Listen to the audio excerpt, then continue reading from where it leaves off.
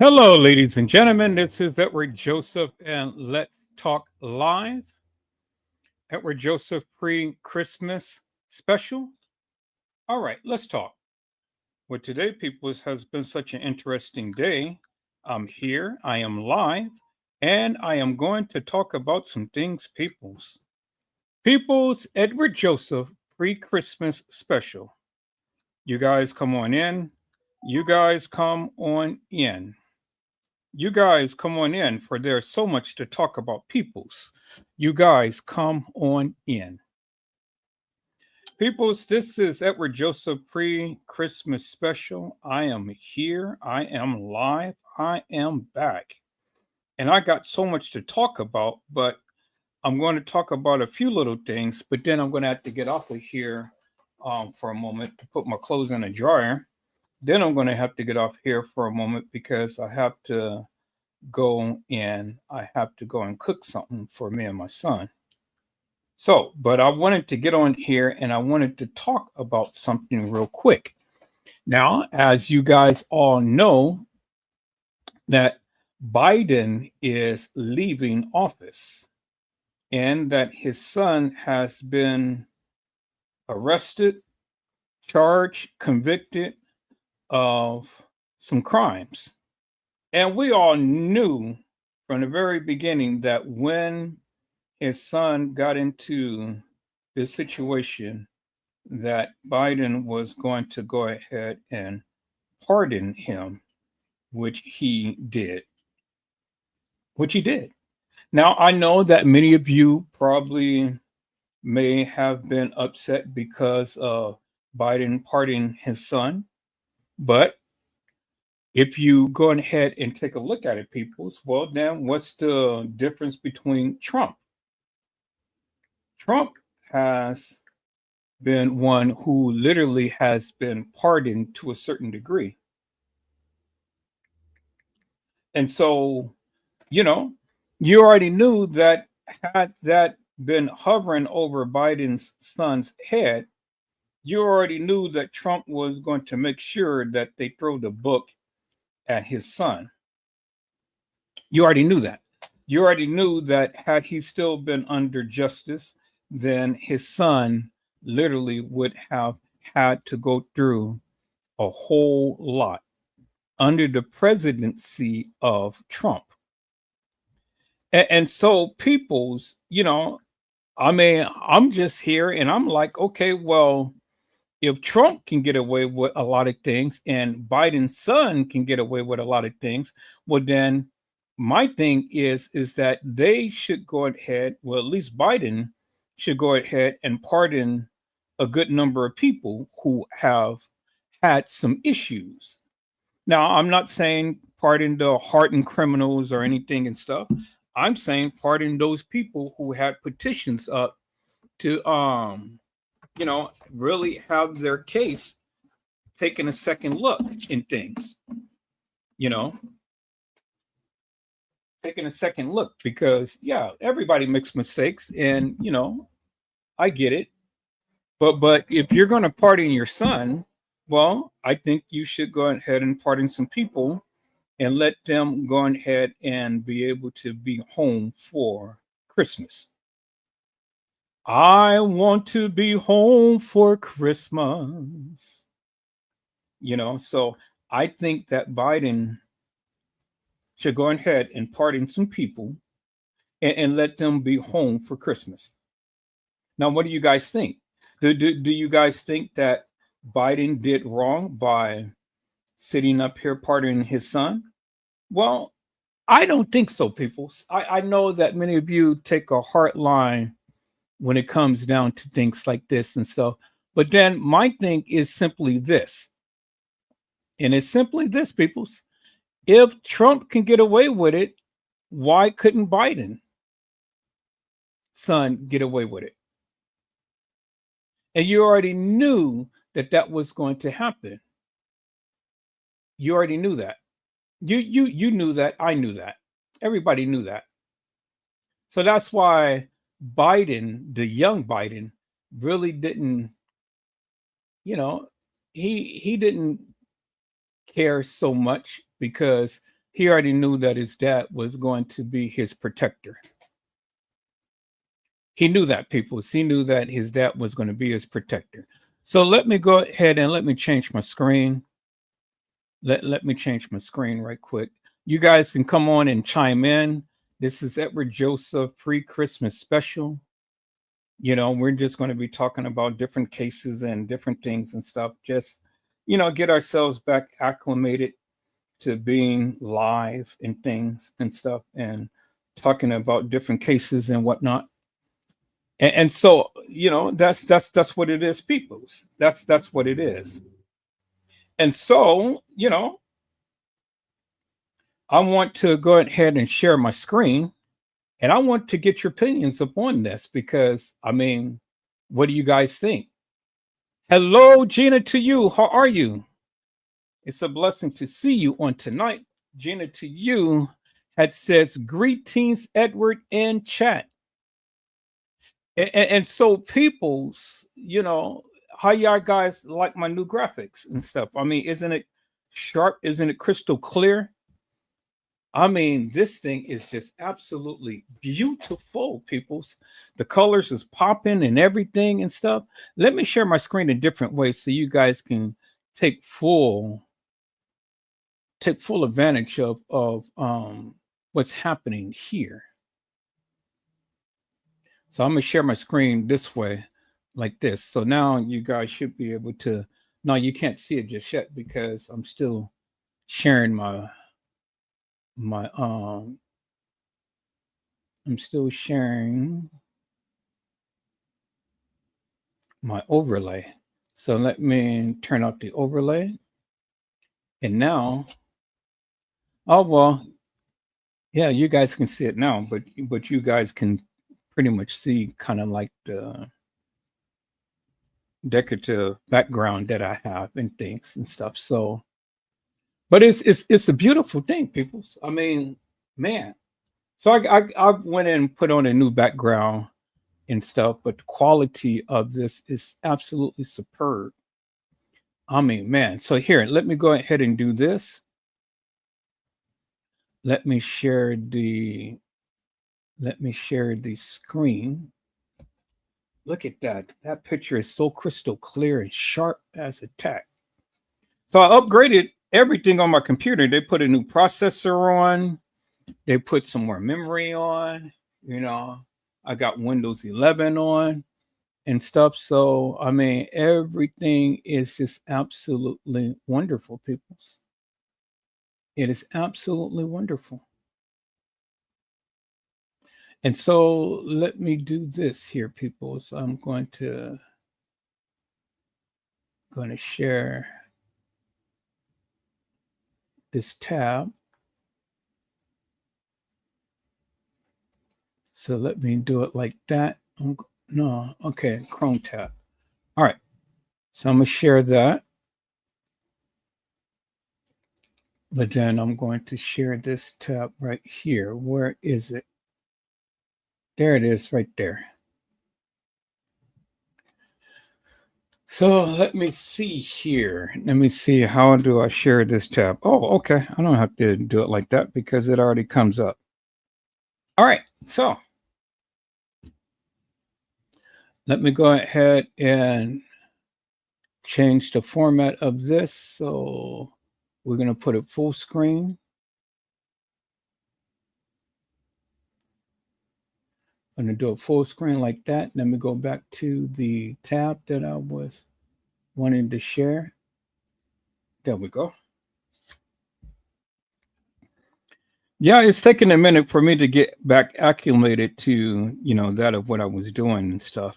So, but I'm here and I'm back, you know. And so let me see. Let me see here, people. All right. I've learned some new things since I've been doing this. So let me go to the voice prompt thing. And this should be able to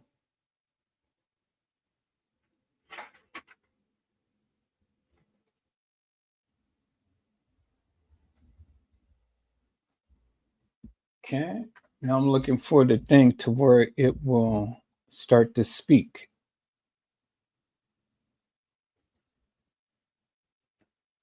Nope, that's not it.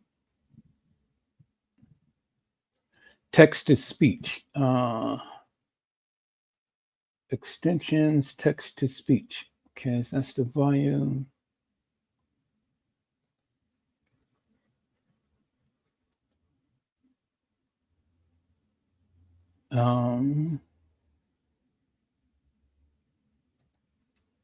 Let me see here. So I tell you one thing, Biden's son better not get into no more trouble, because if he do, then they're going to get him.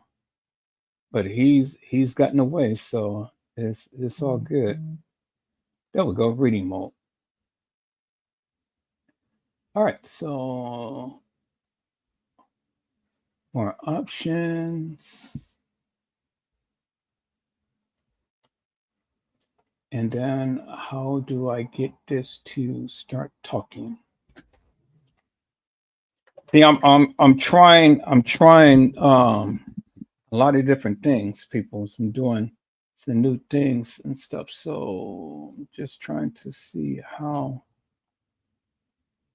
do I get this here?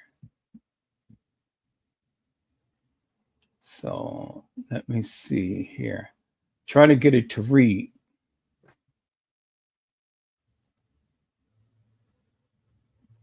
Okay. I'm still in the learning phases, so bear with me. We're going to get there. Still in the learning phase.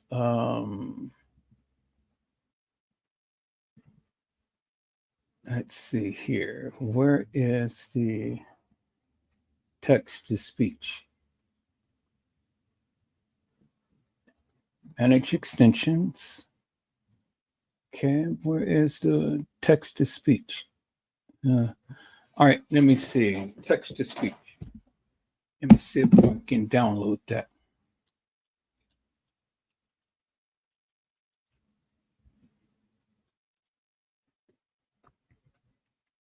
Okay, so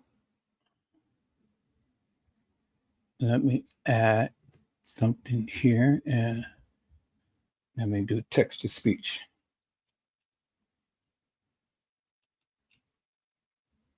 Chrome extension, text to speech, Chrome extension.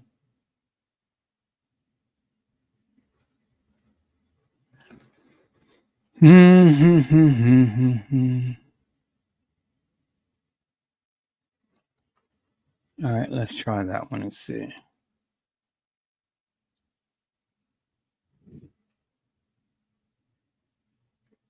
Let's go back. Everybody wants you to, there we go. Add to Chrome, text to speech. There we go. Add extension. Yep.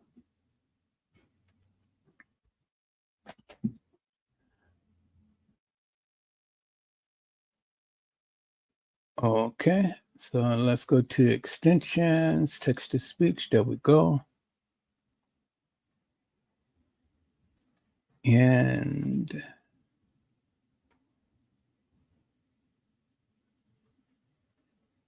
so let's go back. So let's go back to what we had. And then let's do text to speech.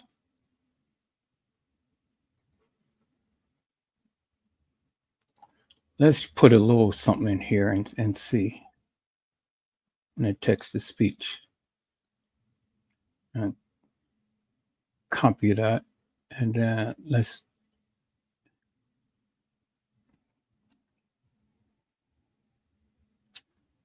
do it like that and see. There we go. Now let's see if it's going to play.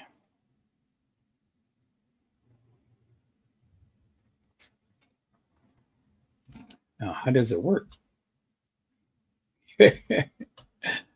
Oh boy, people. Oh wait, let me see. Okay, that is that. That is that. So how do you work?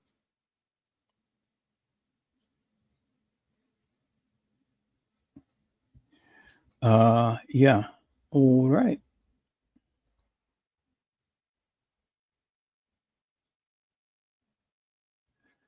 So let's see here. Where is it? Peoples.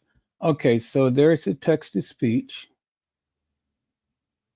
Open and tab. Okay, options.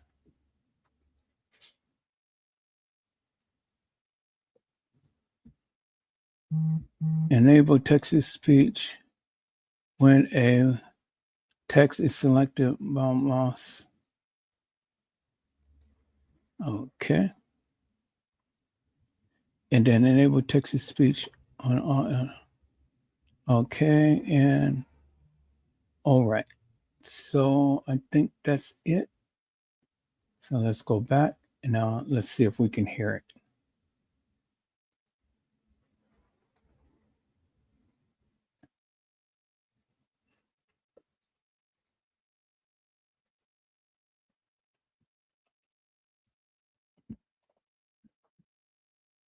A text tool with natural. All right, so a text-to-speech tool with natural-sounding voices. Okay, that's why. All right. So we got it enabled. Now let's go back to the thing here.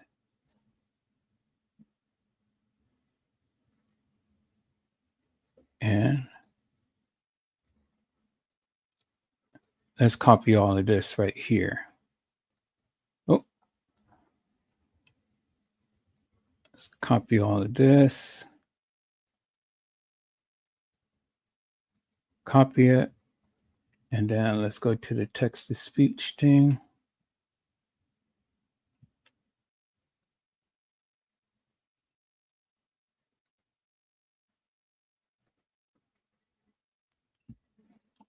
And let's put it in there. And let's go. Washington, Reuters, U.S. President Joe Biden said on Sunday he had pardoned his son, Hunter Biden. Okay.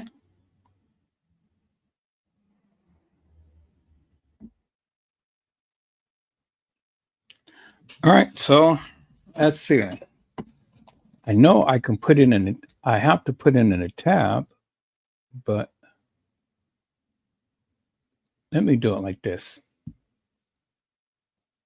Let me do it like this. It's always one way to skin a cat. Okay, so I have that. Uh-oh, what did I do? I'm still learning this, people, so y'all just bear with me. Okay. And then I'm going to do it like this. Now I'm going to open up text to speech in here.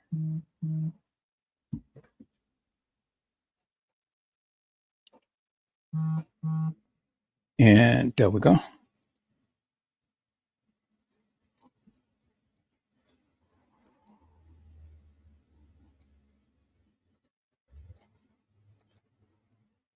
From the day I took office, I said I would not interfere with the Justice Department's decision-making, and I kept my word even as I have watched my son being selectively and unfairly prosecuted, he said in a statement released by the White House. The White House had said repeatedly that Biden would not pardon or commute the sentences of his son, a recovering drug addict who became a target of Republicans, including President-elect Donald Trump. No reasonable person who looks at the facts of Hunter's cases can reach any other conclusion than Hunter was singled out only because he is my son, Biden said. Hunter Biden faced sentencing for the false statements and gun convictions on Wednesday.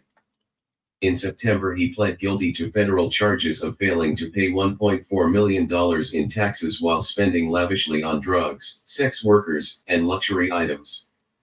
He faced sentencing in that case on Dec. 16. I have admitted and taken responsibility for my mistakes during the darkest days of my addiction, mistakes that have been exploited to publicly humiliate and shame me and my family for political sport, Hunter Biden said in a statement on Sunday, adding he had remained sober for more than 5 years. In the throes of addiction, I squandered many opportunities and advantages. I will never take the clemency I have been given today for granted and will devote the life I have rebuilt to helping those who are still sick and suffering. The president, whose son Bo died of brain cancer in 2015, said his opponents had sought to break Hunter with selective prosecution. He said people were almost never brought to trial for felony charges over how they filled out.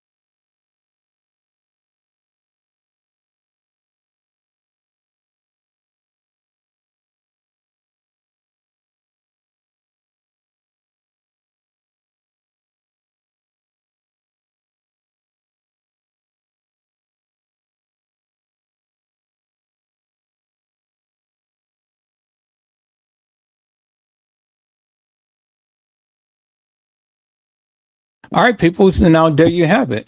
President Biden has literally um, pardoned his son. And I mean, I'm sure that many of you don't agree with it, but that's okay. I agree with it. And I'm glad that he did because, if President T can get away with rubbing on a girl's pee, just like Pete Diddy, then why can't Biden go ahead and pardon his son? Now, nobody is above the law, but it seems like, these people want to try to make these people above the law. And I don't agree with all of that whatsoever. But I mean, Biden, hey, more power to you, my brother. More power to you. Now, people's, I gotta go. I gotta go pick up my clothes and put them in a dryer. Then I gotta get back here real quick, and I gotta make some food for me and my son. So what I'm gonna do is I'm gonna recap just momentarily on a live that I had did. I'm going to recap on a live that I did, and then after which I will be back live, people. So you guys got to give me about an hour or so. But we're going to recap on a live, and I'm just trying to see what can I recap on. Well, we're going to talk about this tonight, peoples. We're going to talk about different things tonight. I'm going to be covering a whole lot of different things and stuff. So um this is just my little special for tonight. I'm just trying to get back into the swing of things and stuff. So you guys got to bear with me for one moment. I'm just trying to get back into the swing of things, peoples. All right, so we're going to share this live right here. And I think that we're going to start it right here, peoples. And I'll be back. I'll be back. I got plenty to talk about on tonight, but I'll be back. So here, let me go ahead, since I'm sharing that. Let me put this full. Let me put this full. There we go. Let me see something here. Just trying to. God, it's been so long since I've been live.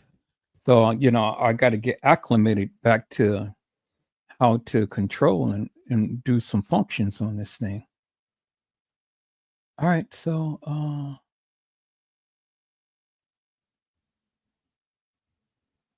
just try.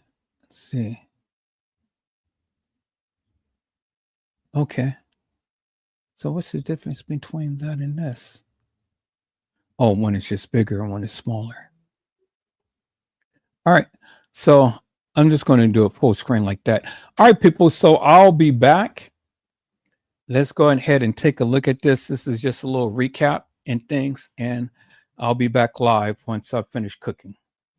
All right, let's go.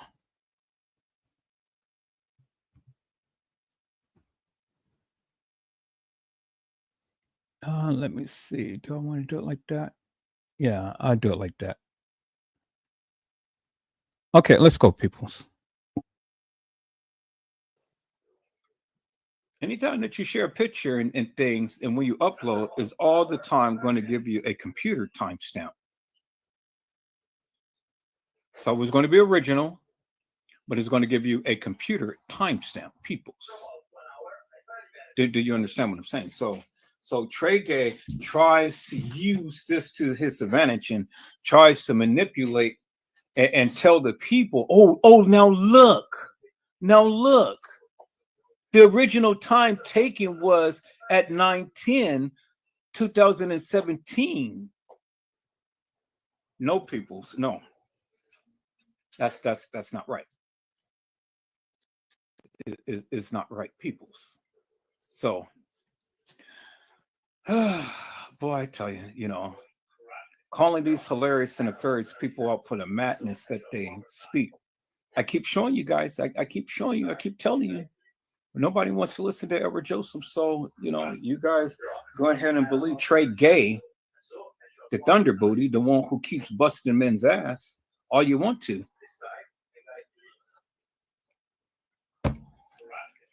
Because if you can't think for yourself, people, well, then don't try to think at all. Do you understand what I'm saying? I'm taking one of his things. Do you understand what I am saying, peoples? Okay. So let's look at this here, peoples. Let's look at this here. Let's look at this here, peoples.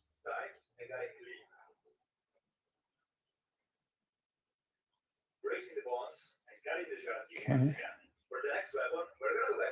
So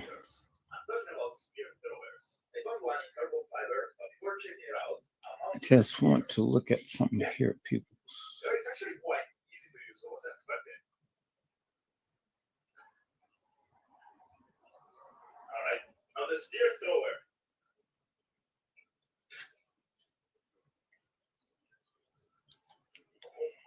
I got 22 meters by hand and 48 meters in the spear thrower.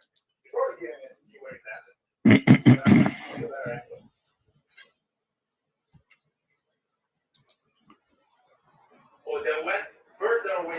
All right. So I switched everything to Pinnacle 23.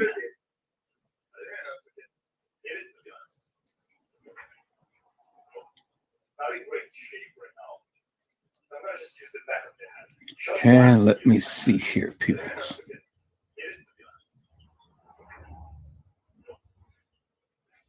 Well, after a while, I actually hit it though. The spear did basically nothing to the skull. So then I got a little bit closer and hit it. Let's go ahead and let's play this one right here, peoples.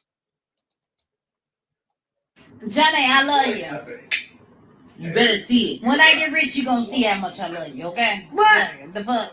I'm just saying. You don't gotta know. Look. I'm just saying. It don't take much for us.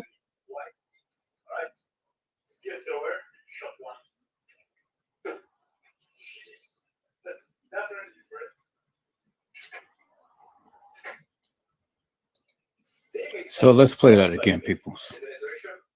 Johnny, I love you. You better see it. When I get rich, you gonna see how much I love you, okay? What? The fuck? I'm just saying. You don't gotta know. Look. I'm just saying. It don't take much for us. Janaea, I love you. When I get rich, you're going to see how much I love you.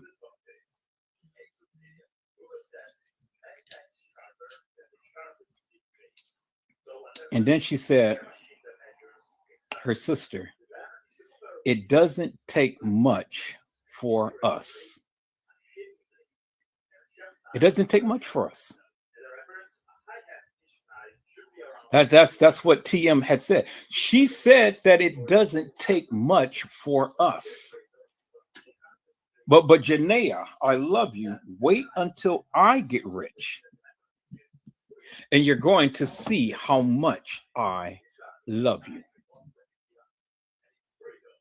So why would TM go on and tell Janaea, I love you?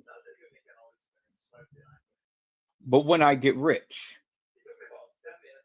you're going to see how much I love you. Why peoples would Teresa Martin go out and say, Janaea, I love you. When I get rich, you're going to see how much I love you. See, these are the things, peoples, that the people don't listen to and understand. And it's people like Trey Gay that wants to put a spin behind all of this, peoples, because he wants the people to believe that everybody is over here sending him information all about the Kenneka Jenkins case. But see, peoples, that is far from the truth.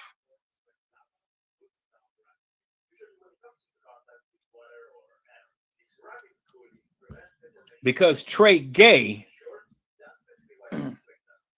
all the time has something to say, but the nigga can't find his way.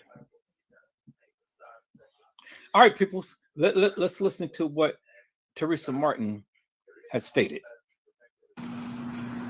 And for the record, no, didn't nobody do nothing to her, y'all. Didn't nobody do nothing to her. Ain't nobody do nothing to her. She was left at the party, but didn't nobody set up or nothing. She was found at this hotel, right? And for the book, and for the record, didn't nobody do nothing to her, y'all. Didn't nobody do nothing to her. She was left at the party. Let me play it again, peoples. And for the record, no, didn't nobody do nothing to her, y'all. Didn't nobody do nothing to her. Ain't nobody do nothing to her. She was left at the party, but didn't nobody set up or nothing. She was found at this hotel, right? Didn't nobody do nothing to her, peoples? Didn't nobody do nothing to her? Didn't nobody set her up? She was left at the party. But didn't nobody do nothing to her, peoples? That is what Teresa Martin had told the people. Didn't nobody do nothing to her? But in another post, peoples, Teresa Martin had said, them bastards killed my child. That's what she said. She said, them bastards killed my child. But nobody did nothing to her. According to what Teresa Martin had stated, peoples, nobody did nothing to her. She was left at the hotel right here, but didn't nobody do nothing to her, peoples. All right, peoples.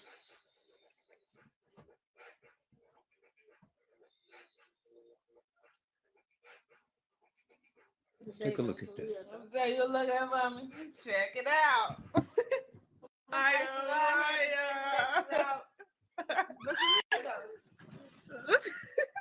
You can't say me then. Yo, what up, Shreddies? I don't remember those. Which song you want to go to? I want you guys to take a very good look at Kanika, peoples. Okay, I mean, no shit. And then I want you guys to take a look at her teeth, peoples. Oh, shit. That's why we did. Try to catch her at the right time, peoples. Every time you take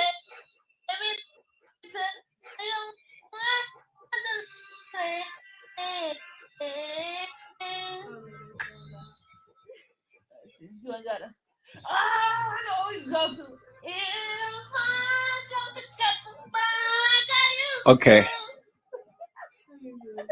I think I'm going to put this in my editing software. I said I think I'm going to put this in my editing software because I want you guys to see something out of this video, people. So I want you guys to see something because I want you guys to see something on Kanika's shoulder, peoples. I said, is that okay, peoples? I want you guys to see something on Kanika's shoulder. So here, let me go ahead and let me open up my Pinnacle Studio 26. I'm gonna put it in 26. I'm not gonna put it in my Power DVD. My Power. Okay. So I'm gonna put it in here, peoples. So let me find it. Let me find that DVD that I was just playing. Kanika.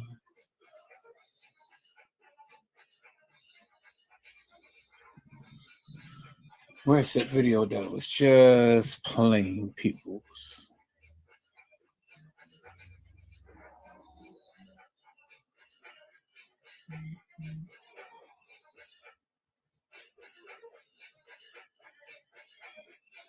Exactly. You are exactly right. You are exactly right. And that's exactly what I was going to show the people. Because see, when everybody keeps thinking that was Kanika in that kitchen, I just have to just show you some things, peoples, you know, because see, not everybody is aware of that. Not everybody is aware of that. And so I'm just trying to bring it out for the people to see and understand. See, not everybody is aware of that.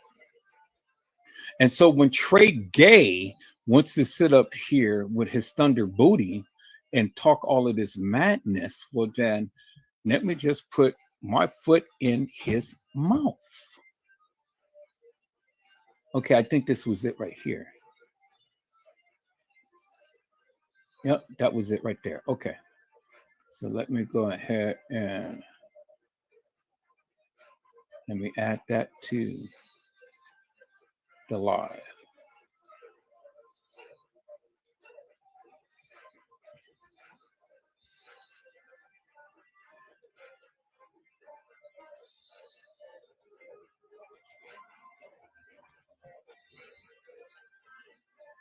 See, the one thing Trey Gay would never do is Trey Gay would never show you a thumbnail or a picture of himself. He would come with that Ninja Turtle mask, but he would never come with a picture of himself. All right, people, so let me go ahead and let me enlarge this. And I'm going to go full screen right there. And then let's take a look at this.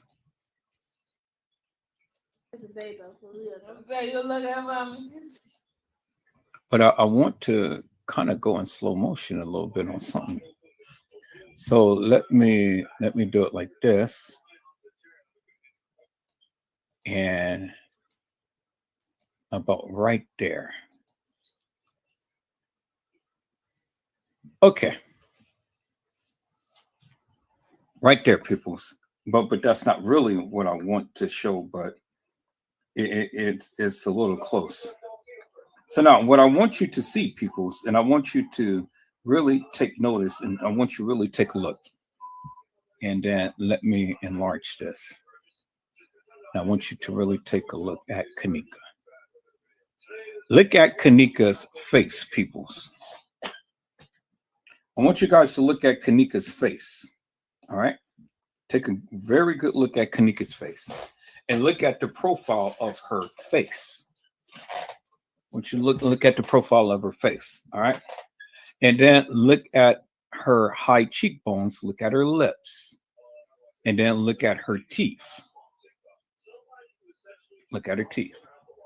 Don't pay too much attention to Shemaya, but look at Kanika. Okay, let me enlarge this a little bit more. I want you guys to take a look at Kanika. Y'all see that? Y'all see Kanika?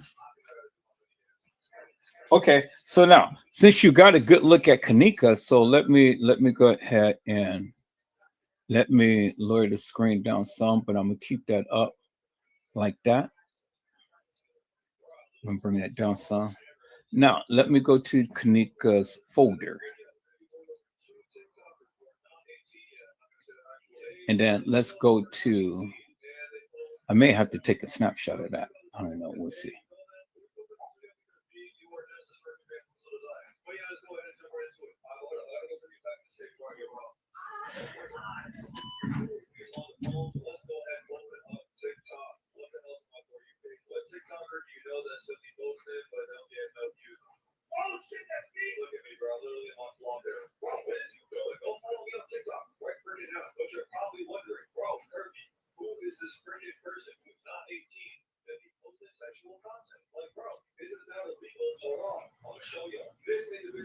Okay.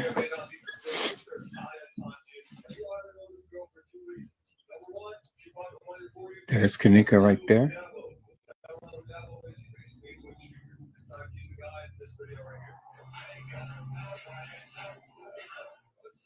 Okay, y'all see that right there, right? That's the same, that came out of the same video that I'm showing.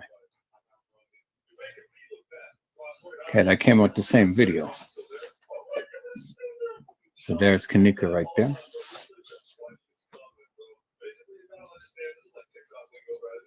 Okay, and so now let's look at this picture right here, people.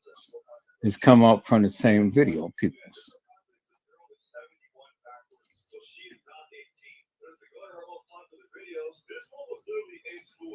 Okay, there's Kanika right there. Peoples. Same video. And then I want you guys to look at the profile of the face. And then look at the line right here and right there. And then look at her face. Look how her face is oval. And then look how she has the part in her head. Center, right? Y'all see that, right? Part center in her head. Okay, y'all see that, right? Okay. Same video that I just was showing you just now. Y'all see that, right? Okay. All right, so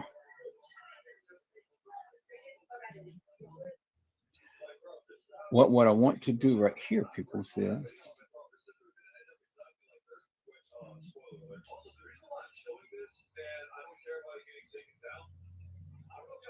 and then these photos came from the same video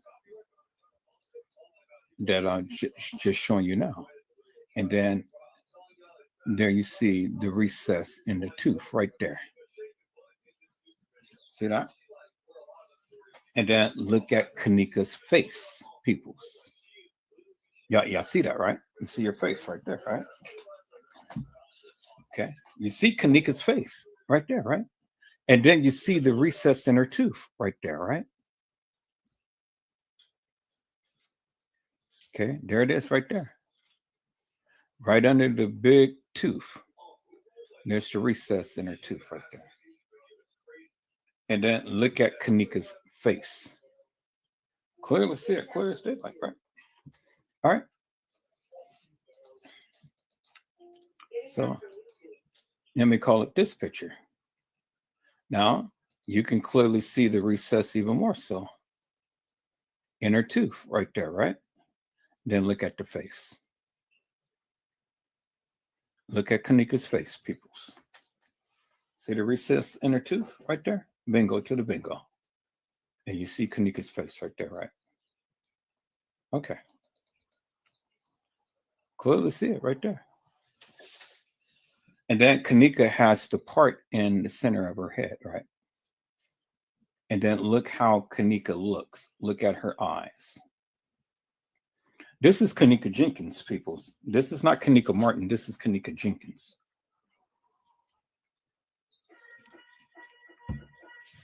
Okay. All right. Same video that I was just playing. This is just a picture from the video that I was just playing. Okay. Then here we go again, right here. You can see the recess in her tooth even more so right here. See that? How she has her tongue out a little bit right there. But you can clearly see the recess in her tooth right there, clear as daylight. See that? There it is right there, peoples. There it is right there, peoples. All right, same video that I was just playing. Same video. Just a little excerpt from that. Okay, so now. It's Kanika Jenkins, peoples. This is Kanika Jenkins, peoples. All right, so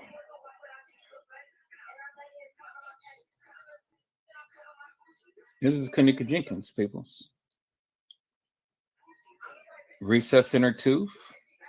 Look at the oval face. Look at the part in her hair. Kanika Jenkins, peoples. See that? That's Kanika Jenkins, peoples. You see that, right?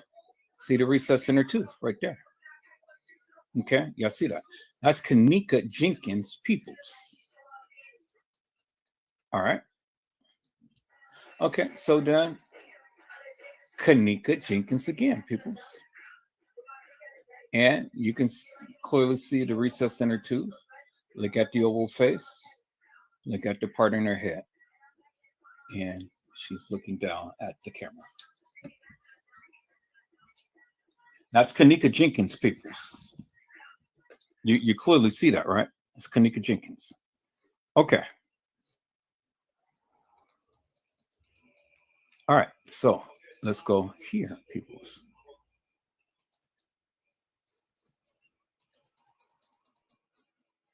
Kanika Jenkins. Again, she's looking up. Look how she's opening up her mouth, part in her head. She's looking away. Recess in her teeth. Kanika Jenkins, peoples. Clearly see that clear as daylight. Kanika Jenkins. Y'all see that, right? Okay. It's Kanika Jenkins, peoples. All right, so Kanika Jenkins, peoples. It's a picture of her, and it's dark. Still the same high cheekbones. You can still see the silhouette of her nose, and then her mouth, and then the way oval face, and then look at her chin, peoples. It's Kanika Jenkins, peoples. It's just a dark picture of her. It's a picture of her in the car, and then she has on kind of like a little strap. Well, it has a little strap over top, but it's a strap right there, a strap right there. There you see right there. I see that, right? She was in a car. That's Kanika Jenkins right there, peoples. All right. Okay, so So we got the pictures of Kanika Jenkins Peoples. All right, so let's look at this right here.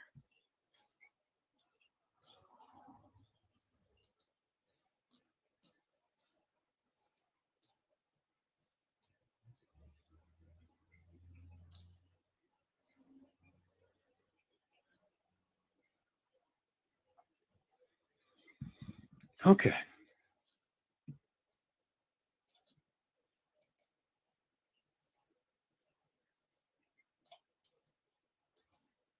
Let's look at this right here, peoples. Kanika. All right. The girl who you guys call Kanika. Okay. All right, let's call up these other pictures, peoples. Let's call up this picture right here. And shrink that down a little bit. And let's see if we can match that up.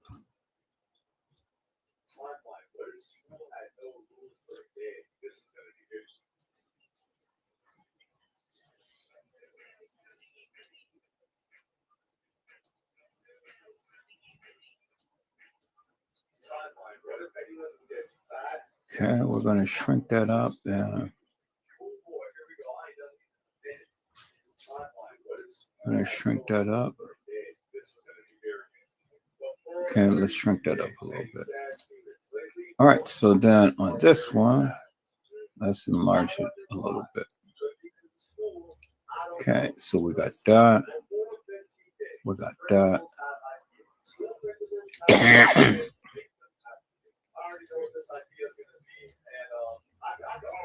All right.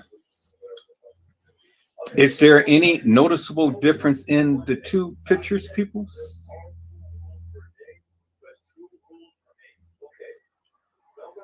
Is there any noticeable difference in the two pictures? Okay, so let's call up another picture, peoples. Let's call up this picture here. We're going to shrink it down. And let's try to match it.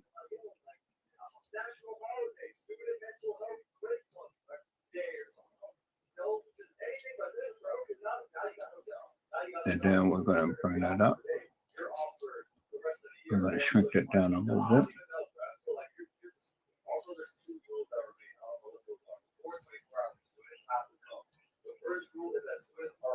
Okay. And then I can bring one more. So let me enlarge that a little bit and bring that in like that. Okay, so is there any resemblance to these pictures, people, to the young lady that is in the freezer, people? Does the forehead match? Does the eyebrows match? People. Does even the lips match?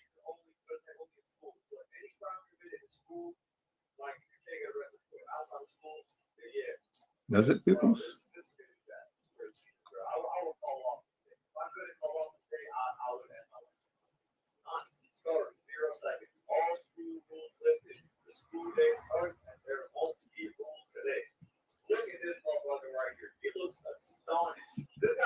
Because this is who they said that this girl is in the freezer, Zaire.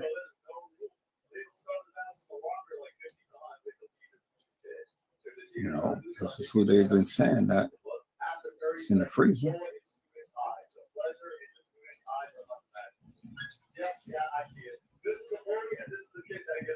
I mean, does any of these pictures match people's? Okay, so let's go one more picture, people's.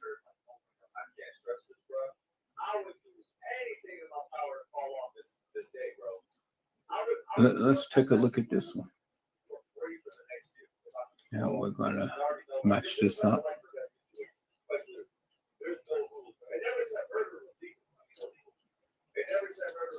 Bring that down. Bring that over.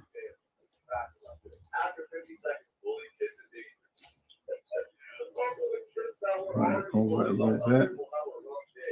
Now we're gonna bring that up like that.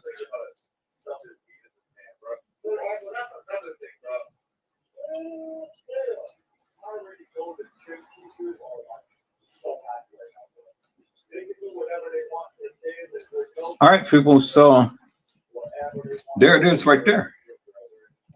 So, I mean, is the girl in the freezer, does she look like this girl here that we see in these pictures? Peoples.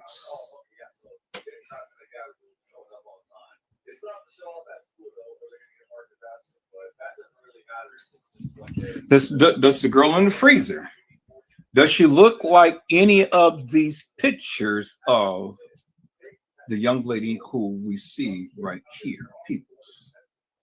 Is there any resemblance whatsoever, Peoples? Is there any resemblance, Peoples? So let me go here, Peoples. Let me go here.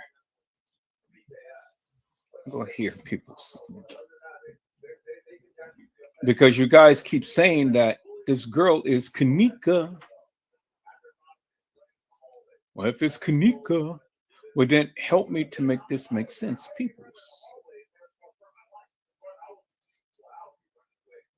This girl right here, that's in the that was in the room.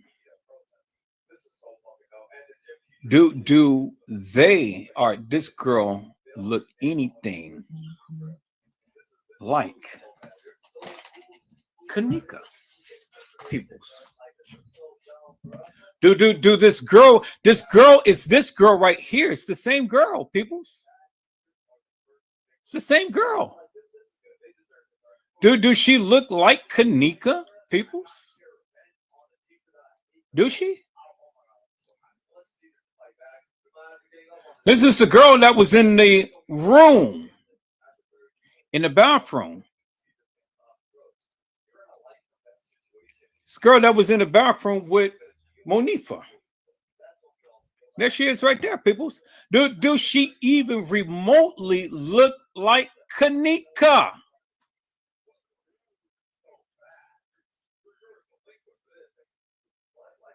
There's Kanika right there, peoples. Right there.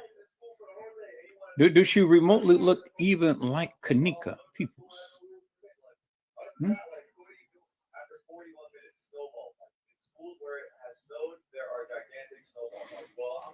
Do she, peoples? I mean, you guys said that the girl in the freezer is Kanika. Okay, so here, let me do this, peoples. Let me do this. Let me do this because see, this is what I did on last night, and I had played this live, and I don't know how many people had stayed up to watch the live, but I played this live on last night. So I'm going to go to a certain spot in the live to show you unequivocally and undeniably, peoples. I said, let me go back to the live that I played on last night, peoples. Is that all right, peoples? Let me go back to the live, peoples. Let me go back to the live. Back to the live from last night.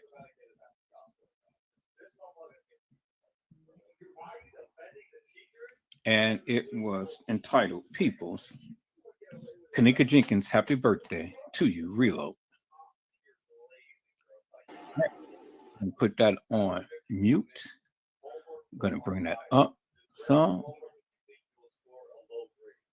And y'all look at that. Look at that young man right there. Trey Gang, can you do that, my friend?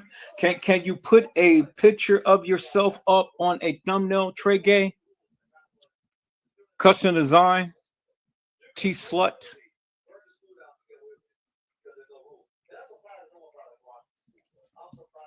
Can you do it? Can you do it?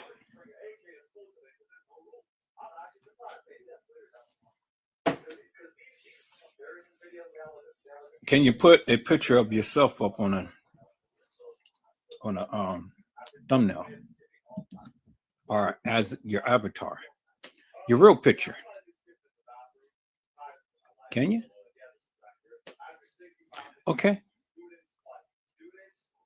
So let me go through here, peoples.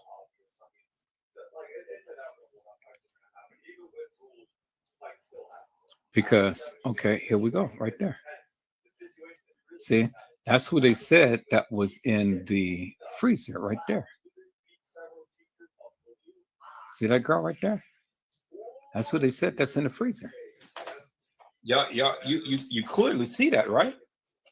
That's who they said that was in the freezer, peoples.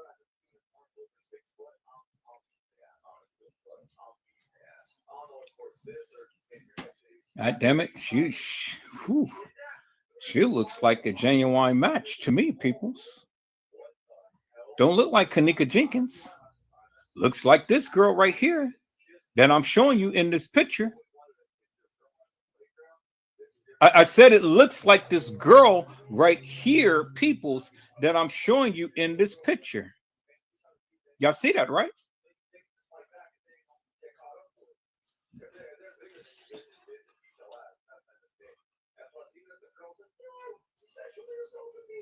And look how thick she is, peoples.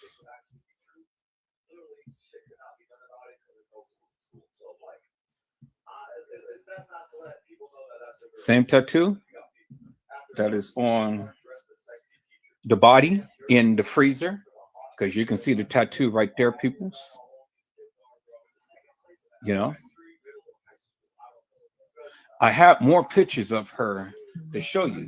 The same tattoos that this young lady has in the freezer, this young lady has, peoples. This young lady right here.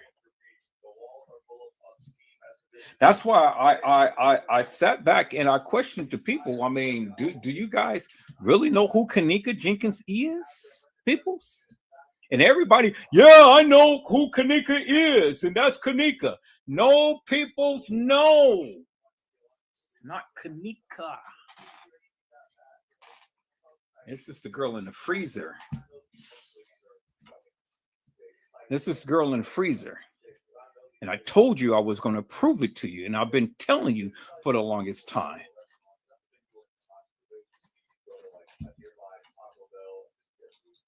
It's the girl who played Kenneka. Same tattoos, matches up and everything. Because you can see the tattoo in the picture right there. Right along the waistline as the young lady in the freezer. This is who's in the freezer, peoples. Not Kenneka.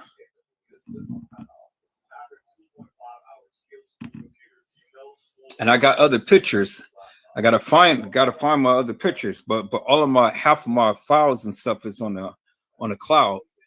And I'm going to be putting my computer in the shop so I can be able to get Windows Professional on here, and then they're going to help me to access all of my files and stuff from the cloud. But that's why I was playing back my old lines, because I had to show you that Trey Gay and all of these other suckers don't know what the fuck that they're talking about, because everybody is trying to say, oh yeah, this is Kenneka, that's Kenneka, and you know what I'm saying? And Kenneka walked the halls of that establishment, and France Carbe did this, and the beverage manager did that, and this and that and the other. And Kenneka was in TY's live and all like this. Well, people, if Kenneka was in TY's live, how in the fuck did she get out of Irene's live? Because if she was in Irene's live and she was hooshed up on some stuff, why would she go to TY's live only to get hooshed up some more? So she just automatically just came to.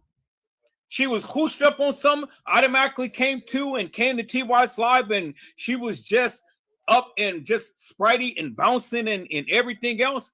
And then Tanasia said, I'm going to give this cup over there to that girl. So they go and give Kenneka another cup? Really? How many cups did Kenneka have? And Kanika, and then he tries to say, oh, well, that was Kanika leaning up on Shemaiah. Really? But if Tanasia was supposed to be giving Kanika in a cup, and the girl was sitting down in the chair, how could Kanika get out and be leaning over Shemaiah? How could Kanika be leaning over Shemaiah? And she was supposed to be sitting down receiving a cup from Tanasia. Trey Gay, you sucker! You stupid! Because, peoples, Kanika Jenkins was never in TY's live. She never was.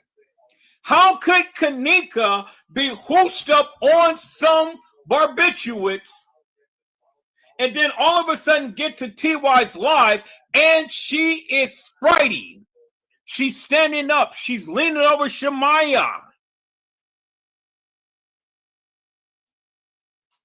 And then she walks out of the room.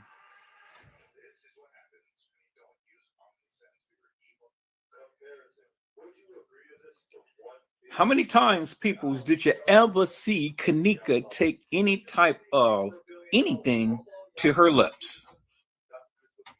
How many times, peoples? I asked the question, peoples. I said, how many times, peoples? See, this is what I'm saying, peoples. This is what the suckers don't know what they're talking about, peoples. See, I've always proved my case, peoples. I've always proved to you. That's why I'm so glad to have my original channel back, because I got all of the proof. And this is my proof right here. It peoples. There it is in your face. Different eyelashes. She had the eyebrows touched up because it was thicker. Same nose, same lips, same dip in the lip right there. You see the dip in the lip? You see the dip in the lip. Different lipstick because this is that kind of like powder-like substance.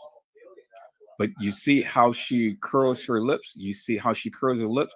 And then you look right here. You see the highlights in the cheekbones right here. And then you see the ridge in the cheekbones right there. You see the ridge in the cheekbone right there. As you can see it over here. And then the rounded face, peoples. Can't really see the chin because she's got the hair tucked under. This is who's in the freezer, peoples. It is not Kanika. And she has the same tattoos as the young lady in the freezer, peoples. Oh, yeah, I got more pictures of this girl. And see, this is what they did not want you to see. Trey Gay and all of these other people did not want you to see this, peoples. But see, I got it. And I talked about it, and I played the live back, peoples. Played the live back. There it is right there. It's in your face. Go and watch the video from last night, peoples. And then this is the girl right here who was in the bathroom. There she is right there. The same girl, peoples. There she is right there. And it's not Kanika, peoples. As you can see, peoples. There she is right there. And remember, Kanika had the part in the center of her head. She doesn't have a part in the center of her head. Kanika don't have a big, gigantic forehead with the hairline is receded back. Do you understand what I'm saying, peoples?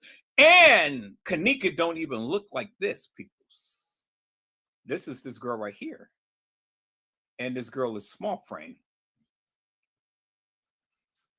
See, I told you I was going to present the proof. People said I'm presenting to you the proof. This is the same girl that was in the bathroom with Monifa during the reenactment peoples that tried to play like Kanika was in there on the day that they proclaimed, but she never was because she was already deceased. Peoples. See, peoples, this is why I love having my original channel, because with my original channel, I got the original content. And I've only played back the original content that these suckers don't want to show you and that they don't want to express. That's why Trade Gang, for the past 7 years, sitting around here lying to you day in and day out. Every day it's a new story. You show me any video that Trade Gang had shown you these pictures, peoples. You never did. I said you never did. Because Trade Gang thinks that he's all that important, that the people is going to reach out to him and tell him all what happened to Kanika. Bullshit and nonsense, peoples. There it is right there. There's the proof to the truth. And it's in your face, peoples. There it is right there. And so, peoples, when we go and we look at that picture of the girl, look at her, people. See that? Look at the big long nose with the point. Look at the big long nose with the point. It is the same girl, peoples. And then look, there's Monifa. There's Monifa. There's a more clearer picture because this was a video. And you can clearly see the bridge of the eyes. The bridge of the eyes, peoples. See that? The video that I'm watching right now, the video that I'm watching on TikTok right now is probably going to give you a copyright strike. So I paused the video. Oh, okay.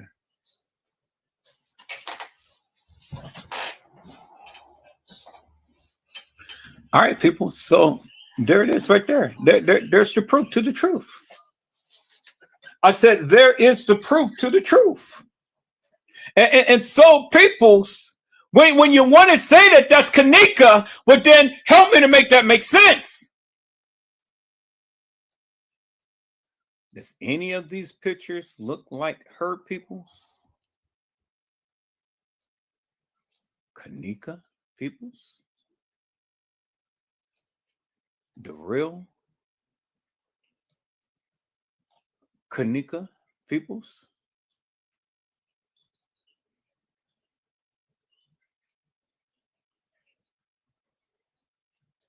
Y'all see that, right?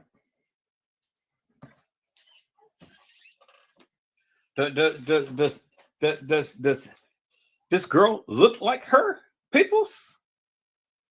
Is there any type of resemblance whatsoever, peoples? Y'all say that's Kanika? Do she look like her, peoples?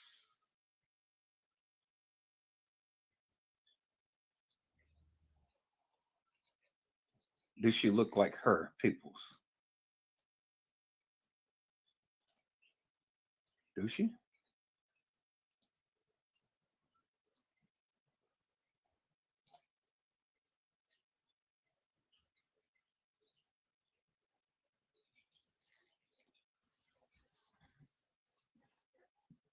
Do any of them look like her, peoples?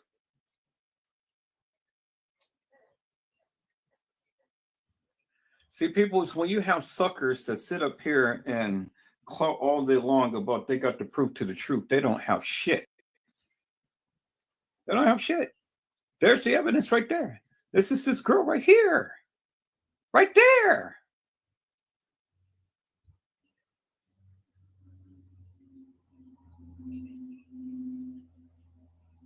Look at the chin, peoples. Look at the chin.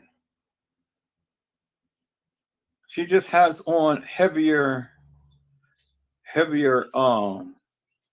what did it call it? Eyelashes and stuff, and that makeup around her eyeliner, her eyelids. But it's the same girl. Look at the head. Look at the head. Recessed hair. Where do you see Kanika's recessed hair? Kanika's hair is not recessed. Big bald head right here. Look at that big bald head. Look at that big bald head. Look at the big bald head right there, peoples. Look at the forehead.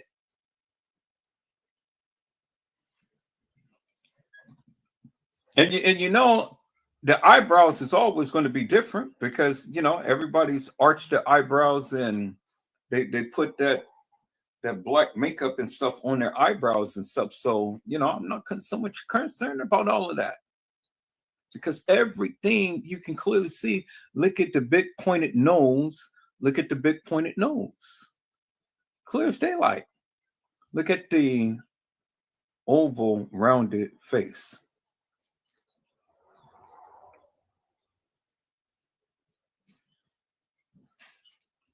See?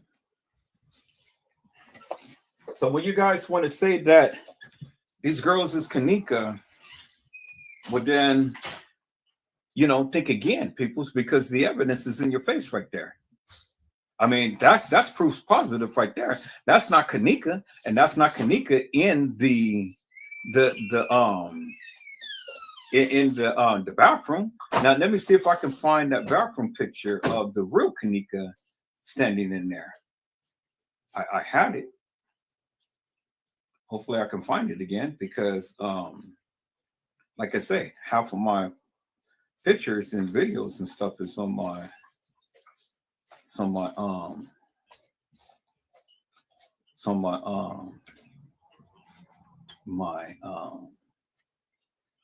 what you call it there? It's on my cloud. So hopefully I have it. Okay, let me see. Let's see, people. It's on my cloud. So let me go to all of my Kanika Jenkins pictures.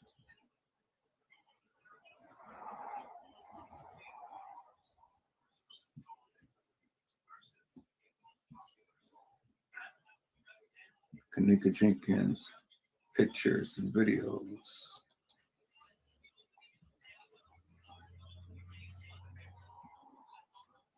I think I had all of those, but like I said, half of my pictures, half of my files is on my cloud. Okay, so I'm gonna do this real quick, people. Let me go back to, let me close that up. I'm gonna close this up for one moment because I gotta look at a couple of things real quick here. Make sure that when I'm showing, I want to be showing other stuff. And let me take a look at that. And okay, so I got that. That is in there. Yeah, see. I got TM's breasts over here. I can't show that. Oh, but I do have the original pictures right here. So here they are right here. So I'm going to call that up. And then I'm going to call this up. And then I'm going to call. Okay, I think that's all that I need right there. I'm going to call that up. Okay, cool. All right, so let me get out of here. Let me go back into this folder right here. So I got the pictures that I needed. Good. All right.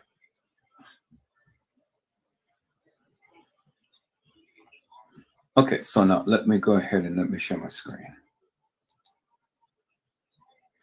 Hello, Bren. How are you, my friend? It's a blessing to see you on today. Bren had said The person walking the halls was wearing a ring. There's no ring with the body. You're absolutely right. You're absolutely right. And the person that was walking had tissue in their hand as well. And there's no tissue with the body.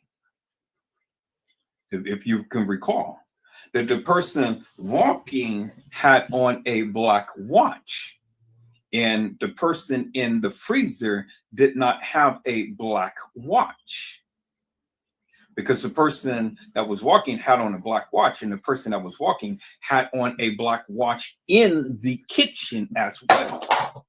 And there is no black watch on the person in the freezer, which is the things that I have been pointing out forever and a day.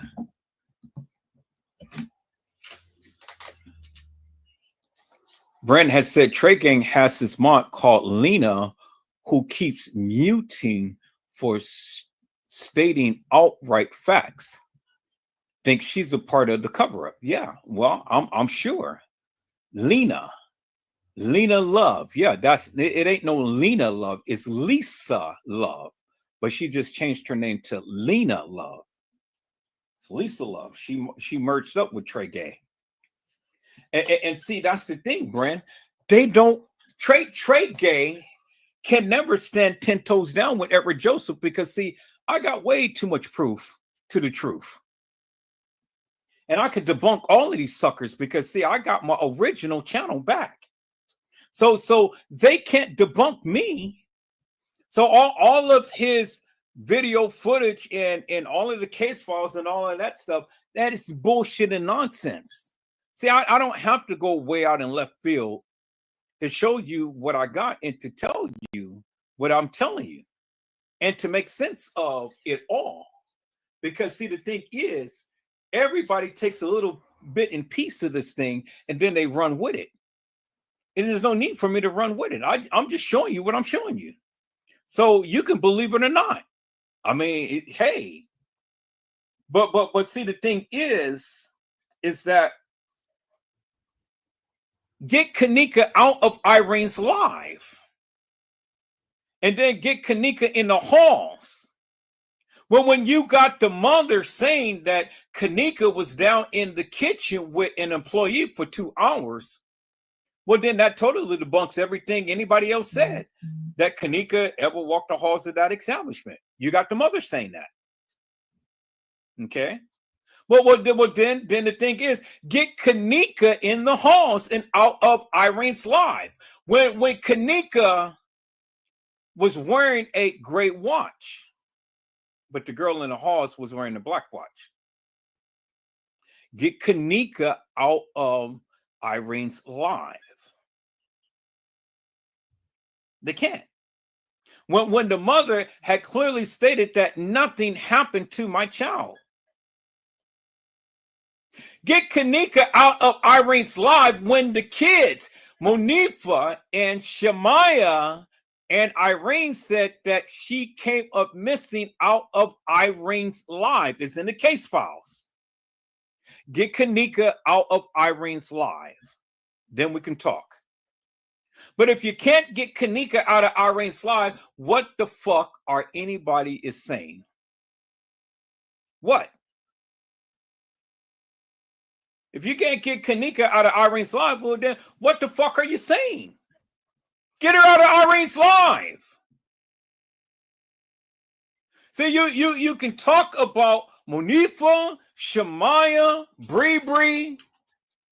You can talk about everybody. And see, that's what they do. When I was on Bree, I've only stayed on Bree to a certain extent because I knew Trey Gay was going to go and talk about Bree. And that's what he did. And he got it all. He fucked it all up. He got it all wrong, peoples. He got it all wrong because he's trying to put Bree into something that Bree had no part in. Bree was the only one who cried out of all of the people. See, they trying to implicate Bree Bree because Bree Bree's cousin is Love and these other people. And Kanika used to go with Bree Bree's cousin. I get it, people. I get it. I get it. But you still can't pinpoint nothing up on Bree Bree. What did Bree Bree do other than walk the halls of that establishment? So how could Bree Bree be a major part of all of this when you can't even pin shit up on Bree Bree? And Bree Bree was the only one who showed some genuine feelings for Kanika. You can't pinpoint anything on Bree Bree.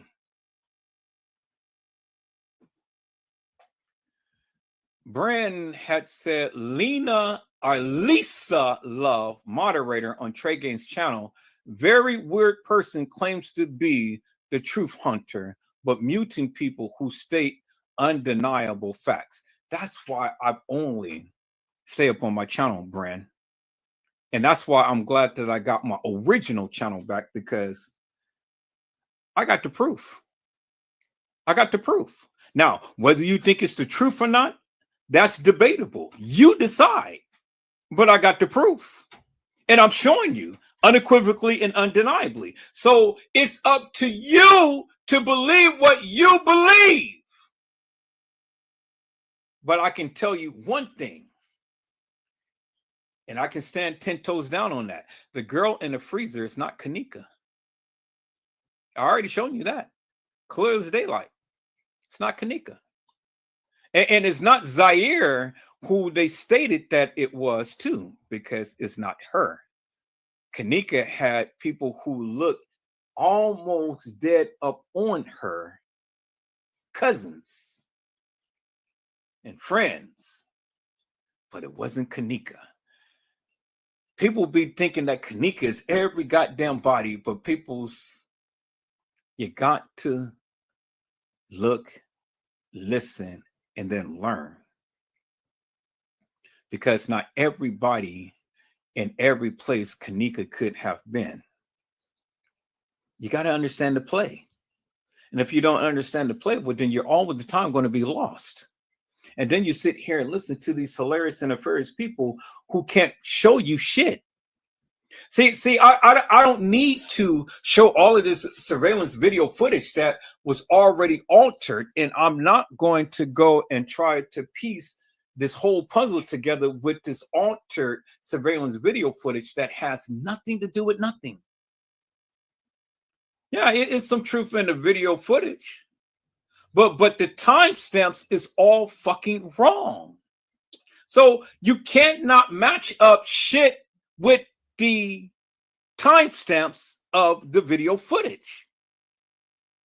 I've been saying that forever and a day. That's why I got on Jackie Dragon's ass, because I said, and he even had to admit, you can't go with the timestamps,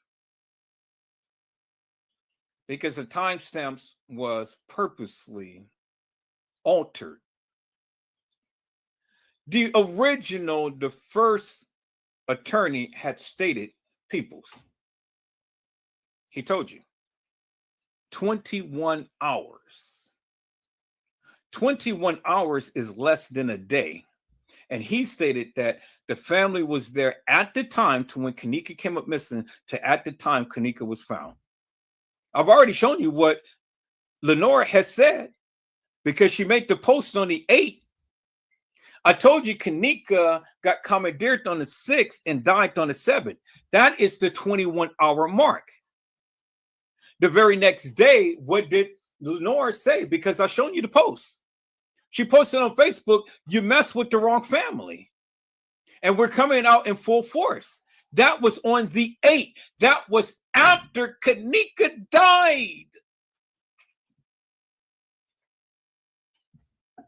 That falls in line with whatever Joseph has been saying forever and a day. And it was backed up by what Lenora had did.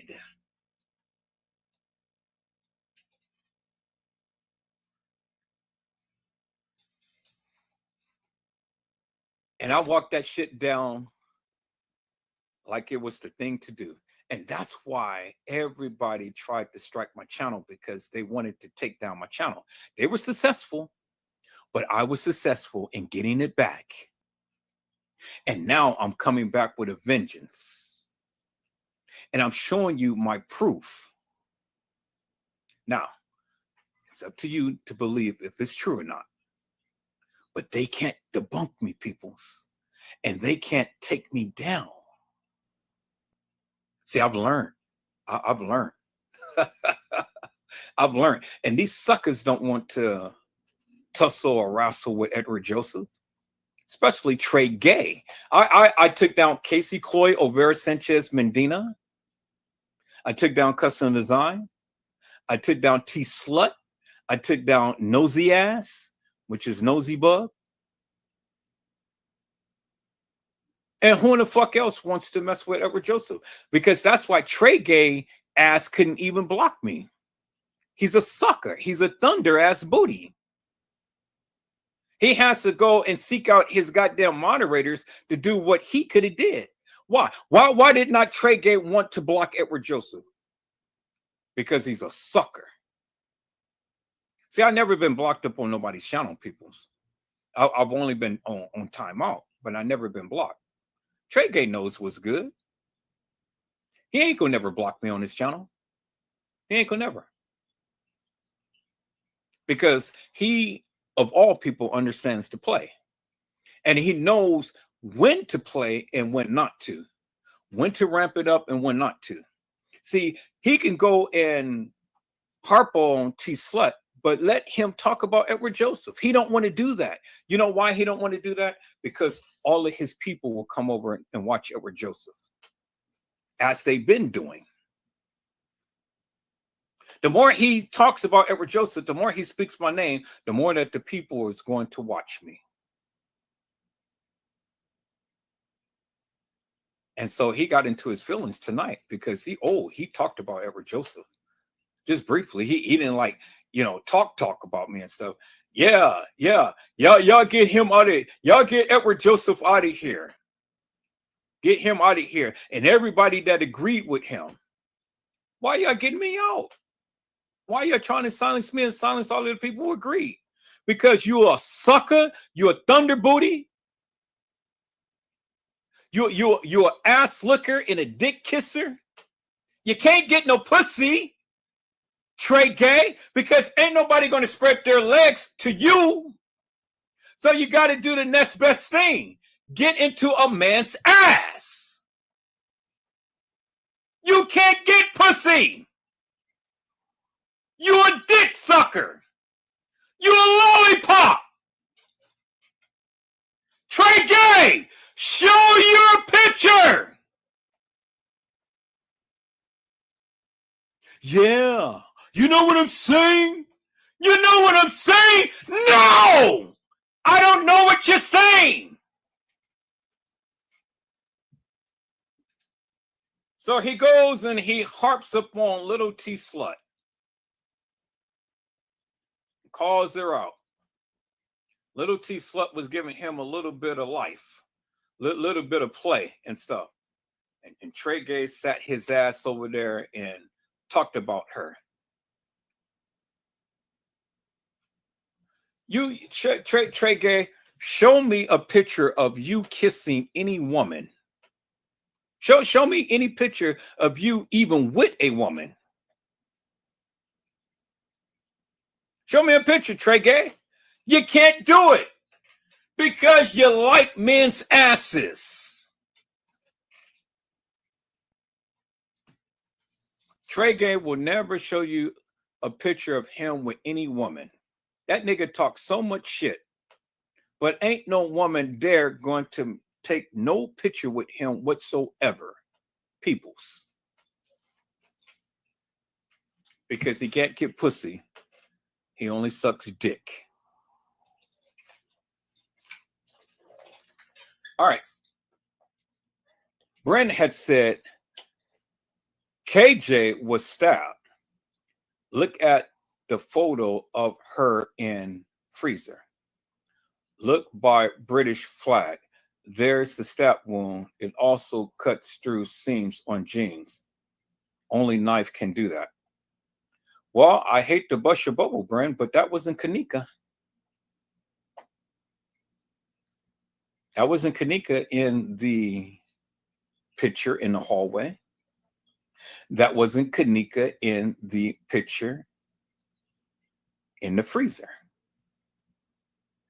It wasn't Kanika. I've already shown you. It wasn't Kanika.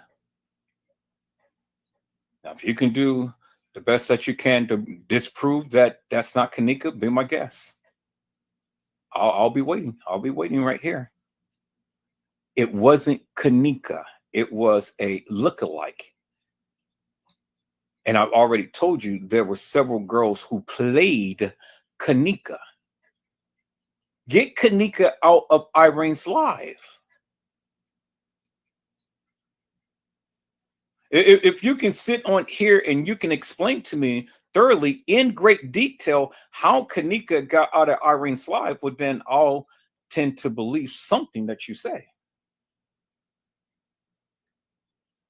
But I'm here to stand 10 toes down and tell you you're wrong. And I've already proved to you that you're wrong. And I've already proved to the other people that they're wrong. You guys can't debunk me upon that, my friend. You can't. Now, I'm waiting for you to not just tell me, okay, well, that's Kanika. I need you to explain in great detail like I do. Show me pictures, videos, anything that you got that can prove your stance. Go in great detail. Walk it down. Walk it down. And then I'll be inclined to maybe believe something that you're saying if you can prove that. But you can't prove it. I know you can't. I know you can't. Now, you may think that you can, but I know you can't. Trey Gank can't. Casey Chloe Over Sanchez Vendina can't. T Slate can't. Jig the Pig can't.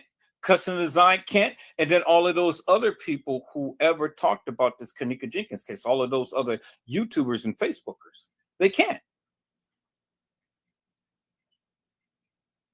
That's why everybody threw a lot of stuff out here. That's why I've always stood 10 toes down with what I said and what I believe.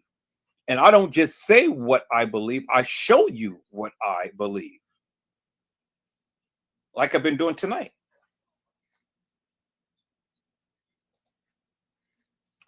You said in slow-mo can see an attack happen which parallels the body found in the freezer. And reading the situation, not playing guess who. Yeah, but Brand, is what I'm saying is that of what you're seeing is not Kanika. I just shown you who the girl was in the freezer. Was you not watching? Go back and play back this live and you will clearly see. Go back and play back the live that I played on last night. You'll clearly see the girl who's in the freezer. Yes, the girl got attacked and things, but it wasn't Kanika. So instead of telling me that you see all of this stuff or the fighting and things, get Kanika out of Irene's life. Explain that to me. How did she get out of there? What happened? Get Kanika out of Irene's life. Explain that to me. Because I went over the case files over and over and over and over and over again with Shamaya and Monifa, and Irene said that Kanika was left in the hallway. And then they came back into the room, and then all of a sudden she comes up missing. So if you think about the various things that they had said, Kanika was supposed to be hooshed up on some barbiturates. She's laying on the bed, and she's not feeling herself. So all of a sudden, they're going to get up. They're going to take Kanika out to the hallway. They forget her keys and cell phone, which Bree already told you that she had her keys. And the guy who was there already told you her phone was in there by itself without being around anybody.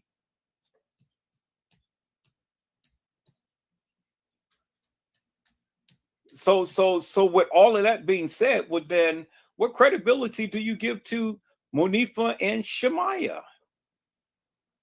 and Irene? And then help me to make that make sense. You know, you got conflicting stories of what Franz Cave was supposed to have said about Kanika. The times is all different.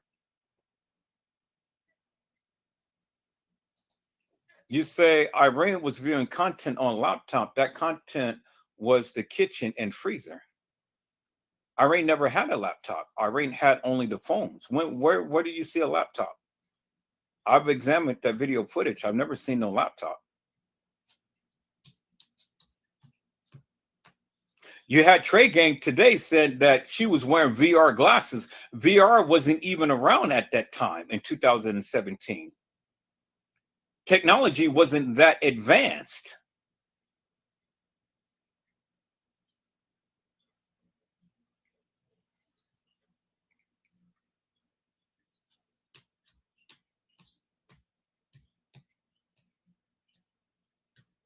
So I'm gonna challenge that. If Irene was looking at something that was in the kitchen and freezer, who was there?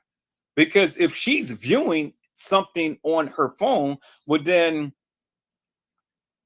help me to make this make sense. Kanika was supposed to still been in the room with them, saying, "I'm not drunk. I am enjoying myself." So when did Kanika ever get down to the kitchen or the freezer? So you basically just explained what I've been saying. It couldn't have been Kanika, because if Irene is viewing something in the room on her phone and it was the kitchen and freezer, well, then it couldn't have been Kanika, because Kanika was still in the room.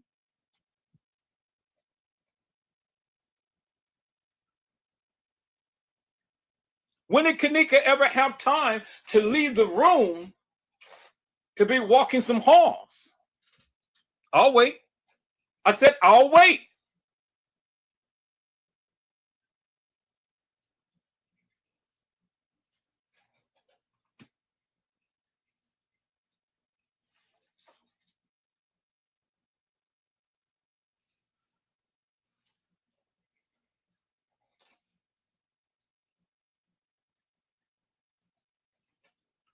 System hacking, what does that mean?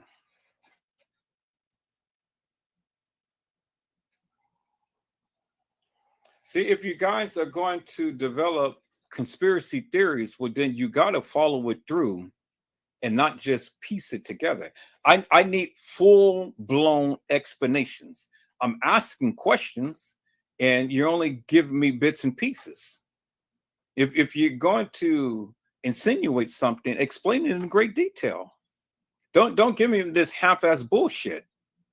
Explain it in great detail. Walk me down through your way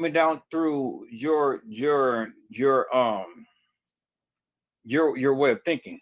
You say they were using green screens technology to manipulate camera systems.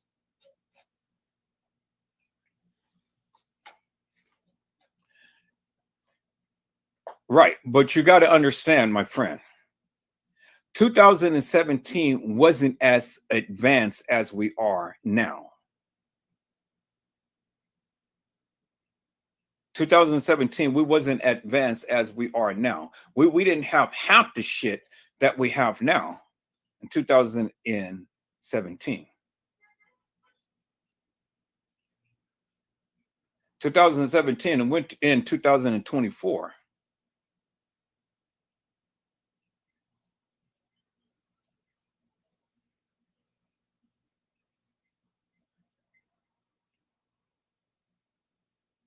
You're speaking to a person who's been in videography, photography for quite some time, and the technology wasn't as advanced as we are now.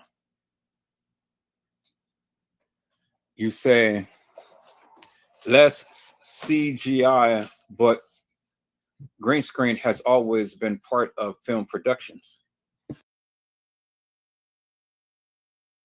Yeah, but see, that's what I'm saying, my friend. That's what I'm saying. Who cares about the green screen? What does that mean? That doesn't mean anything to me. It ain't telling me how Kanika got out of Irene's life.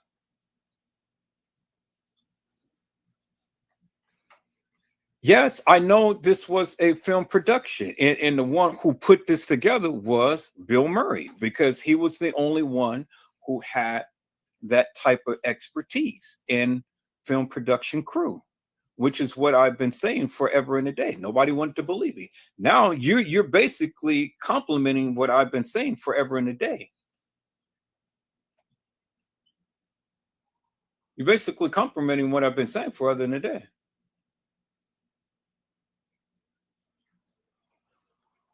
A green screen is not going to show green. The green screen will show you the silhouette of different things.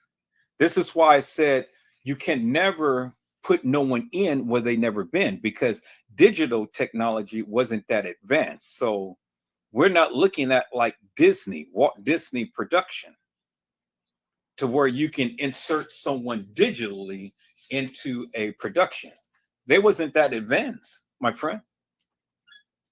That wasn't that advanced.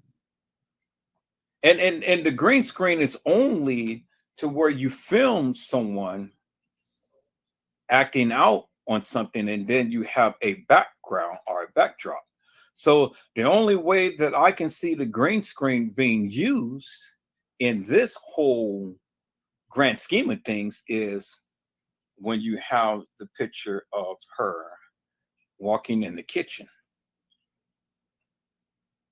It's a few places to where I can see that they could have utilized the green screen, because when you see her walking in the kitchen, that was unnatural movements.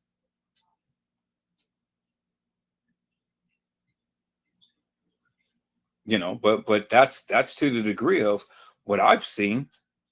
Everything else was natural movements to me. That was the only unnatural movements that I've seen. But the green screen only can be used to a certain degree. What you tell me, in what part of all of this surveillance video footage has the green screen been used for? What? It wasn't used in Irene's life. It wasn't used in TY's life.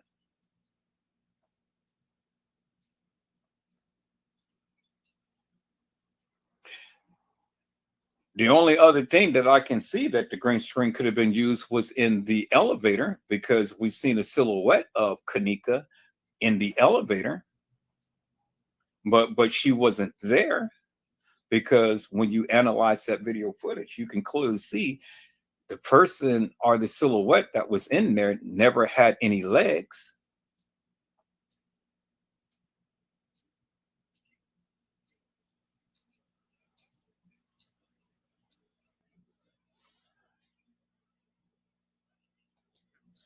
You see, there's not even one item in hotel that's green. I don't. I'm still not following you.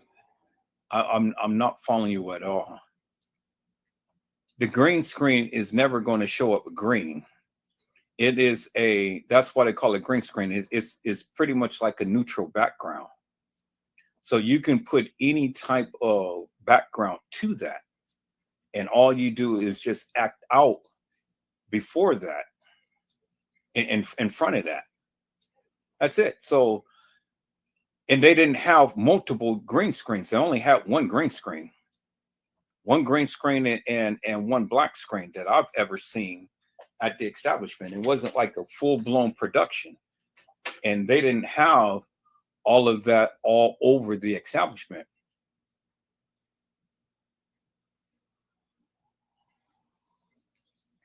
But what does the filtering of colors in anything green has to do with this case? Help me to make this make sense. You're still not making no sense to me. You're saying all of this to throw out this conspiracy, whatever and stuff, but help me to make it make sense. What does the green screen has to do with this case? In what areas did they use the green screen to try to change or manipulate anything in this case, any of this surveillance video footage. That's what I'm trying to get at. You're not telling me anything. Are you saying there's nothing green in the establishment? There's nothing green in any of the video footage and all like this. You're not giving me nothing that I can be able to feast upon. You said there is nothing visible that's green, which is normal for regular CCTV. Okay, so what are you saying?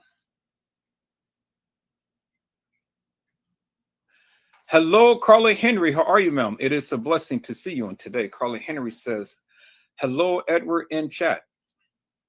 All right, so Bren, I'm gonna give you one more minute to fully explain to me what your point is, and then I have to move on because what you're telling me ain't making no sense whatsoever. You still haven't answered any of the questions that I posed to you. What does the green screen, CCTV, and all of this have to do with this case? What does it have to do with this case? And what areas of the video surveillance footage has this green screen or anything that you proclaim is being used? You said green screen technology was translated to camera manipulation.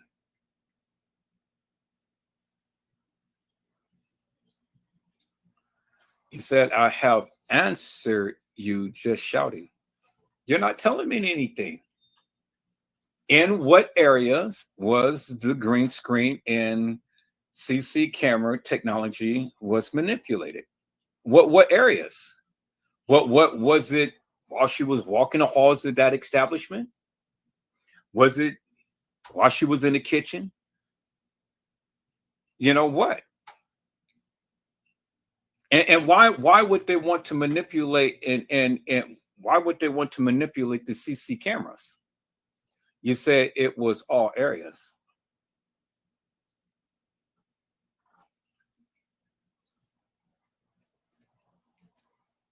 CCTV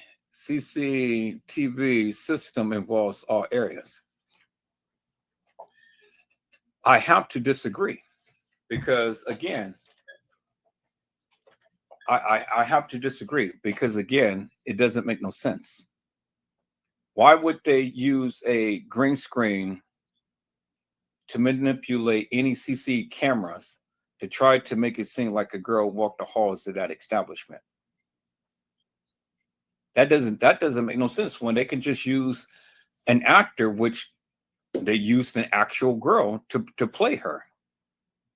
I've already shown you how they had used Tanasia to play Kanika. They used another girl to play Kanika. Well, I mean, you're making the assertion that they used the green screen for the CCTV. So, I mean, for you to say that and stuff, you should be able to have an answer for that.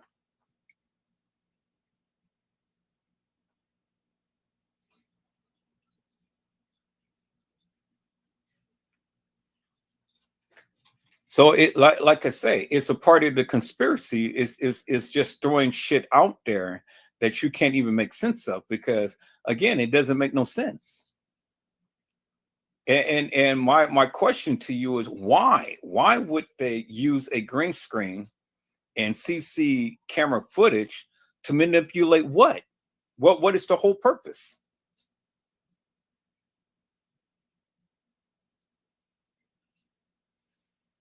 And you said, I'm also challenging you to find any singular item that's green in color. But the green screen is not going to show green, is what I'm telling you. So that's a stupid remark because a green screen is not going to show you anything green. So what are you talking about? A green screen is just what they call it, a green screen. It's a neutral background. So, but that still don't make no sense. You're not making no sense.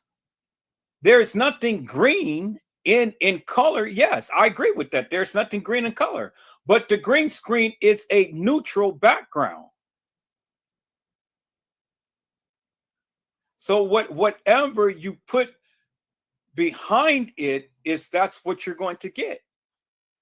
So you're still not making no sense.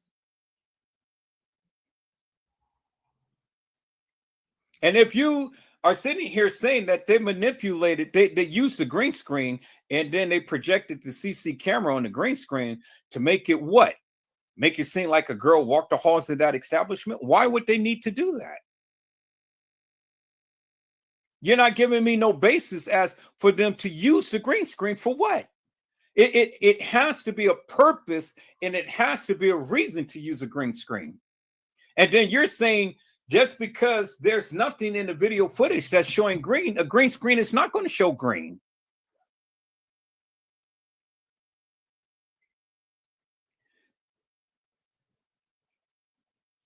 It's what they call a lunar background, meaning it's transparent.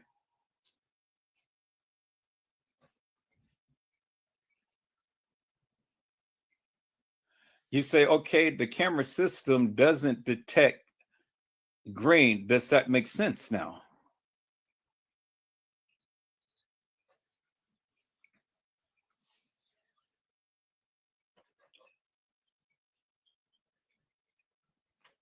So my question is, what does that have to do with anything? Just because it doesn't detect green, what's in this whole case that needs to be green or that was green?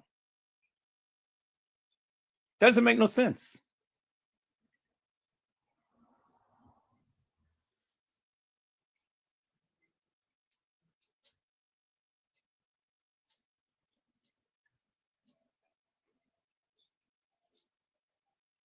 Okay.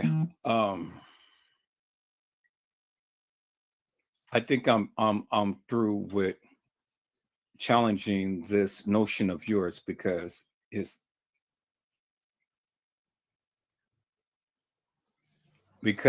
the method of manipulation. It does make sense, but you haven't given me any basis for the manipulation. What was manipulated? You haven't told me anything that was manipulated. What was manipulated? What was the whole purpose of using a green screen? What did they try to manipulate to fool the people? That is what I'm asking. If you can't answer that, then this conversation is null and void because I'm not going to go back and forth with the cameras doesn't detect green and all like this. The green screen is green and this and that and the other. You're not making no sense. People, so I will show you a video of what the people, when they are editing, why they would use a certain background. I will show you the purpose of a green screen and what you can do with that. And that will explain everything of what he's trying to say. You said, okay, then find any item in hotel that's green. It doesn't make sense only if you don't want it to make. Okay, Bran, I had enough. I had enough. I don't want to even go over this no more. Okay, I had enough of it because you're not making no sense. I don't give two rat's asses about if anything that's in green or whatever. You still haven't explained to me what was manipulated in this surveillance video footage for them to use a green screen in the first place. And I've already stated that I will show the people what a green screen is used for, what its purpose is, and what can be done with it. So now, I'm done with it. Leave it alone and let it go, okay? Because now I'm getting irritated.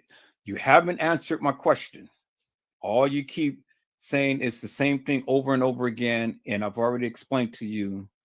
You still haven't gave me no reasons behind that of what you're saying. Doesn't make no sense.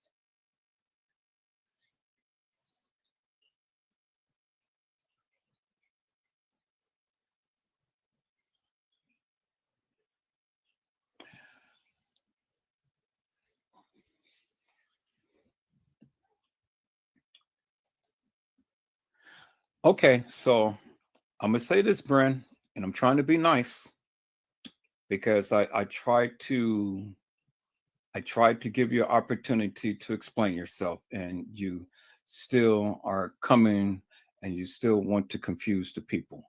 So I'm asking you nicely to let it go. I had enough.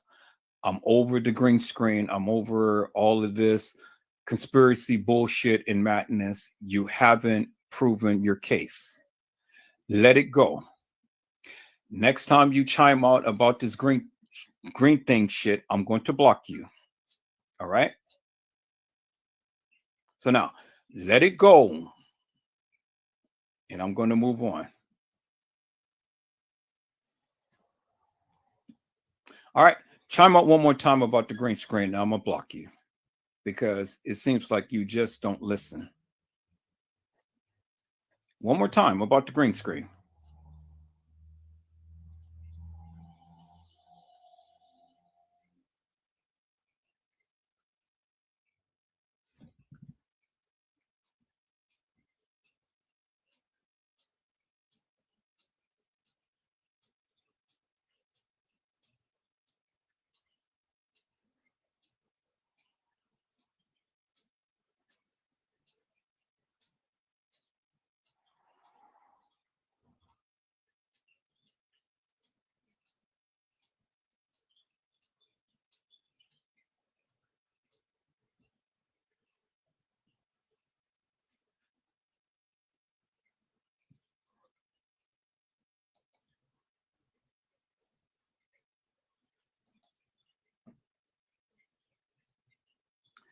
All right, peoples. Brennan's been blocked.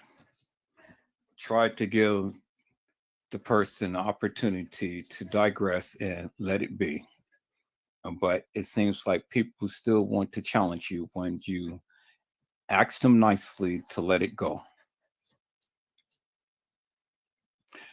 He didn't give me no reason whatsoever why they would use a green screen, for what purpose, in what area, to where the green screen could have been used and things.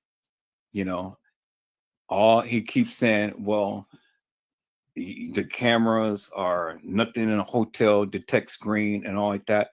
That shit doesn't it doesn't fly with me, peoples. If you're going to come on and you want to challenge Edward Joseph, come with something, peoples, that you know, and explain it in great detail. I give you opportunity to speak in things and to bolster your claim and stuff like that. But just to continue to keep reiterating the shit over and over again, and it's just a waste of my time to keep trying to draw something out that you don't even know what the fuck you're talking about. That is irritating. And then when I ask you to let it go and you still insist, well, now I just got to block your ass because you don't listen. And this is the one thing you won't do in Edward Joseph's channel. You're going to listen when I tell you to do something. And if you don't listen, well, then I'll just block your ass and then I ain't got to deal with you no more. Is that all right, peoples?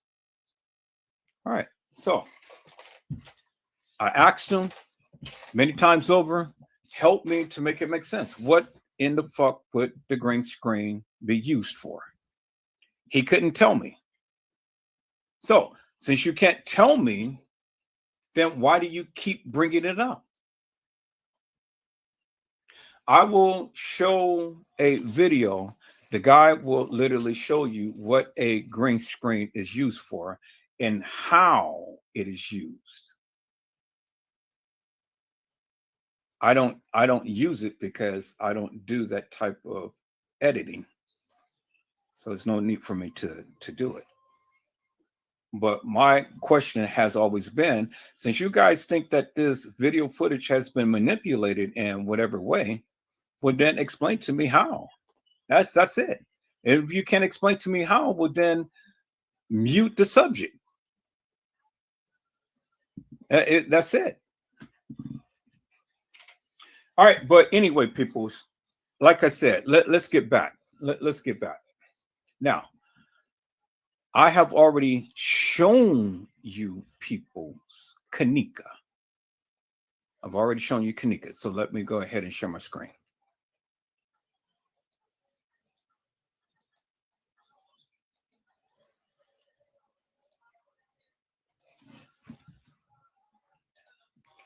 So let's get back to what we were doing right here, peoples. Now, we have all of these pictures. We have the picture of Kanika here. We have the picture of Kanika here. Now, let's go back to this picture right here. Or let's go to this picture right here, peoples. Now, this is Kanika right here, peoples. It's Kanika Jenkins, the real Kanika Jenkins. Not the fake and not the phony. It's the real Kanika Jenkins right here, peoples. Okay.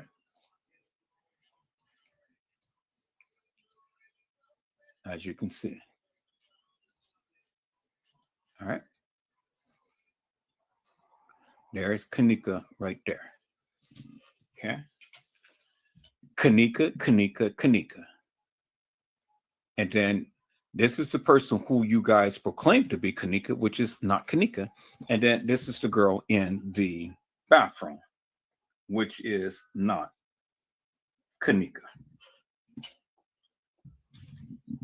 Yeah, Carla. They tried to shoot the shot, but they couldn't because, you know, couldn't give no explanation as to, you know, what was what. And then here we go right here. And then here we go again. Now we have Kanika right there. So we got Kanika, Kanika. This is not Kanika, and then this is the girl in the bathroom that played Kanika. Now, when we go back to the live, peoples, we go back to the video, and then we look at that, and then we call up these other pictures around that, which is right there. Let's call up this picture right there. Let's call up this picture right here.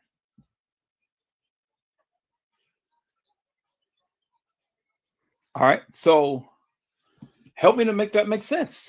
How did this girl become this girl right here? Or this girl right here, or this girl right here? There's the real Kanika right there, peoples. That's the real Kanika right there. And then when you look at Kanika, I want you to look at something. Look at the distinguished markings under her neck, right there and right there.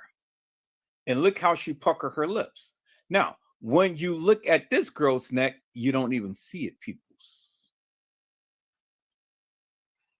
And then Kanika will never put her hand behind her head like that. And then one most important thing right here, peoples, look. Kanika has the part in her head, center part right there. You can clearly see it right there. See that? And Kanika hairline is not recessed. But then when you look at this girl, she don't have a part in the center of her head. And then look at her big forehead. You see that, peoples? See? There's no part. Look at the big forehead. That is the big difference right there, peoples. That's the bingo to the bingo.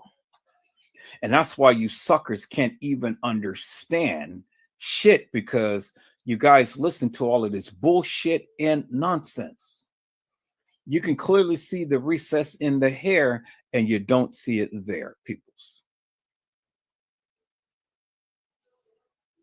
And these girls totally looks different, peoples. Totally looks different. And then let me bring that one down, and then look. She don't even look like her. Not even remotely. Look at the nose, people, and look at Kanika's nose. And then let's get the real Kanika Jenkins again. And let's look at the bedroom shot right here. See that, peoples? Don't even remotely look alike.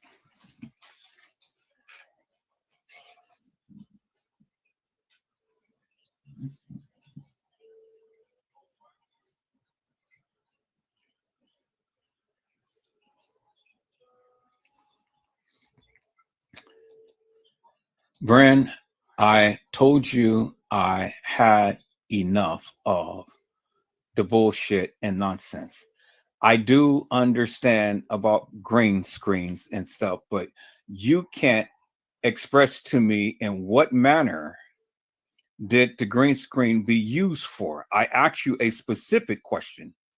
I didn't ask you to explain to me what green screens is and what the basis of why we don't see green in any of the video footage and stuff. I've already told you I will show a video of how the green screen is used for. You can't explain to me nothing simple. So don't sit here and try to patronize me and tell me what the fuck I don't know. I told you to leave the shit alone because your fucking ass could not even express or explain to me or to the people what the green screens are used for.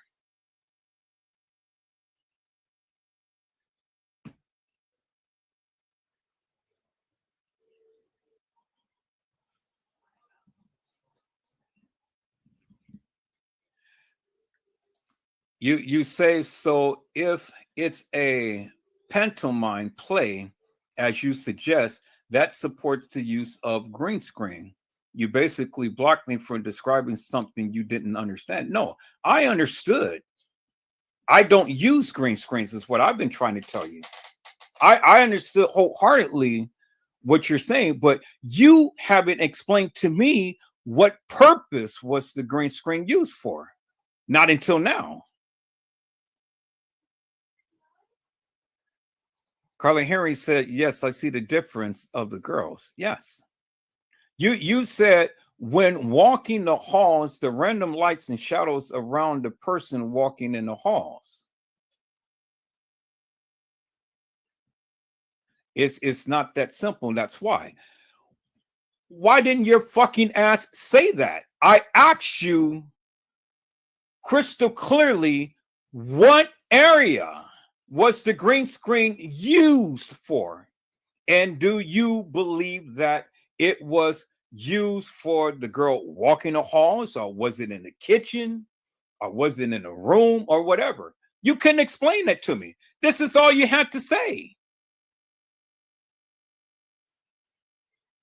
But in layman's terms, I don't believe that they used the green screen to manipulate the footage in the sense to where they tried to make it seem like it was a girl walking the halls, and it wasn't.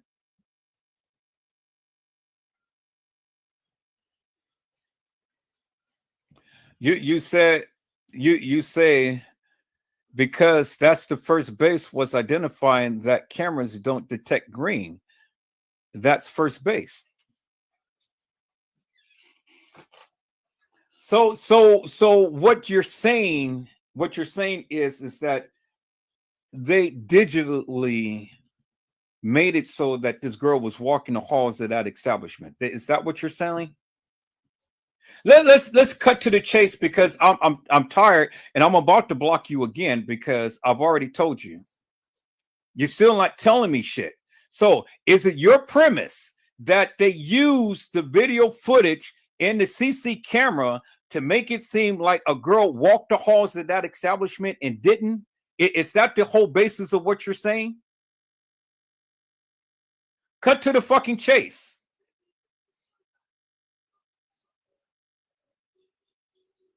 The only way and reason why they use green screens is to change the background, have someone in the foreground act out in such a way to make it seem like they are there and they're not. That's the only reason why they would use a green screen.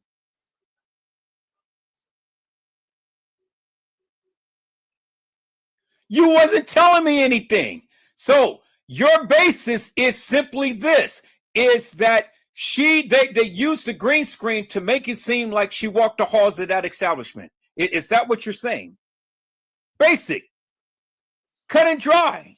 That's all you have to say. You ain't got to explain to me about no goddamn green screen. I know this shit. I don't use it. That's the shit that they do in the movies. That's the shit that they do all the time to when they're acting out different crash scenes and things like that. Or Superman, when he's flying in the air, they use the green screen. They have the guy on some type of wire flying and stuff, and then they have the green screen as a backdrop to make it seem like he's literally flying over the city or something. So don't fucking tell me what I don't know.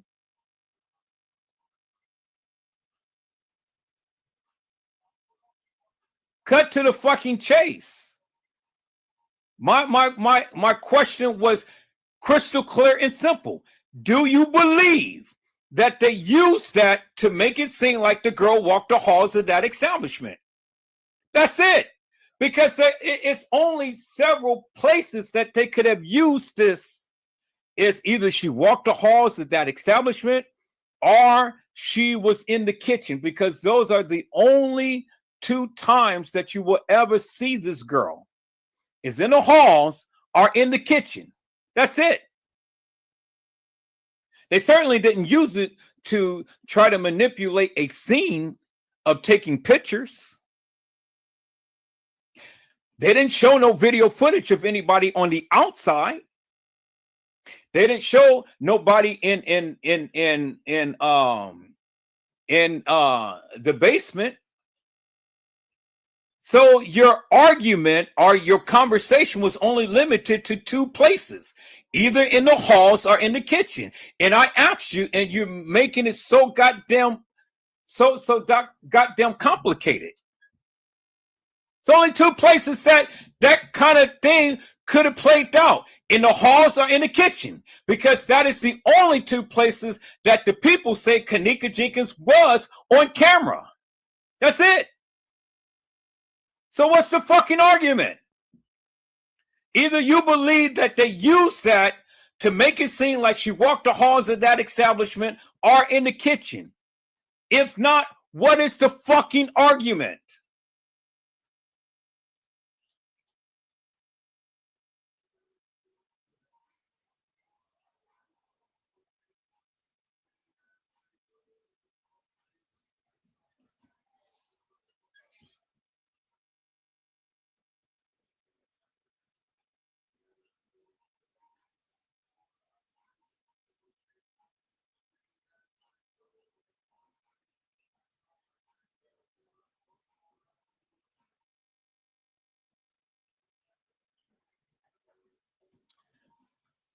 All right, Brand. I'm about to block you again. Okay. I'm about to block you again.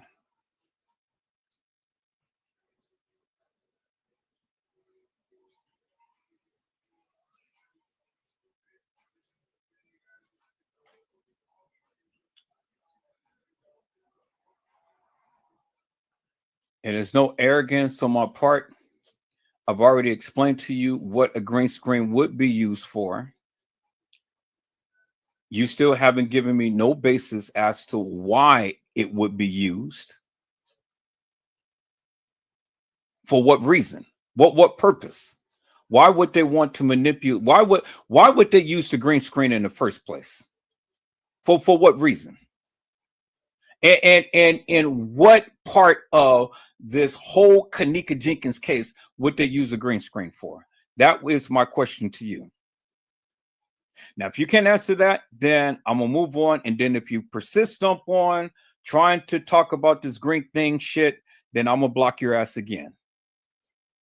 Now, my final question to you is simply this: in what areas of this goddamn Kenneka Jenkins case would they have needed to use a goddamn green screen?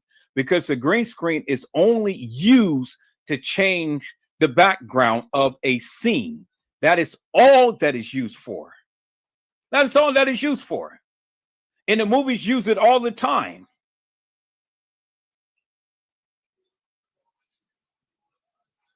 So what is your fucking point?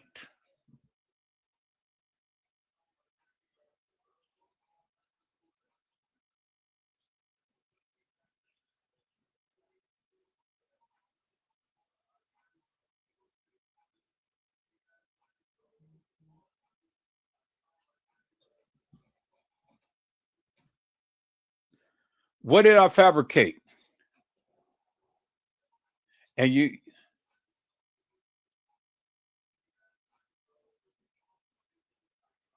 I fabricated, presented evidence. What did I fabricate? And you need to speak quickly because it's getting late and I'm getting irritated.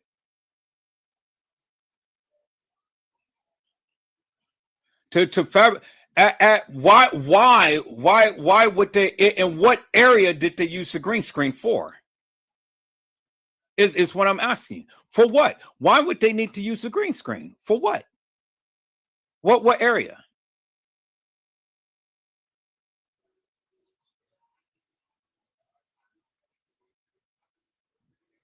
What would be the whole purpose to use a green screen? For what? What is it that they're trying to fabricate or manipulate or promulgate or segregate?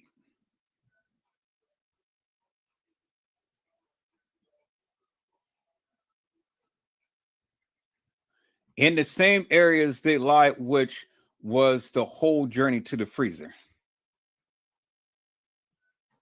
And that's what I had asked you from the very beginning. Do you believe that they used that to make it seem like this girl walked the halls of that establishment?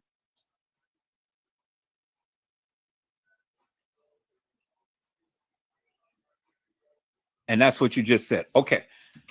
All right. So that's what you say. That's what you believe.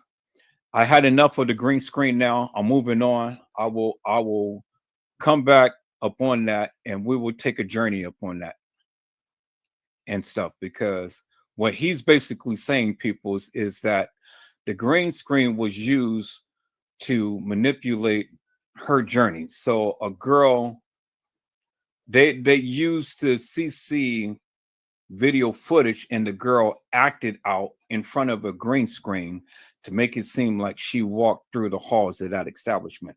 So what he's basically saying is what I basically have been saying forever and a day, and that is Kanika never walked the halls of that establishment.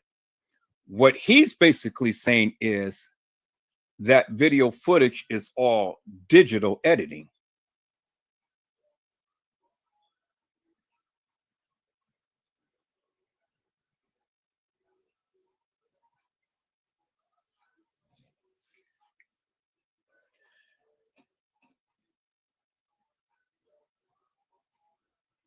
So you say, but seriously, as I said, for future observation, there's no green anywhere in a hotel. That's part of it. Okay, so basically what you're saying is that all of that was just digital editing of the young lady walking the halls of that establishment. Basically, that's what you're saying. That's it, that's all. So don't sit and try to confuse the people, my friend. This ain't got nothing to do with anything showing green or anything like that. A green screen is only used to have a transparency of a background. That's all that it is, peoples. Okay, here, let me do this. Because see, I'm about to just like really blow a top. Let me go to my let me go to Studio Backlot. For the Studio Backlot. Let me sign in. Remember, log in.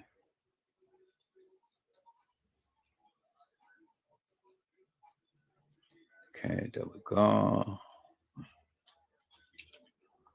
Okay, remember me. Yep. All right, Studio Backlot. Okay, so let me share my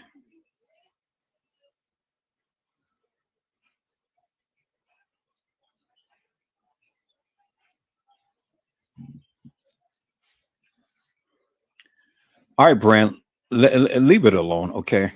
Because now you're beginning to irritate me. Leave it alone.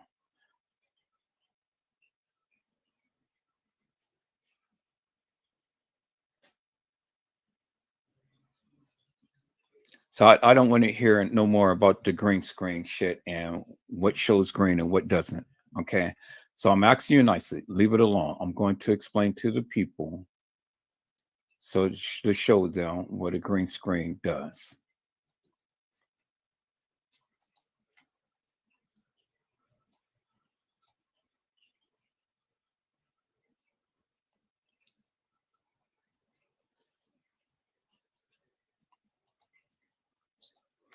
Okay, people, just let me go to Studio Backlot.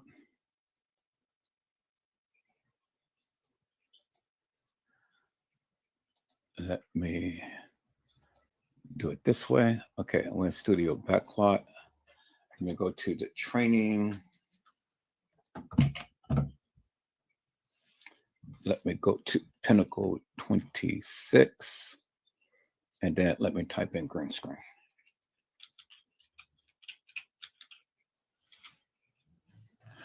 Okay, green screen.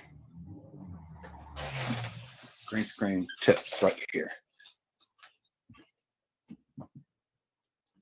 And it's also called chroma key. So they're going to teach you what a green screen is.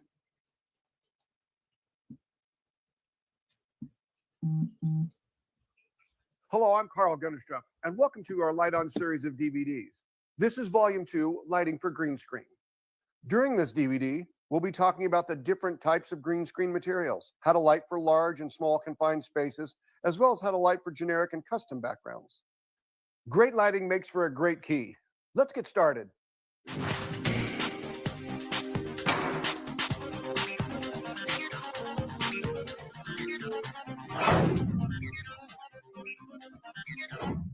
There are a number of options available when choosing a green screen material. The most common are fabric green screens, such as muslin, foam-backed, and cotton.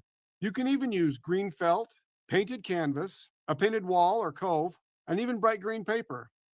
All of these materials work well if they're lit properly. The best that I've found, though, is what we've chosen, and that is the cloth with the foam backing. EEFX is where we got this one. And it is a wonderful thing because you can roll it up, take it with you. The wrinkles come out very quickly. It doesn't bleed through like the muslin and some of the other things we've had problems with. And we've used paper and lots of different things that you can key with. And in different situations, sometimes that's the best you have. If you have the opportunity, I would choose something nice like this foam back from EFX. If you think about it from just a budget point of view, probably 3 to 4 rentals to a client is going to pay for it. And after that, it just makes you money. But the point being is, you know that you have a good, solid product when you start, that you're not going to have problems with the keying being weird because the color's wrong or you're getting bleed through in the background. These are things you really need to think about and deal with. So once you've made your decision about what you're going to do, there's lots of different ways to hang it. There's ours, we used grommets, and you basically tie it off to your crossbar. They also have rod pockets. You can just clip it with grip clips. There's lots of different ways, but the point being is you're going to need 2 stands and a crossbar. In my case, I have a trailer. I have all the equipment that I need. So what I'll do is I'll get a 12 by 12 and I'll just put it in a square frame. Well, when you're doing a full body shot, the 12 by 12 frame is obviously not going to work. So what I did is I just took 2 high rollers, put one of my 12 by frames across the top, basically tied it off with the grommets, and then grip clipped the sides of it so that we had a nice even thing. Rolled out when we got this, it had some wrinkles in it. Well, we just pulled it out, straightened it, let it sit for a while, and with the lighting and stuff, you can wash out what little wrinkles there are. Now, in taking care of it too, you want to basically make sure that you don't beat it up, get it dirty, and think that you're going to be able to just clean it up without any difficulty. The most important thing you do is take care of it so that when you need it to key, it will be there to key for you.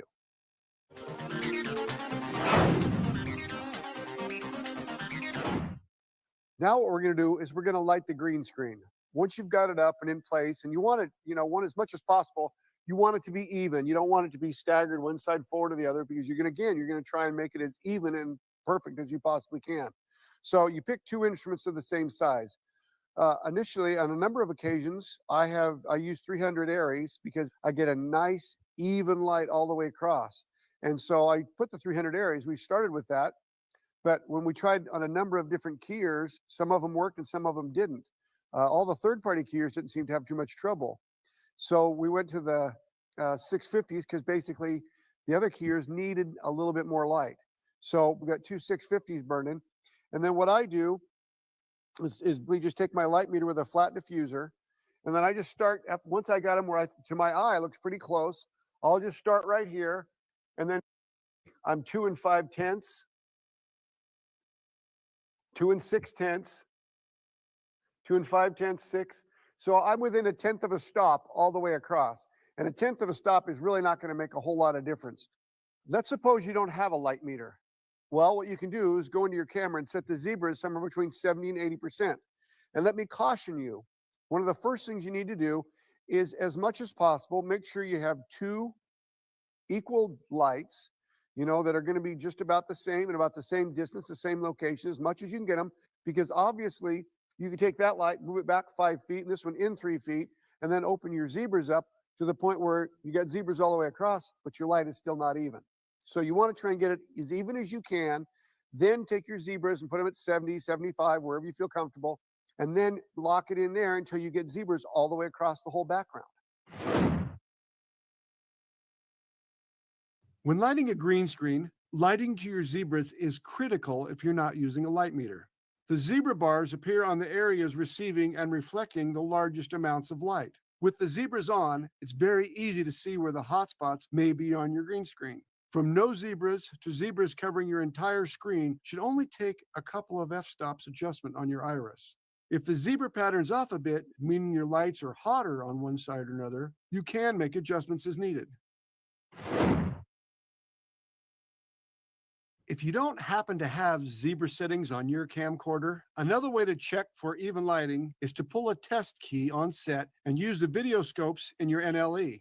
You can see here that if we view our image using a waveform monitor, we can see the line representing our green background.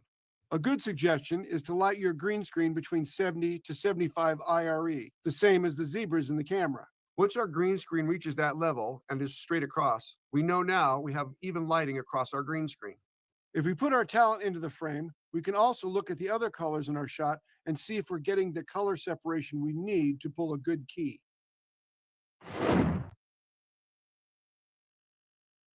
Now, one of the other things that's a little bit more cutting edge is the fact that you can put 738, it's a Lee 738 gel, and put it on your lights.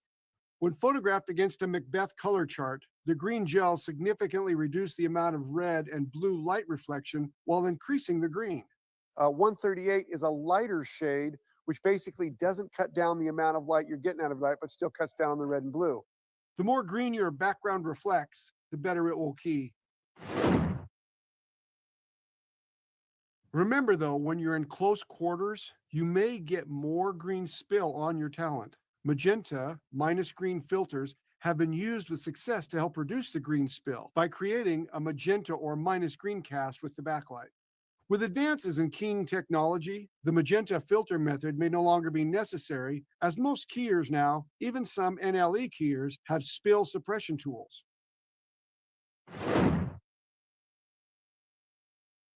Now, the instruments I've chosen to use are Fresnels. You get a hard light. They're really an even light so that I can sit there and meter that. And as I showed you, I'm within 1/10 of a stop all the way across. So I used hard light to do the background. One of the reasons I like using Fresnels and hard light is because I can control it.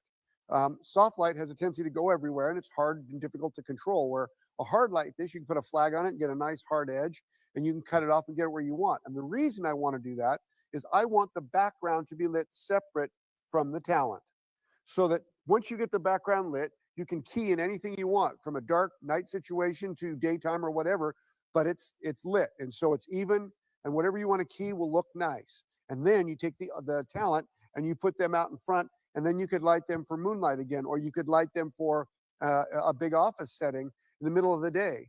But the point is, you have the ability to separate your background and your talent so that you can do what you need to do with your talent to match your background.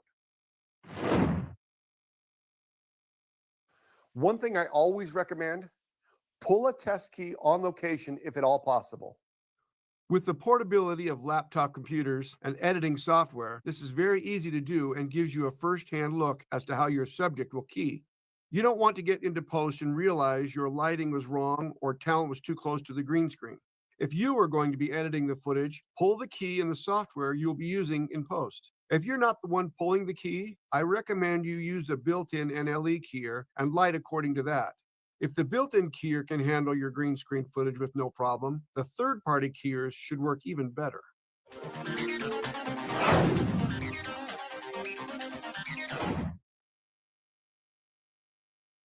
Now we're going to show you some challenges that you're going to face with regards to wardrobe and colors.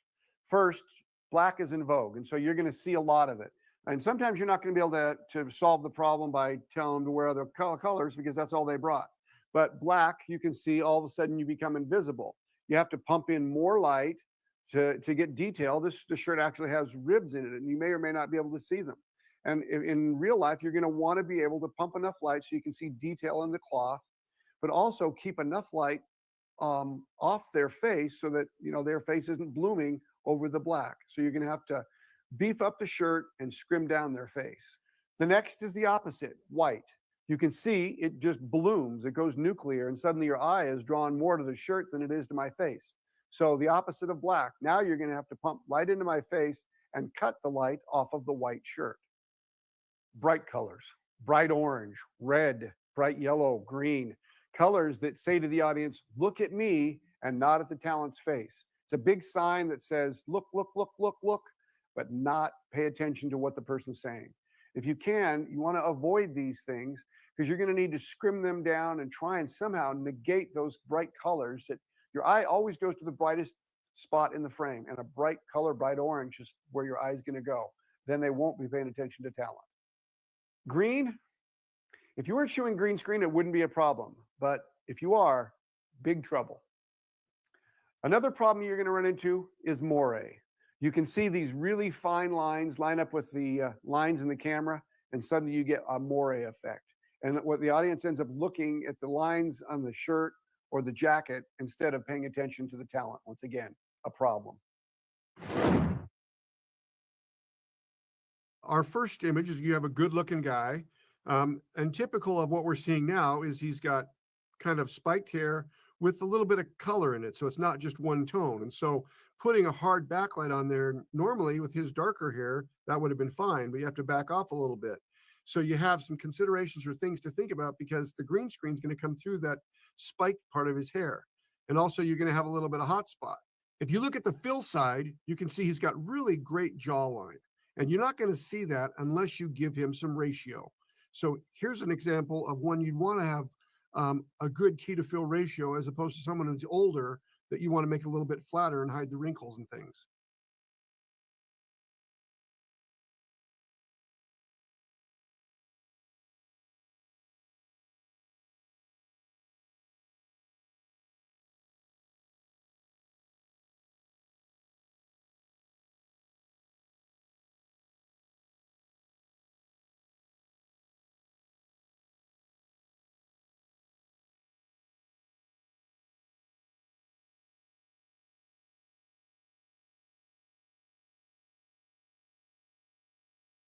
Okay, so there you have it.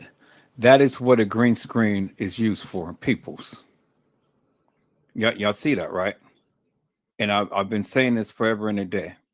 This is what a green screen is used for. It's for backgrounds. And so the actor or the person who is using a green screen has to go through all of these lighting elements and things because they have to get the correct lighting, just as the person had stated. Depending upon the lighting, depending upon the type of green screen that you use and stuff, these are the different factors that is factored in to that of what you're using. So when people broadly use green screens and don't know what the fuck that they're talking about, then it changes the whole dynamics and it changes the whole conversation. So when I had asked Bren specifically, what is the green screen used for? He couldn't tell me. because there's only two reasons why they would use a green screen.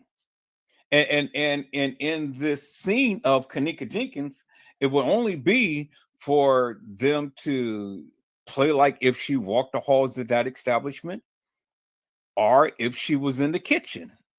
So only two places that they would use that. But then you got to look at the dynamics of using the green screen and stuff, because you have to be on point with every little detail and iota of what is being conveyed. Do you understand what I'm saying? And so using surveillance video footage with a green screen, what is that going to do? And what purpose would that serve? It's what I was trying to ascertain from him. But he couldn't say shit. Do you guys see what I'm saying? He couldn't say shit, because my question was simply this: what would be the purpose of them using a green screen in the Kenneka Jenkins case?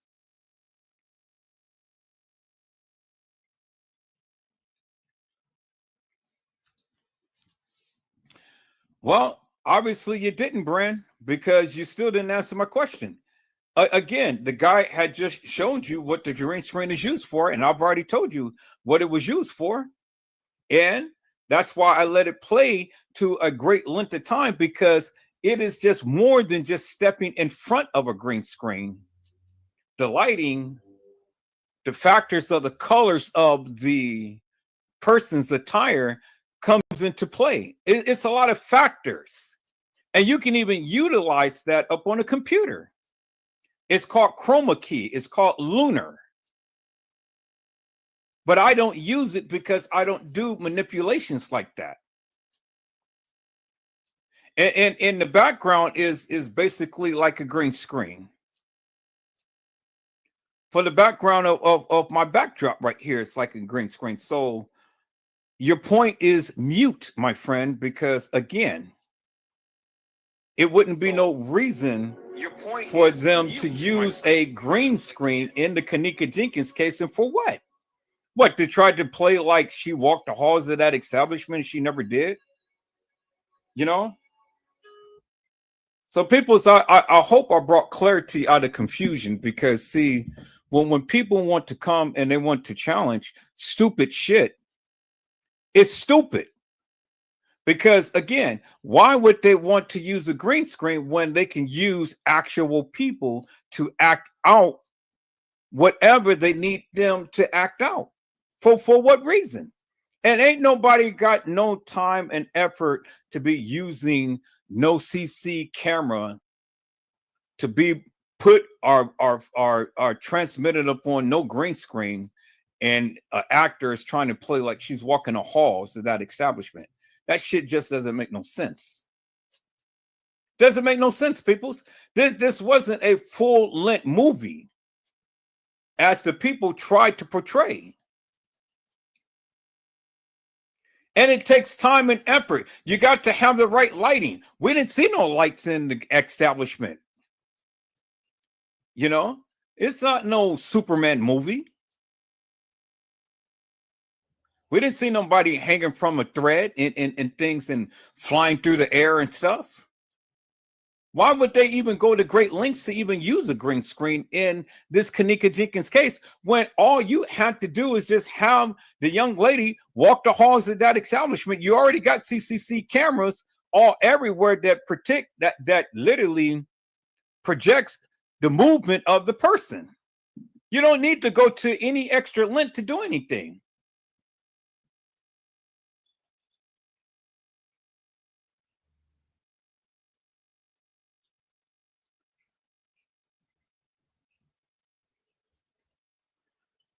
Well, Bren, you know, it doesn't matter to me, because still your point is mute to me, because you still haven't convinced me why would they go to great lengths to use a green screen. You know, I mean, wasn't no full-fledged production, my friend.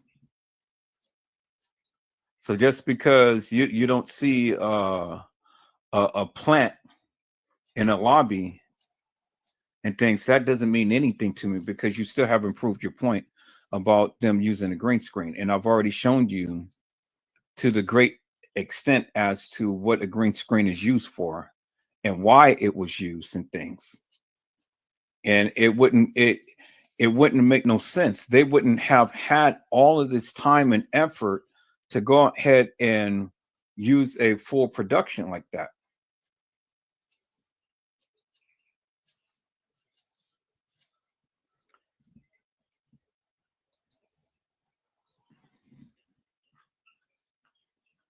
Because there was many things that was going on in that establishment that they did not want to be exposed. So I again, your point is mute because just because they paid $10 million and stuff, I mean, it could have been more. I mean, they deemed it an accident. If it was a death, then it would have been more. It would have been 100 million or so.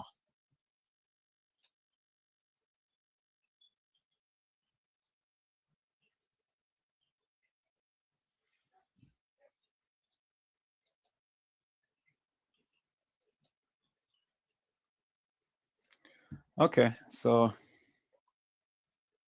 again, people had to get rid of them.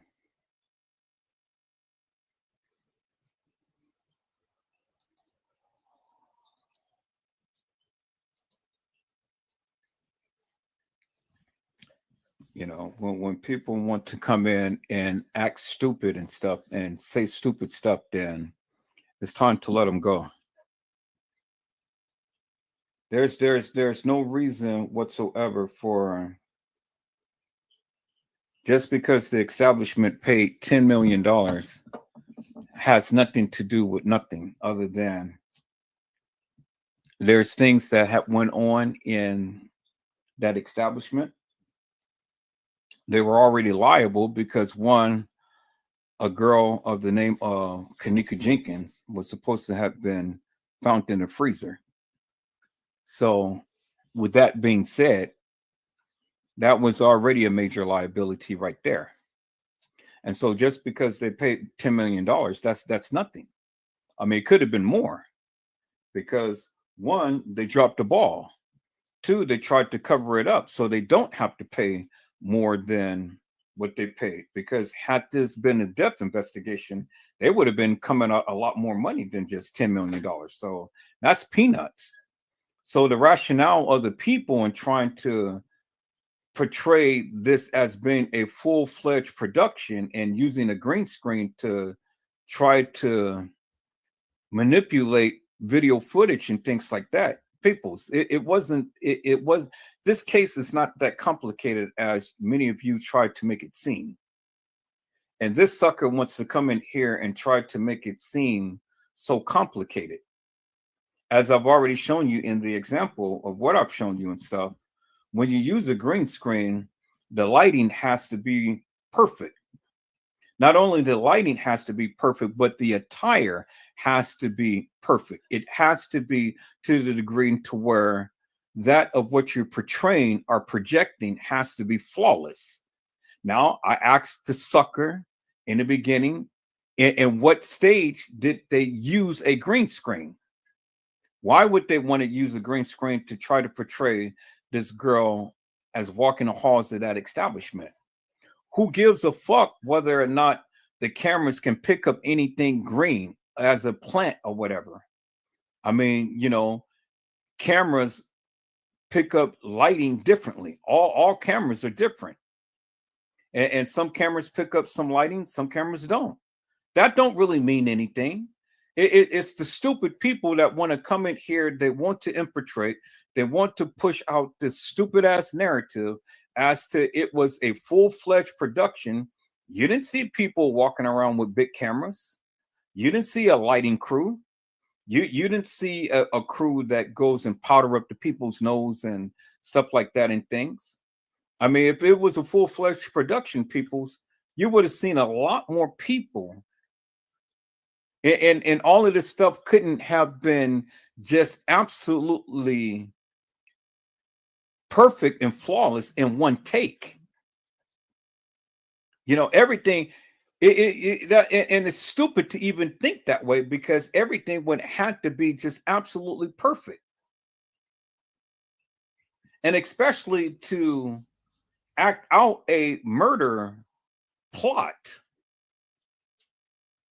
So when you have stupid people like Bren, then, and you have stupid people like Trey Gay, you have stupid people like Casey Cloyd, Overa Sanchez Mendina, you got stupid people like T Slut and Nosy Ass who can't explain shit, but all the time want to inject all of this madness.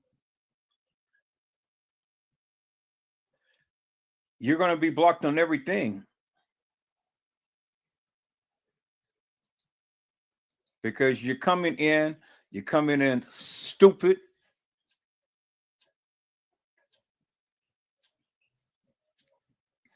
And you didn't make your point. So everything that you come in, my friend, I'm going to block every goddamn name that you come under. Because I don't need you here on my channel when you haven't rendered anything of importance. And I wasted way too much time in sitting here entertaining your bullshit and nonsense. I'm going to have to go and re-edit this live, peoples, and edit out all of this bullshit and nonsense that I've literally talked about with this character and things and stuff. I should have been well on my way with the things that I wanted to say. But anyway, like I said, and it's enough of that. It wasn't a full-fledged production as you guys portrayed to be. It just wasn't. And that's all I'm going to say about that. All right, people. So again, let's get back to what I was stating, peoples. And let me turn this off right here, because we've already understood what a green screen does and so on and so forth.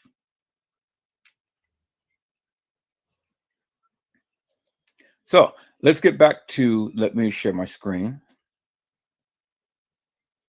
And let me do this.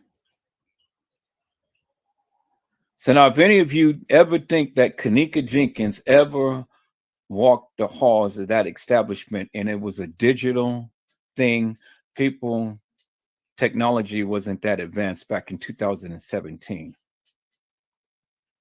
You know, we just begun the digital age.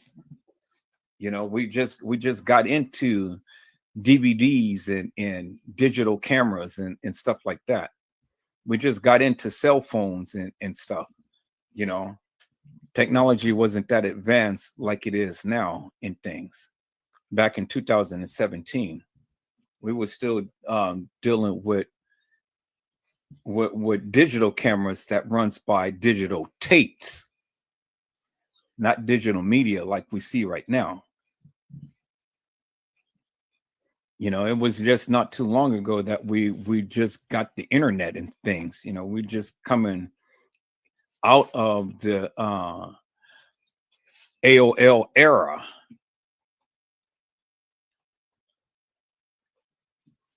And the dial-up internet and things and stuff. So, you know, save me this bullshit and nonsense. VR wasn't even around at that time. It was just, we just now starting to get into that technology. Y'all thinking that we are so way advanced at that particular time than what we are now and stuff. That's bullshit. But let the suckers tell it. All right, people. So now getting back to this here. So help me to make it make sense, peoples. Help me to make it make sense. Because again, I have already shown you, as I've shown you the other day, peoples. Help me to make it make sense. How could this girl be Kenneka when I've already shown you the real Kenneka? There she is right there, peoples. The real Kenneka Jenkins. And does this girl even remotely look like Kenneka?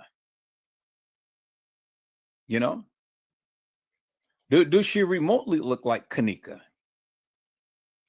And then this girl that is in the freezer, it's not this girl here, Peoples, who the people portrayed to be her, and it's not. Zaire, Kanika's cousin. It's not her, Peoples. It's not her.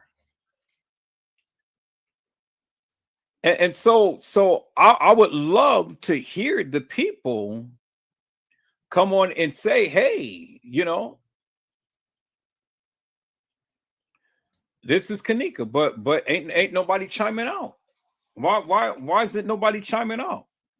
Y'all want to come on with all of this bullshit and nonsense, but when it comes down to really expressing who this person is in the freezer, you can't even give me a good wholesome narrative because the evidence is clearly in your goddamn face.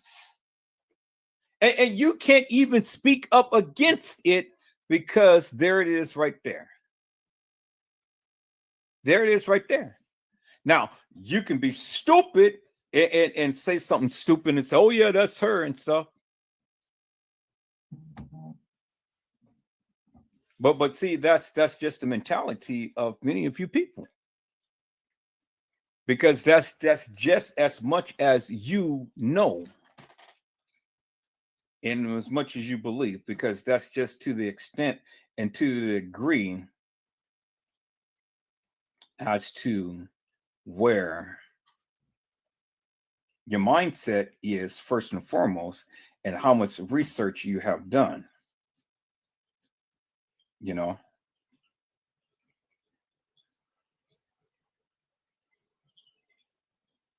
Yeah, that's just to the degree of it, peoples. There it is right there. It's in your face. Clearly. So who has a challenge up against that of what I am showing and that of what I have stated? Who can say something different, peoples? Because when you stupid people want to believe that was Kanika in the freezer, and I've already shown you, it clearly wasn't. Clearly wasn't. I mean, what is it that you can show that differs that of what I have already shown? What? Get Kanika out of Irene's life. Explain that to the people. Instead of sitting here and giving me this nonsense and bullshit of your narrative, explain to us in great detail, how did Kanika get out of Irene's life? How? What happened to her? What happened to her while she was in Irene's life, and what happened to her after Irene's life? And how in the fuck did she get in TY's life if she was already hooshed up in Irene's life? And it was from Irene's life is when the girls had stated that they taken Kanika Jenkins out of the room. Help me to make that make sense. If Kanika was hooshed up in Irene's life, what makes you think that she's in TY's life and she is going to be leaning all over Shemaya? She's going to be taking a cup from Tanasia. She's going to be so drunk and things and all like this. Where did she ever have time to lay down on any bed to be taken out of a room? How did that happen? See, these are the things that the stupid people can't answer. But yet you can sit up here forever and a day and talk about the Kanika Jenkins case, talking about everybody goddamn sending me proof and the truth, and I got this and I got that, and you go live forever and a day, every single day for 7 goddamn years, and you still lying, and you still full of bullshit. Trey Gay and all of you other suckers who talked about this Kanika Jenkins case. Where's the other suckers at now? Why aren't they talking about the case? I haven't seen T-Slut. I haven't seen Custom Design. I haven't seen Nosy Ass. I haven't seen Casey Cloyo Vera Sanchez Medina. And I haven't seen Humongous D and all of the other suckers that talked about this case. I haven't seen that guru woman who had some type of boxing talking about that she speaks to Kanika and she's trying to give her water and a pillow. I haven't seen Guru Kelly who sat up here and said, I see dead people. And I know, and the dead speaks to me. I mean, my God, peoples, you know, it's crazy to me how you stupid people literally sits here and listen to all of this madness. And then you got a stupid ass that wants to inject all of this madness, talking about green screens and stuff when he can't even prove his point. I mean, that's what you guys do. Sit around and come to people's channel and talk all of this nonsense and stuff when you can't prove shit. Really? Really?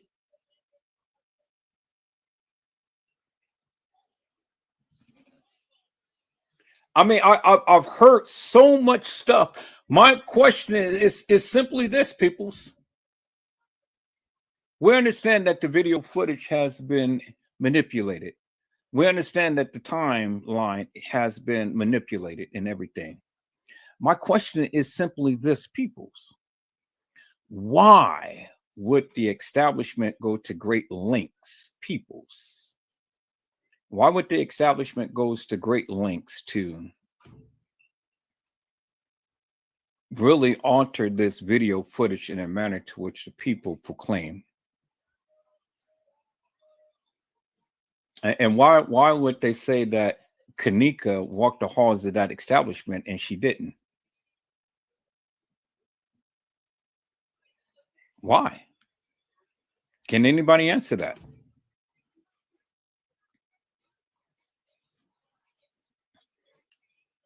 Nobody can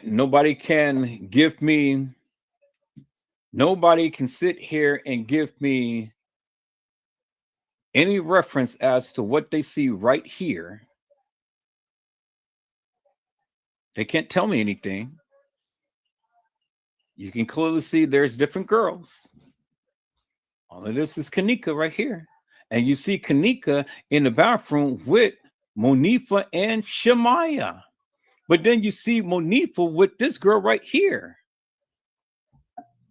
The reenactment. So this happened days before this happened.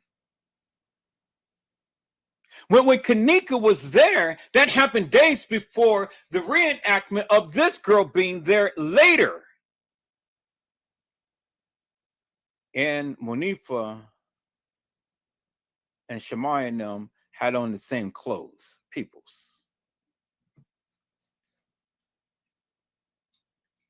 Two distinguished different girls right here, peoples. Two distinguished different girls right there. Right there in your face, peoples. Right there in your face, peoples.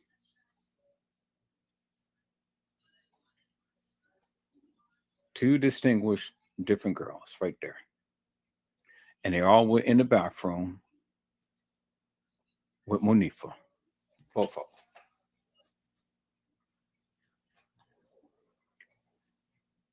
them. The attire is different.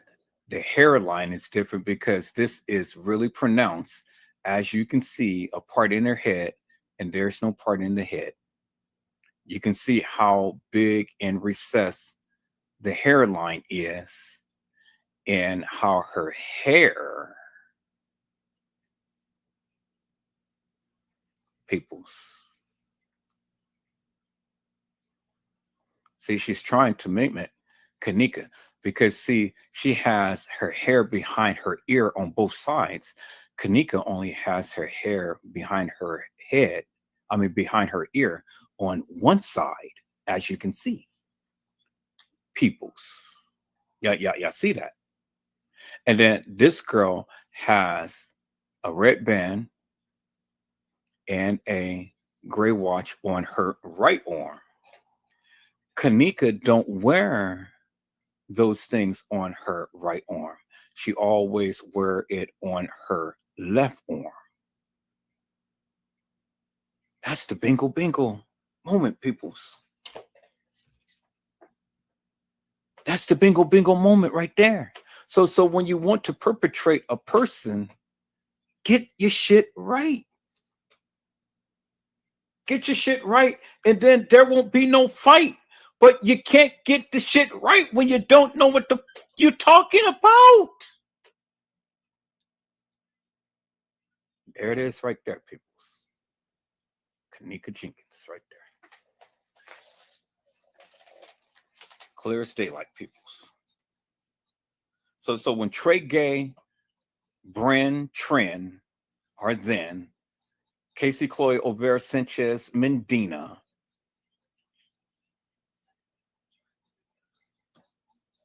T Slut, Nosy Ass, tries to talk about the Kanika Jenkins case, peoples. You know what you tell them? Tell them to go screw your ass. Screw yourself. Because you guys are stupid. You're stupid. If you can't understand the simplest things that I say, peoples, all you got to do is just do your own goddamn research, and then, you come to find it for yourself. You ain't got to depend upon me. You ain't got to depend upon nobody else. You can find it yourself, peoples.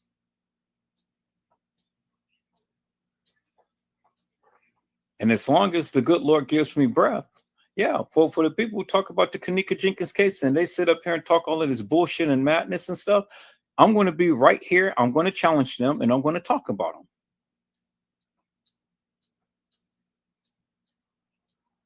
I sure am. I am. I'm going to talk about them. They didn't talk about me as much as they want to. I don't give a damn. But you see, nobody talks about Edward Joseph when he talks about the Kanika Jenkins case. How can they? What can they say? You know? Yeah, I do. What can they say? They can't say jack, peoples. I could say Jack. I'm saying it right now. Jack. Yeah. That's what it is, people. That's what it is. I wasted too much time up on this sucker, and that's my fault. But I won't do that ever again.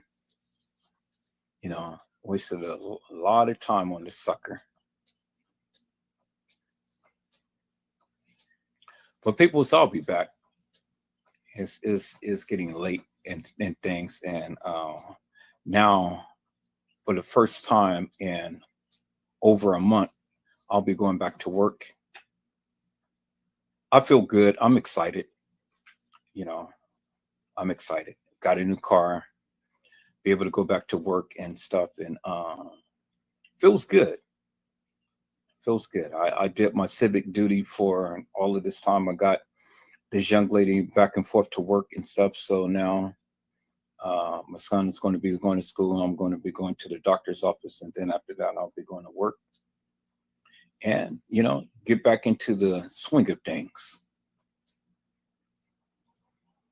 And then go ahead and do what I do. Holidays is upon us and stuff, and so I'm just doing what I'm doing to really get a lot of new stuff, for my editing software and things. I got a lot of new stuff that I'm going to be showing, which is really good. So you guys are seeing some of the things, nice little backgrounds and stuff. And so, I'm going to be testing out different softwares and stuff to kind of see what I want to stick with. what you guys going to start seeing a lot more creative editing and things that, which is wonderful. So this is what I did with, that's why I kind of put together real quick. Nice little creation that I did for, when I did Trey Gay, little thing. So just kind of put that together real quick.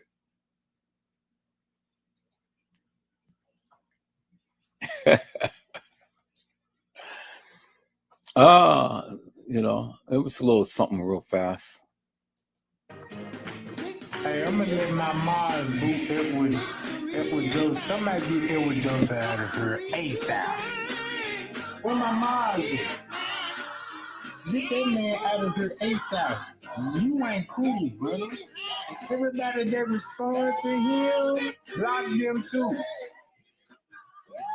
Everybody that responds to Edward Joseph, block them too. Right now. Because I got tea.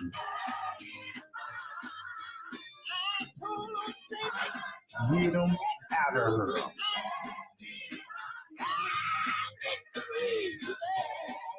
I'll never listen to a sucker. They gonna tell me, yeah, Trey Gang, I know who you is, and I'm gonna expose you, sucker, and all of you. Now you on my platform like you got some sense.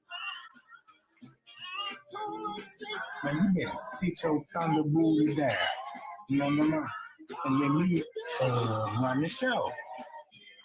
Block everybody that goddamn respond to him. If you don't block, I'm a block. My block game real strong. You see what I'm talking about? My block game real strong. Now look.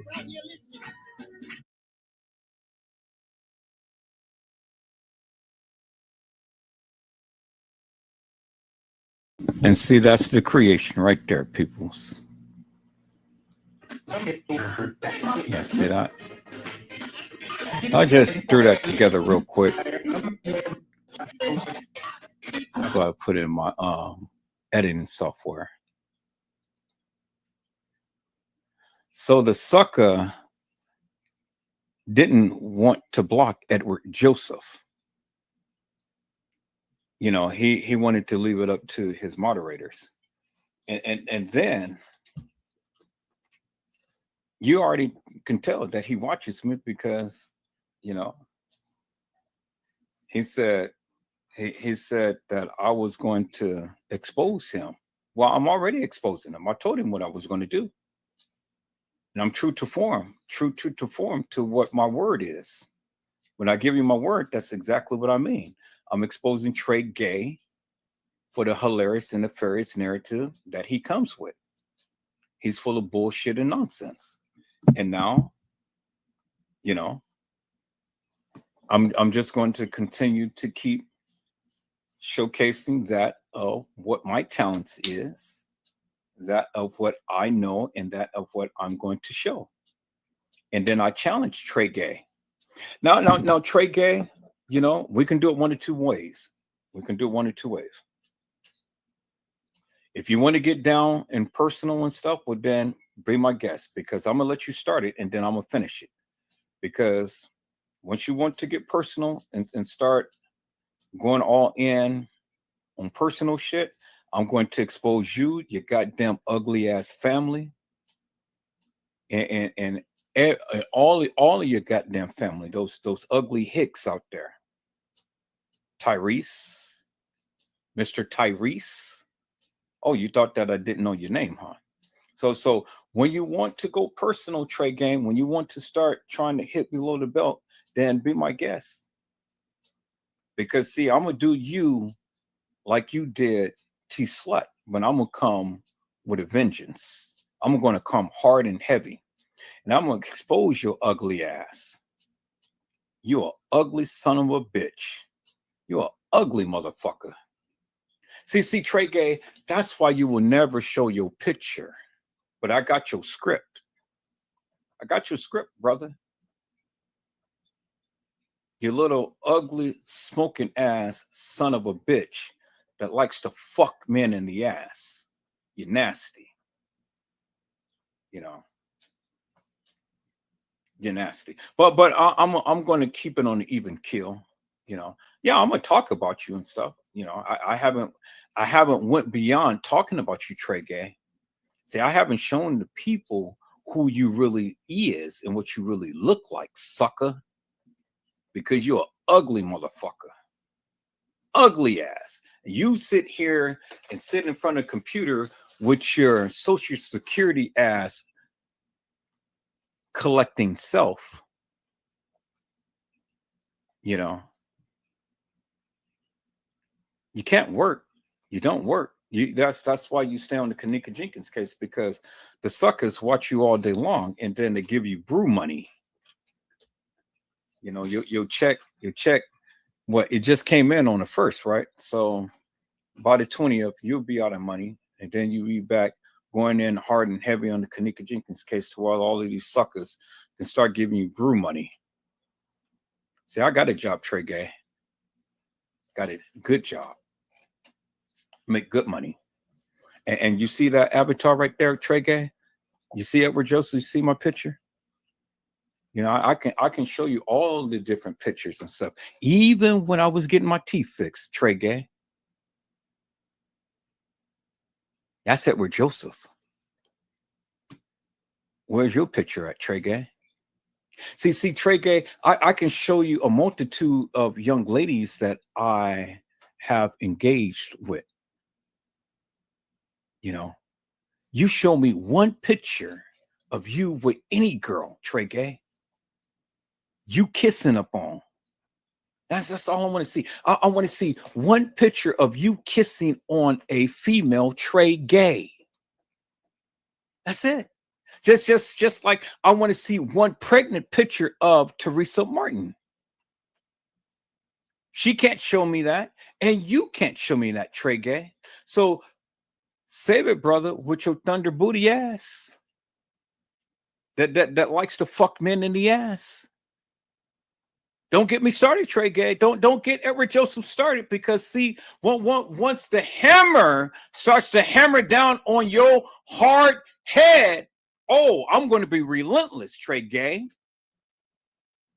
Going to be relentless, sucker.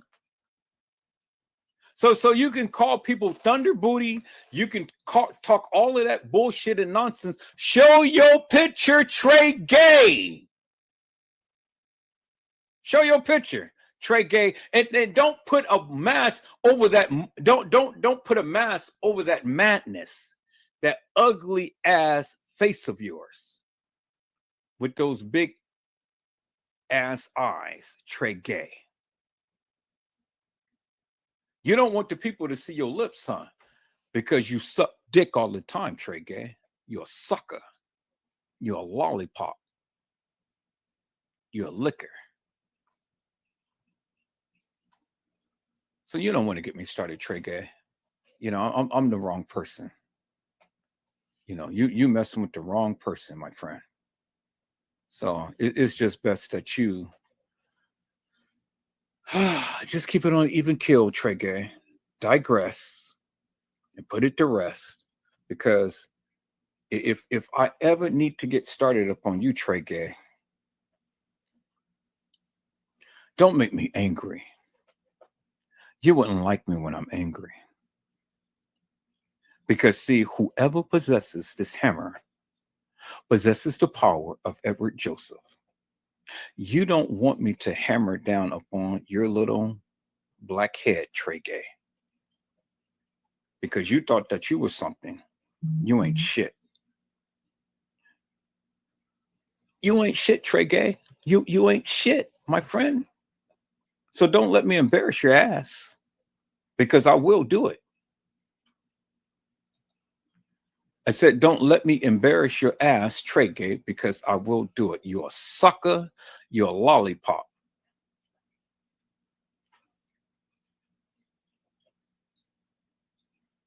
See, I've been respectful, Trey Gay, to a degree, because I didn't speak up on your mama. I didn't speak up on your daddy. and anything. I just only spoke up on you and how ugly ass you look. That's why you'll never show your face, Trey Gay. You're ugly ass.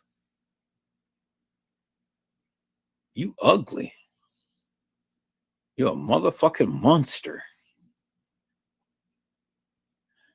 I pray you don't show your picture, Trey Gay, because I mean, if you do, shit, you're gonna scare all of the fucking people off of the internet. And Halloween is over with. We don't need people to be dying, Trey Gay. I said we don't need people to be dying, Trey Gay. So don't show your fucking face, Trey Gay. Please. Please, please, please, please, please, please, please, please, please, please, please. Holla fucking ween is over with, Trey Gay. And I don't need you to be killing the people like Medusa kills the people with one glance of her ugly ass. And you're 10 times worse than her ass. Don't take off the mask, Trey Gay. Keep that shit on. I said, keep it on, sucker, because I'm the wrong person to mess with, Trey Gay. See, I'm not Casey Cloy Overa Sanchez Mendina. I'm not Cussing the Designs, and I'm definitely not T Slut. You don't want to fuck with Edward Joseph, my friend. You really don't. So, now, I'm just going to continue to show the people how stupid you are and how you are sitting here listening to Edward Joseph and trying to take his narrative and try to put a spin up on it. I won't let you get away with that, Trey Gay. No, not Edward Joseph. I won't let you get away with it, son. No, not me.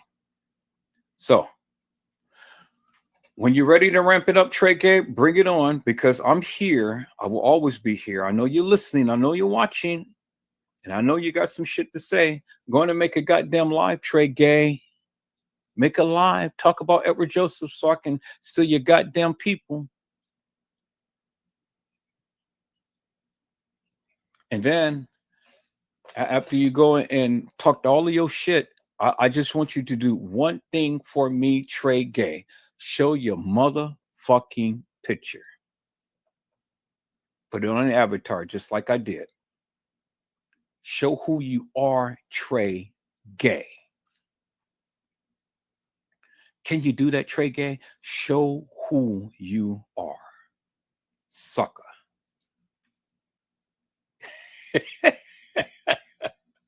Mariah Lavender said, oh my God, sucker.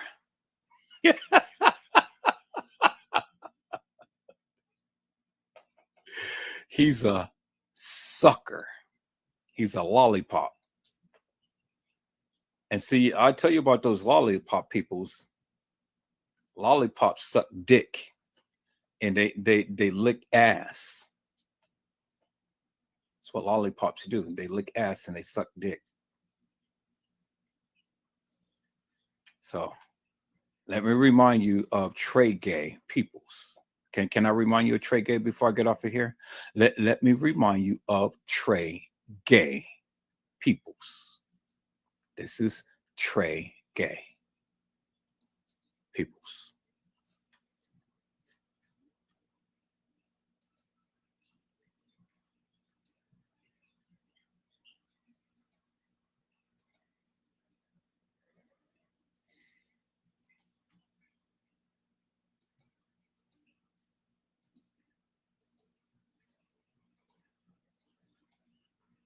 Show that mug, Trey Gay. I said, show that mug, Trey Gay. That's what Trey Gay do, peoples. A motherfucker just fuck niggas in the ass. That is Trey Gay. I see that man got his legs up in the air and that man is all up on him like that. It's a nasty motherfucking ass. Don't ever let Treygate get behind you, peoples. Because if you do, it'll be bad for you. Nigga like shit. He like fucking niggas in the ass. And look what Jasmine Wright said. I'll be dead soon.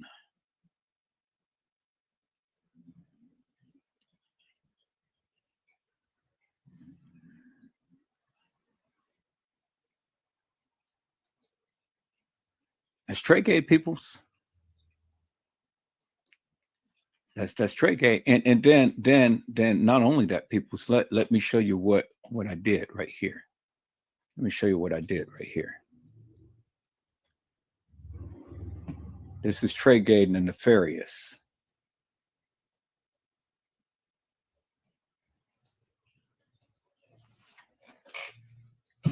See, this is Treygate the Nefarious.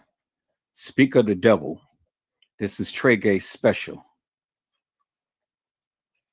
Yeah, see that, right?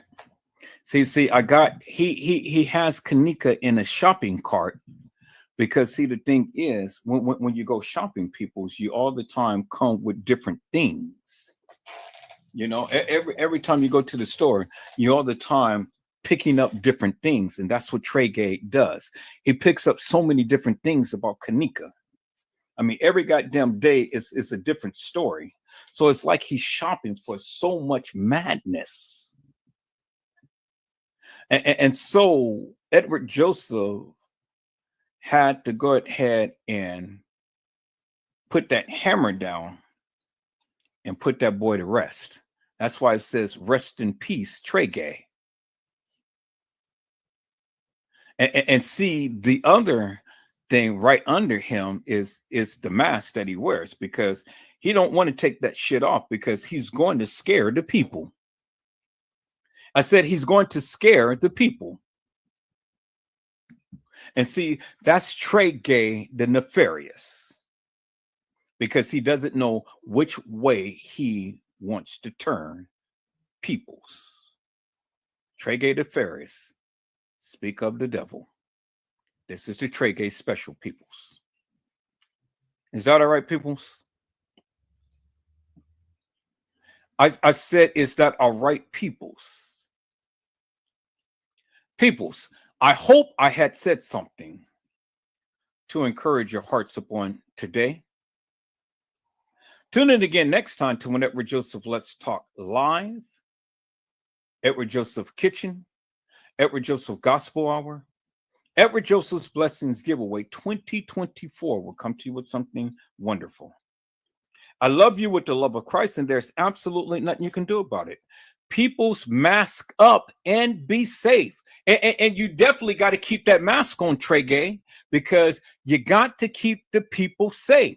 Treygate, I challenge you, show your picture.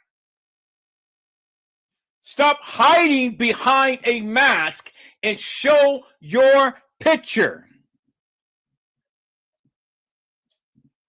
See, Treygate, you can't do me like you did T-Slut.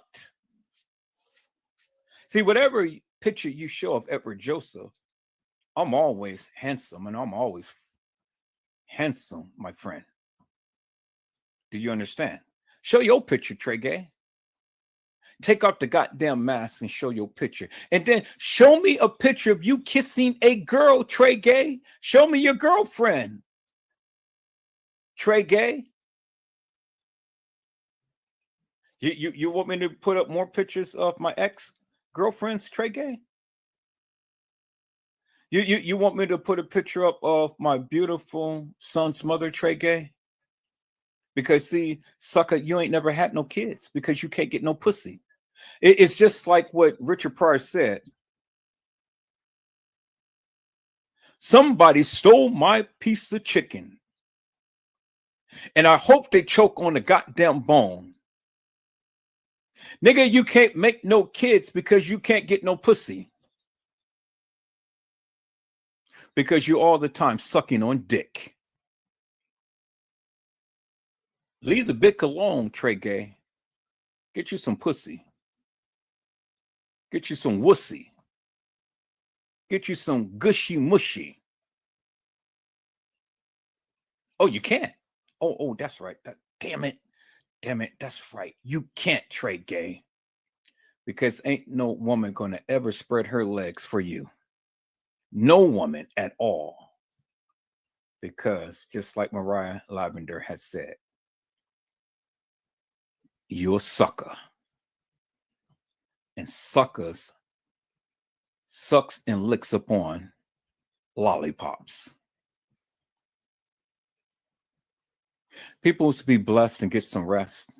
And if the Lord says the same, I'll see you soon.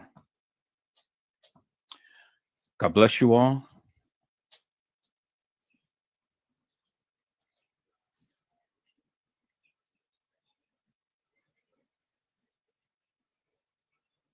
Thank you for watching.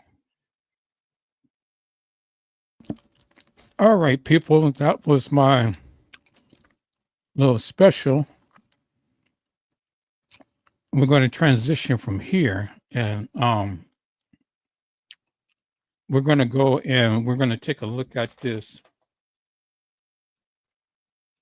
We're going to transition here, and we're going to go and we're going to take a look at something that just happened. So we're going to transition up to Kanika. We'll be back on it. You know, I'm just now getting familiar with my software and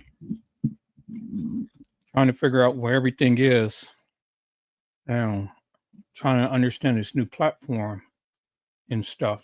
You know, but we're going to get there, people. So we're going to get there. We got plenty of time. I'm back. I'm back, and I'm back with a vengeance, people. And so, you know, we're going to get there. But we're going to transition right now. We're going to look at all of these people in Baltimore facing federal charges. And, you know, it's crazy, people. I mean, with all of the stuff that's going on, things just has literally has taken a dramatic change. People is just going crazy and stuff. I mean, so much stuff is happening. So we're going to take a look at this, people's 40 people facing charges in Baltimore. Fed's largest drug trafficking case.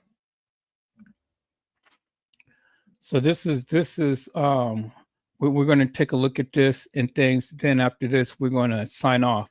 But we'll be back tomorrow, people. If the Lord says the same, I'll be back tomorrow. I'm back now. I got my new computer built. So you guys are going to start seeing a lot more creative things. I'm making a intro video, you know, and then I'm looking into seeing how I can utilize the overlays and other things and stuff. You know, but I have to have some pre-set things already created. I know how to, you know, I know how to do it to add all of the other things to, you know, show what I want to show up on the live and things and stuff. So I have to have that pre-done. So as the days go by, people, you know, we're going to be doing a whole lot of stuff now. Since I got my computer back, I got Windows 11. It's beautiful. I mean, this whole platform is just absolutely beautiful. I got new memory. I got a new processor. So, you know, shit is just blazing fast. And then I'm looking at all of this other things to enhance my videos and stuff. So what I want to do real quick before I go into this thing, let me show you this. So let me share my screen real quick. Because see, you know, I don't mind sharing technology. I don't mind sharing the things that, you know, I'm doing and stuff I'm going to be doing. A lot of these content creators, they get all of this stuff and then they want to hold on to it and they don't want to share it with nobody. But I'm not that way, people. So I share all of the things that I do and stuff, which is cool. So I just want to share this real quick with you, and so you guys can clearly see. So here, and let me share this real quick. Cancel that. Let me share this screen. So I'm a little hoarse, as you guys can see. You know, but I'll be getting my voice back. And so this is the elements. This is what I'm purchasing.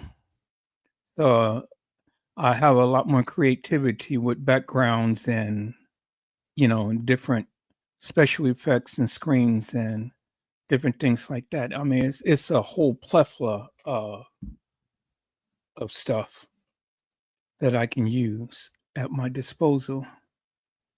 And then I can switch up a lot of stuff too.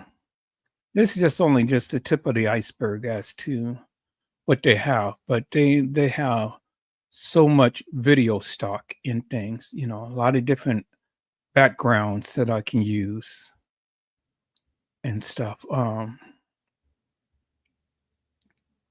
So this is just a little taste, that a little teaser, you know, a lot of transitions that I can use and stuff. You know, I can switch up a lot of this stuff. And this is all royalty free. And so since they have the sale going on now,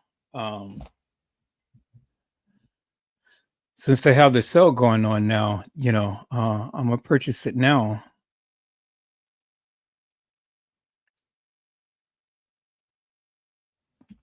And see, so it's little things like this and stuff. So they have sound effects, they have graphic templates, they have fonts, they have add-ons, you know, a whole host of stuff. I can use a lot of this stuff as my backdrop and everything. It's just a whole plethora of stuff. So it's called Envato. So this is what a lot of the content creators has been using, you know, for a lot of their backgrounds and things of that nature. You know, so this is what I'm going to be using to beef up a lot of my lives and stuff. You know, use like the backdrop to kind of like put a lot of things together and stuff. So, you know, it's beautiful. This is absolutely beautiful. I love this backdrop right here. So you guys are going to start seeing a lot more creative graphics and things. I couldn't really do too much and nothing because I was hindered, you know. I had to beef up my computer.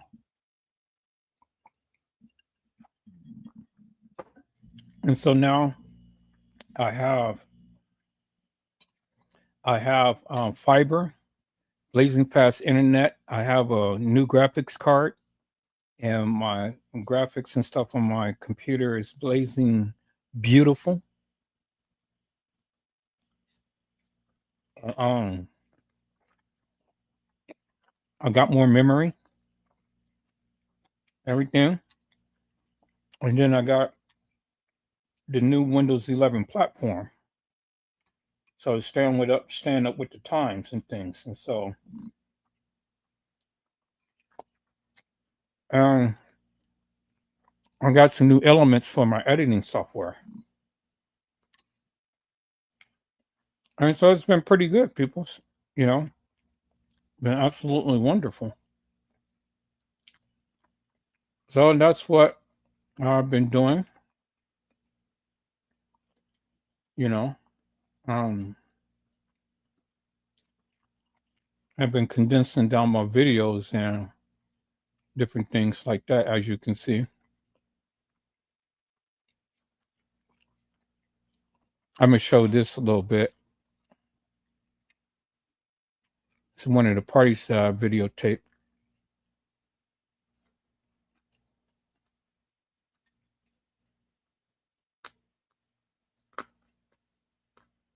They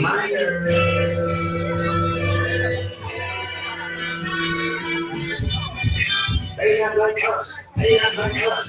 They not like us. They not like us. They not like us. They not like us. I was showing you, certified millionaire, you might understand me. Walking down the whole time, you ain't got some phone. So shit, you need a phone. I hate you, baby. You better not fuck up yourself, black and baby. You ain't get that talk for me, nigga, love. You shit, you like your little sister phone. It's so good, you wanna get your food down. Come back, you know what it's meant. I got a little case where I see it around. Certified nigga, boy, something right here. That fucking boy. I'm a big sure. Why you chillin' like a bitch? You keep tired. Shut the door. Hey, minor.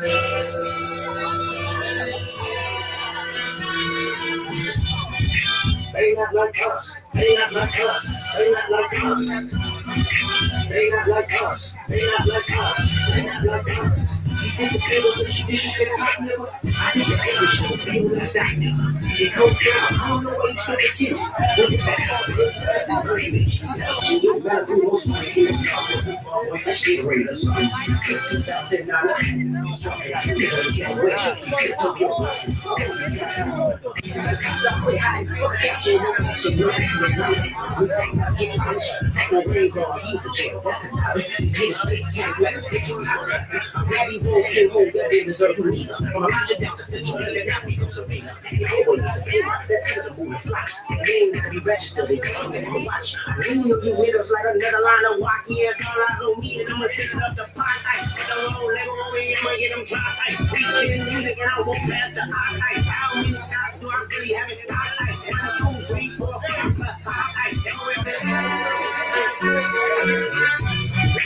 They not like us. They not like us. They not like us. They not like us. They not like us. They not like us. Once upon a time, all of us were sent chains. And we still double down, calling us some slaves. And none of us have never heard of railroads and trains. Barrel me for a second. Let me put y'all on.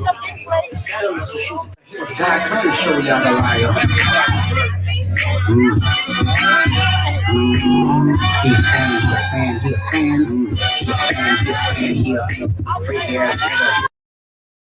And the young lady right there who was just facing the camera, that's the party girl.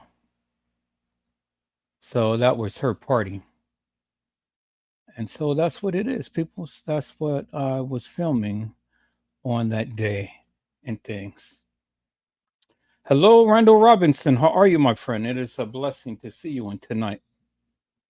And so that's what it is, people. That is exactly what it is. So, you know, we're going to be looking at a multitude of cases and things, and we're going to be talking about a lot of different cases and stuff. I'm so excited. I'm really excited and things. So that's what we're going to be doing, people. You know, I'm back now, and I'm back in action. And yes, Anika, this whole case is evil, but we're going to get into it. I've been asked to go over some things and stuff between Teresa Martin, bring a little bit more clarity to that in things. And so we're going to be back talking about that as well and stuff, and get your input,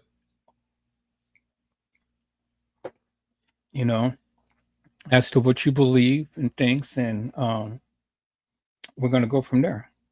So many different things that's happening, people. I just can't really begin to start, but I'm going to be dedicating some time to really, you know, have some preset videos and stuff, so I can bring something to you. I already have some videos that is already edited down to a certain degree, you know, just so as I'm talking about it, you guys can start seeing some things and whatnot. Yeah. You guys already know that President Biden had literally pardoned his son. I knew that that was going to happen, but it's okay. For all of you people who voted for President T, well, I hope that you can survive these next 4 years, because this country is getting ready to go through hell. And so if you guys thought that President T was the best choice, well, then wait until you start to have some issues, and then we're going to see what you have to say after that. And then when you start having issues, I'm just going to say, well, damn it, good for you. That's all I have to say. All right, people, so let's go and let me share my screen. Let's take a look at this, and then we're going to check out of here because it's pretty much a little late. But let's take a look at what has happened here in Baltimore, peoples. Let's go.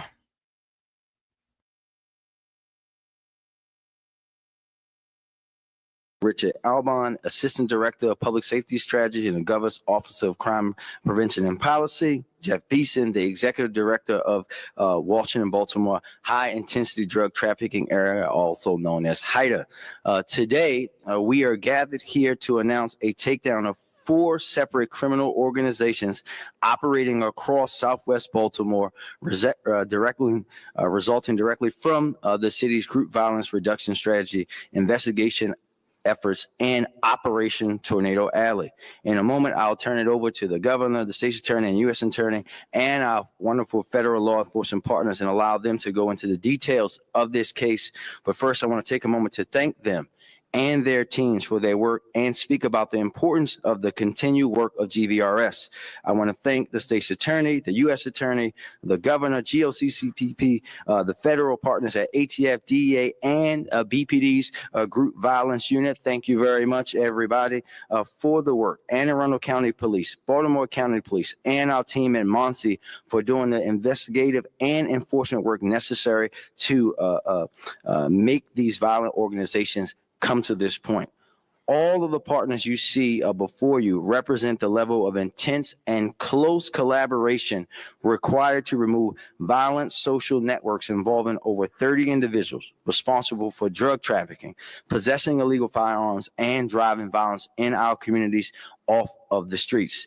This is what GVRS's accountability component looks like, working together, sharing intelligence, embedding prosecutors into law enforcement investigation, and leveraging our collective resources to hold those who violate the strategy's mandate to put down the guns and make decisions to perpetuate harm and violence in our communities accountable. Both the enforcement and the intervention components are equally important. We want Baltimoreans to remain safe, alive, and free. And at every available opportunity, we provide pathways for those at the highest risk of being involved in violence to step away from the life. But again, we will not tolerate violence or behaviors that lend themselves to future violence, like drug trafficking and carrying illegal guns. And through GVRS and this strategy, we will hold those individuals in that activity accountable in every way. Together, we are sending and sharing a unified message that if you make the choice to engage in these activities associated with crime and violence, there will be swift and certain consequences for your actions. This collaboration is a huge part of why we've been able to drive down violence in Baltimore. As of this morning, as you know, homicides are down 23% and non-fatal shootings are down 34% this calendar year. That is on top of last year's historic 20% reduction in homicides. We're doubling down on the approaches which have clearly been proven to work. That's why you see representatives from every level of government involved in this work represented here today. I again want to thank all of our partners who have joined us here today, as well as our community-based organizations who are critical in the work to intervene with those at risk and being involved in violence, for their shared commitment to making Baltimore a safer place. Through GVRS and beyond, we are demonstrating what effective coordination looks like around public safety. We are seeing the fruits of our labor, but there is so much more work that remains to do. And we must recommit ourselves to continuing this progress in this way of true partnership through 2025 and beyond. And I also like to take a moment to thank all of our detectives, everyone who's on the front line doing this work every day. We are up here doing the speaking, but you do the work. So thank you all for what you do for Baltimore each and every day. And thank you. And with that, I will turn it over to Governor Moore. Whatever issue your iPhone may have, TenorShare ReiBoot can fix them all. We could fix more than 150 iOS stock issues and enter or exit recovery mode with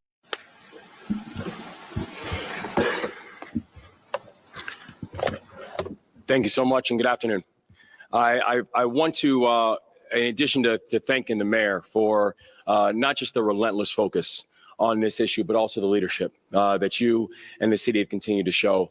And also I want to echo what the mayor is saying to our frontline officers, to members of law enforcement. Thank you for being willing to be the ones who raise your hands to continue to make our community safer. Our administration has been clear from day one that public safety was our top priority. But we knew what we were walking into. We knew we were walking into a situation where just in Baltimore City, that Baltimore City had endured nearly a decade of 300 plus homicides a year, that we were failing to adequately coordinate the different arms of the justice system. And there were real gaps in the system. Gaps like, for example, in the Maryland Coordination and Analysis Center, the governor's main tool that you have for intelligence, not just collection, but also sharing, that all jurisdictions were involved in MCAC, with the exception of Baltimore City. So in our first year, we decided to roll out an all of the above approach to public safety. And we said we were not going to pick and choose which jurisdictions in local and state and federal levels were going to have a seat at the table. And we weren't going to settle for a status quo. And we would actively work with all of our partners and stakeholders to improve communication and also improve coordination. And we said that we provide the members of law enforcement with the resources that they need in order to get the job done and also to stay safe. And so we delivered record funding support for local law enforcement. We delivered record funding support for the Maryland Coordination and Analysis Center. And Maryland is proudly one of the only states in the country that provides direct support to the Office of the U.S. Attorney, so they have the dedicated resources that they need as well. So in Maryland, we've chosen to work together. And I believe that today is a testament to the results that we can deliver when we make the active choice to move in partnership. In front of you, you see guns and contraband from 3 different drug busts of a crime ring that touched nearly every jurisdiction in the state of Maryland.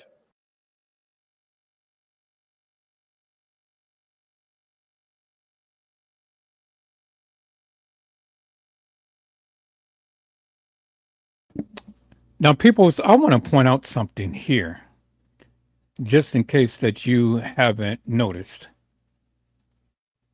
You have the governor who is black.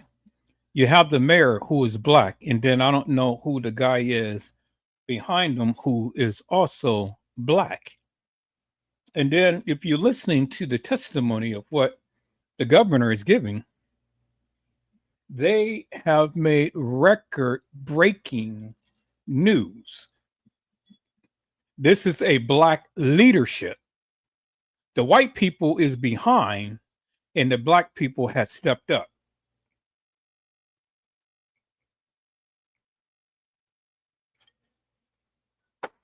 I'm not making this no race issue or anything.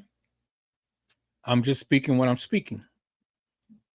The black people in power have done great things. And this is a testament as to if you just leave the people alone and leave the politics behind out of it, the people can do great things. And this is a testament to that. You know, I don't know why people think that Black people can't excel. Well, they can. And they are.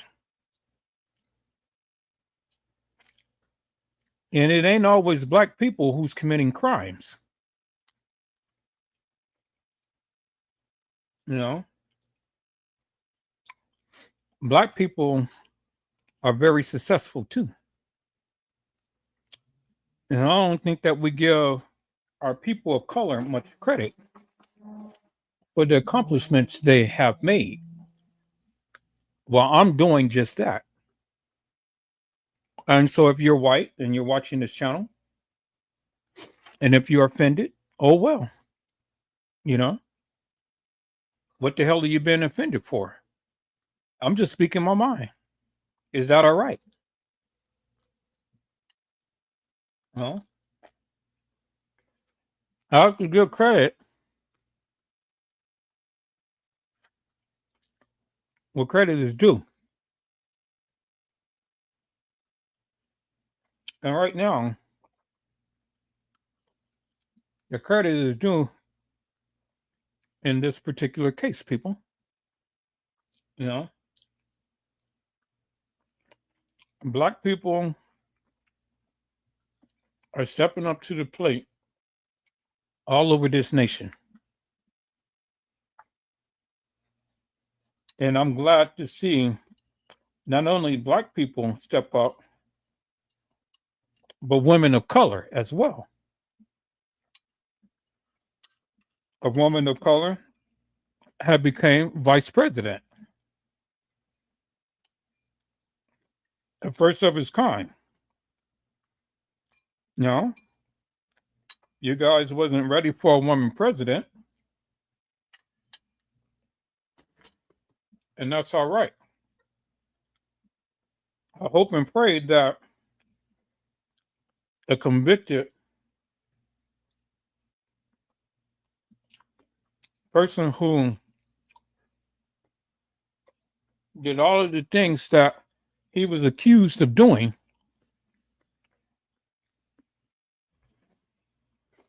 I hope he's a good choice for you. And I hope he makes you happy, because you're in for a rough ride these next 4 years. When things starts to get difficult, I'm just going to sit back and laugh at you. And every time I get an opportunity to, I'm going to blast it in your face. And I'm going to remind you of your choice that you made. A convicted felon. And don't think that he's scared, people, because he has 4 years to stay out of prison. And day one, once he gets out, those charges is coming back again. Mark my words. So watch what I say. So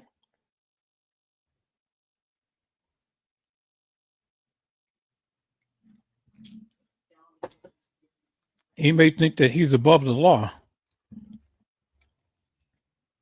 but somehow the law all the time catches up with you peoples. All right, let's get back on to this, peoples. Let's go ahead and finish watching this here.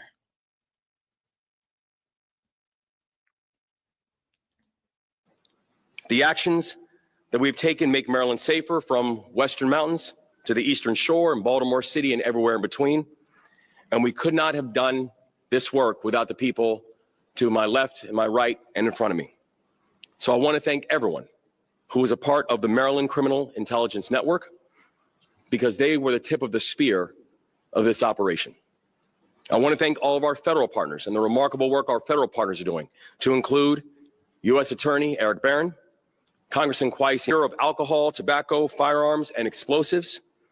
I want to thank our partners in the city of Baltimore, Mayor Scott, Commissioner Worley, State's Attorney Ivan Bates.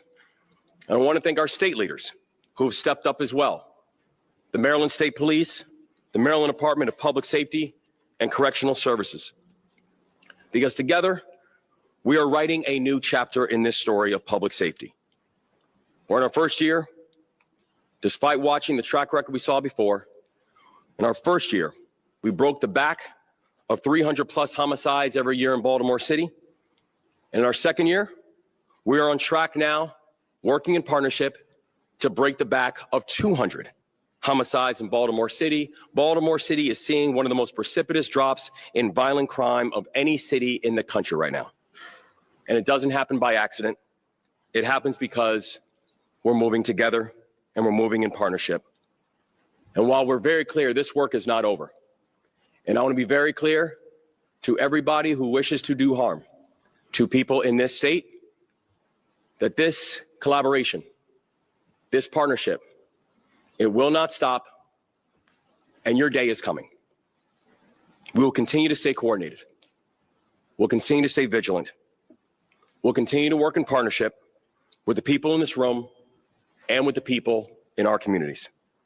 And with that, I am proud to introduce a true friend and partner in this work, Baltimorean and Congressman Kweisi Mfume. HitPaw Video Enhancer is an AI video quality enhancer. Thank you very much. I am just happy to be able to stand here this morning with all of these people, not the least of which is the mayor of the city, who has done a yeoman's job at fighting crime wherever it exists, and who has repeatedly over and over again suggested and in fact demanded that people believe that crime can in fact and will be reduced. So Mayor Scott, thank you for that. Thank you for the work with all of your agencies and every aspect of city government. Governor Moore said something a moment ago that should not be lost, and that is that anybody out there being a part of violent gang activity where there's guns or drugs or anything else will have no safe haven. And the governor, since he's been in office, has been consistent in that regard. And when he and both the mayor talk about the nameless and faceless, as we know, those are the people on the street, the detectives that work hard, the people who work here in this headquarters, and the others that don't get any sort of recognition at all, but in the aggregate have all worked together to get us to this point. I would be remiss if I did not mention the work of our state's attorney, Ivan Bates. Consistent, day after day, week after week, against great odds, working in tandem with so many around this room to get us to where we are. Ivan, it's been a great job. You please keep up the good work. And I can tell you on behalf of families all over Baltimore, they appreciate the consistency in your example.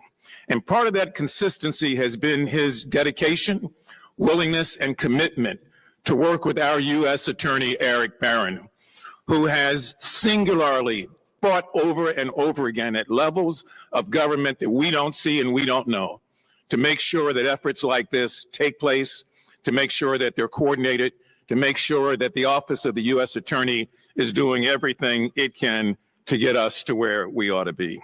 Those things are important to say today, just because this is the record and we want to be on the record. And being on the record, thank you, Mr. Forget, for the work at DEA. Thank you, Ms. Cosby, for the work at ATF. Thank you to our friends at the FBI and all of those on the street. One final thing I just want to emphasize here. Families have been devastated by this level of organized crime. The organizations that are being taken down today, if left unchecked, would have engaged in more murders and more drugs and more disarray in this city. We can't stress enough to the families who are not here, who've buried loved ones.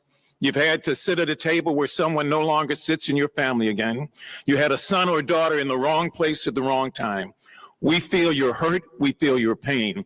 And as it gets closer and closer to the holidays, understand that efforts like this are to prevent other families from having to suffer through the tragedy that you've suffered, endured so long.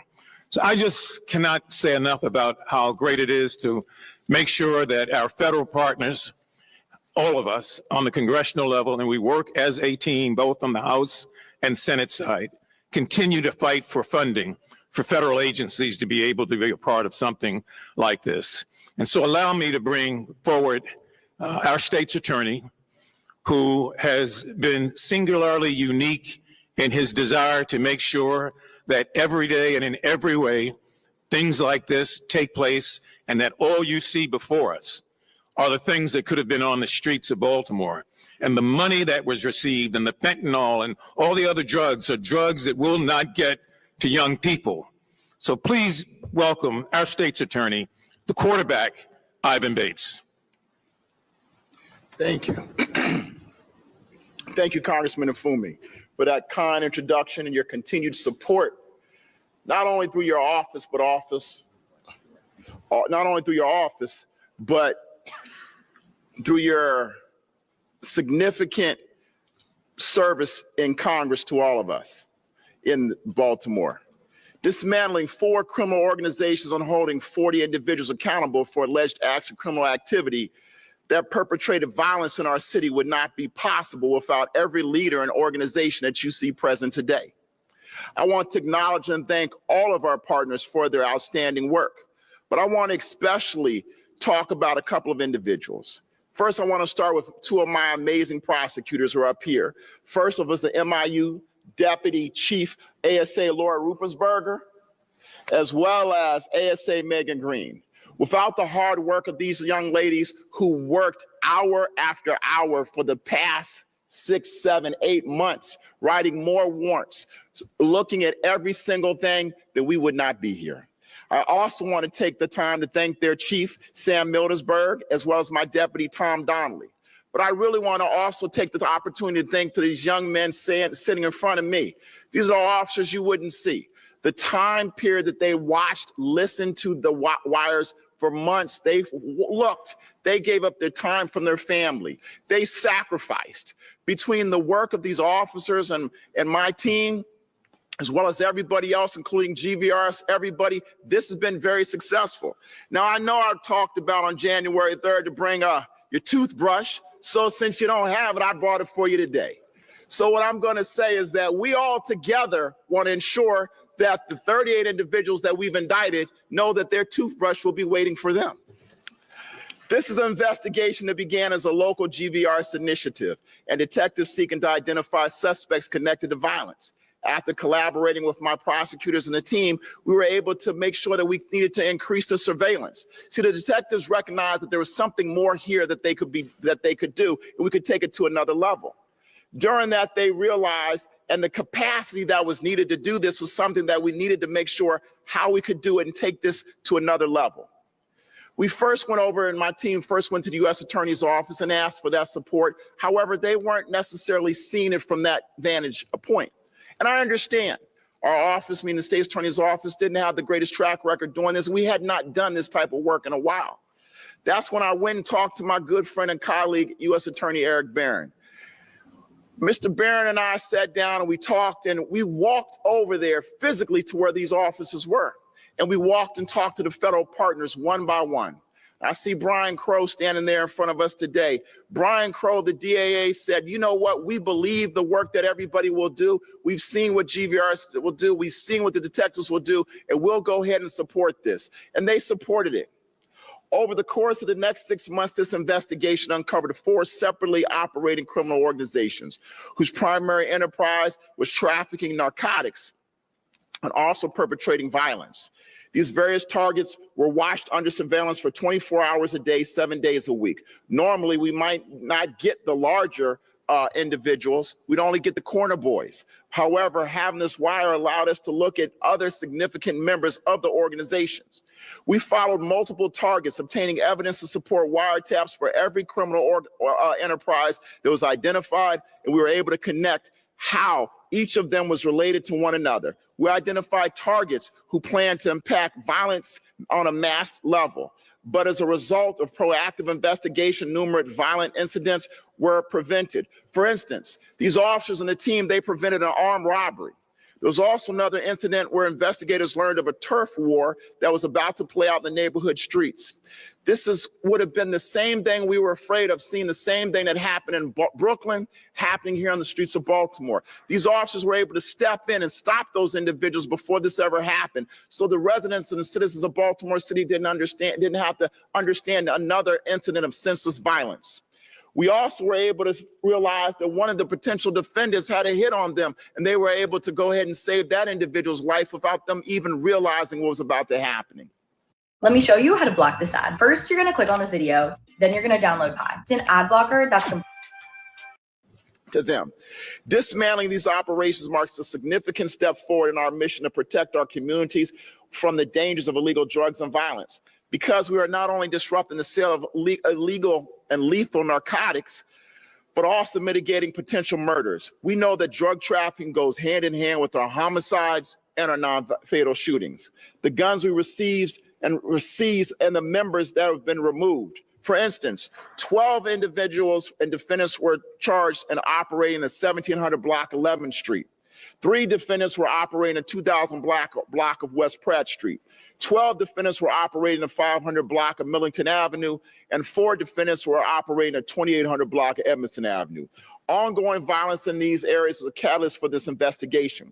Law enforcement identified multiple sources of fentanyl and cocaine, some of which included importing large quantities out of state, including 3.4 kilograms of suspected cocaine that was being brought from New York into Maryland on behalf of the criminal organization from the 500 block of Millington Avenue.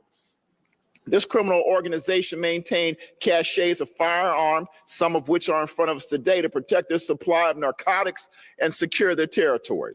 In March, BPD executed search warrants in the 500 blocks of Millington Avenue, which resulted in the seizure of 5 rifles, 3 handguns, and body armor. A rival organization operating in the 1700 block Lemon Street engaged in drug trafficking, firearm trafficking, and car thefts to finance and further their enterprise.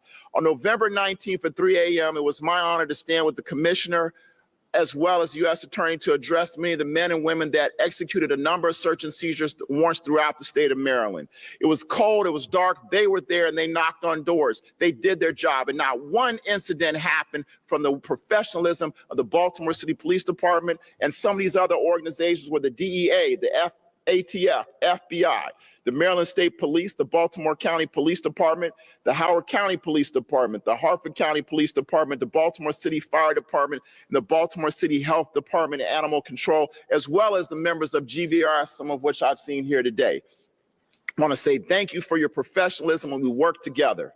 In total, law enforcement recovered just that day 525 grams of suspected heroin fentanyl mixture, approximately 340 grams of suspected cocaine, 6 firearms varying caliber, $9,701 believed to be proceeds of sale of narcotics. Just to be explicitly clear, this investigation is ongoing. We are looking to see if any of these suspects are tied in the past to additional acts of violence in our city or our state. I hope that the gravity of today's announcement is evident to everyone. What this collaboration has done not only restores some measure of peace and safety to the citizens and residents of Southwest and Western Baltimore City, but also delivers a devastating blow to the I-95 drug corridor in terms of drug trade. My office is committed to continuing to upend the lives of individuals who think Baltimore is a safe place for them to traffic guns, drugs, and participate in violence in our community. We are coming after these individuals who think that they can do that. And with the stellar team of law enforcement that you see right here with us on the state and federal side, we are clearly letting you know that we are confident what we're able to do. Thank you. And right now, I will turn this over to my colleague and partner, Eric Barron. And once again, I must say truly thank you to him, because we would never have been able to have this wire without our U.S. Attorney stepping in and asking on his behalf and believing in both GVRS, the Baltimore City Police Department, and the state's attorney's office to say we can do this together. Once again, my friend and colleague, Eric Barron.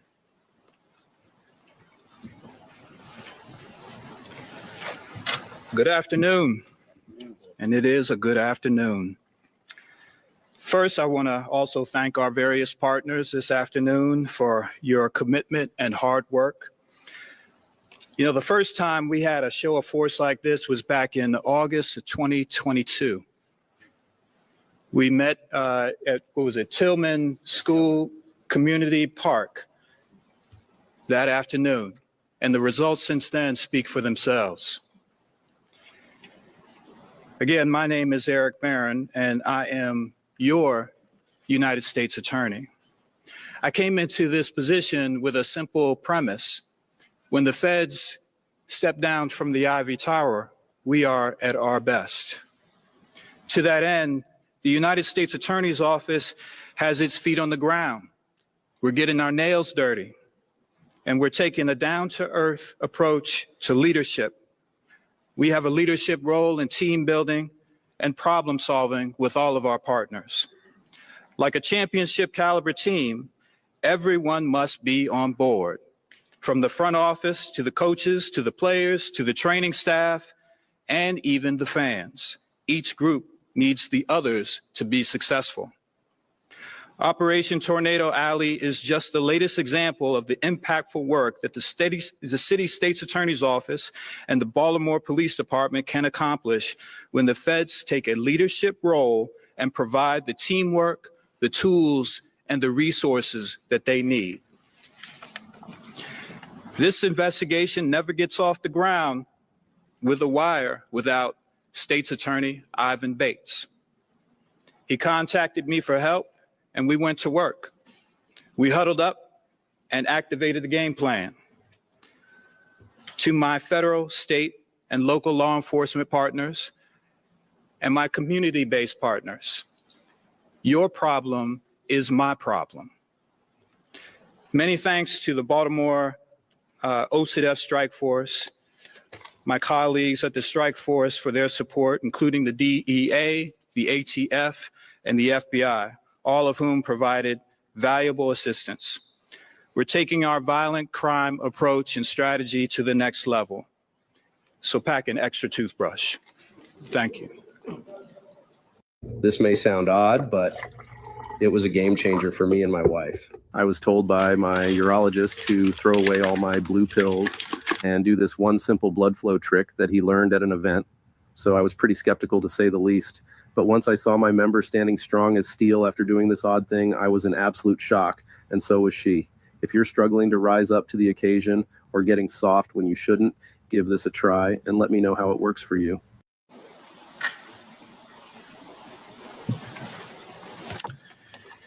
Good afternoon. I'm Jared Forget from the Drug Enforcement Administration, and good afternoon.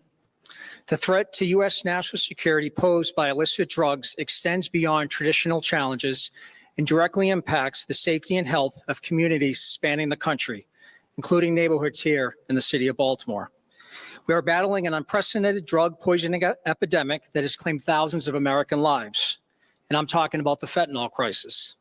In fact, 2/3 of the reported drug poisoning fatalities are linked to synthetic drugs, such as methamphetamine and fentanyl, and are primarily manufactured by two drug trafficking organizations, the Sinaloa and Jalisco cartels in Mexico.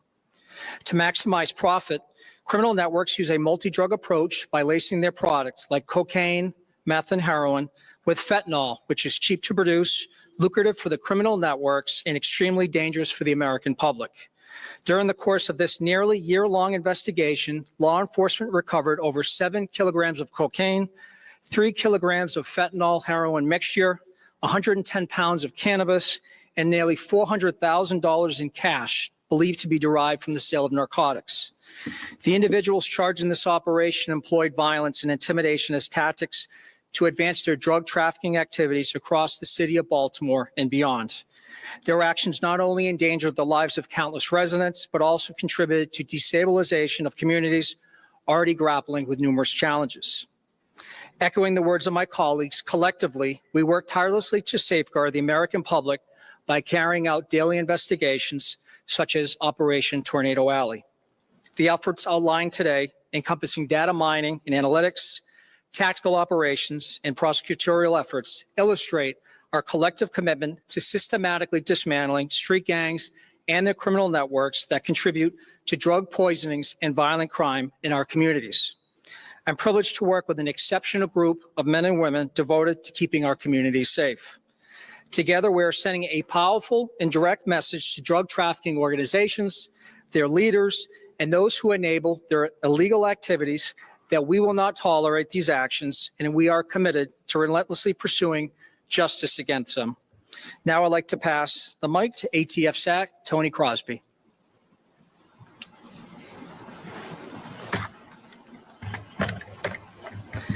Good afternoon. Thank you, Mayor, Governor, Congressman, U.S. Attorney, State's Attorney, DEA, Baltimore Police Department. We're here today to announce charges against 40 individuals for drug trafficking and firearms offenses that occurred over the last year in Baltimore. As you know, ATF is on the front line in the fight against violent crime, particularly firearms trafficking, illegal possession of firearms, and possession of machine gun conversion devices, known as switches, especially when such possession is in conjunction with drug trafficking. ATF uses crime gun intelligence, which is a focused concept that consistently produces timely, precise, and actionable intelligence concerning firearms-related events. This information assists investigators in connecting, identifying, and disrupting violence through evidence-based methods. Its aim is to disrupt cycles of violence by identifying and prosecuting trigger pullers and their sources of crime guns. This case is no exception. The guns recovered during this case linked approximately 47 different incidents. These incidents that we will continue to solve and find those responsible for. So far, 13 individuals have been charged with firearms-related crimes. This investigation will be ongoing until each and every individual who possessed, trafficked, or used firearms illegally is brought to justice. Of particular concern in this case is the possession and use of machine gun conversion devices. Conversion devices can convert semi-automatic pistols and rifles into fully automatic weapons in less than 60 seconds. One pull of the trigger can release all the ammunition in the magazine. Protecting the public is our number one priority, and these devices pose a massive threat to public safety. It is against the law to manufacture, sell, or possess these devices. We are committed to apprehending and prosecuting those who continue to bring these devices into our communities. Thank you, State's Attorney Bates and U.S. Attorney Barron. Your relentless commitment to ensure that these cases are prosecuted to the fullest extent of the law in order to keep our communities safe from gun violence.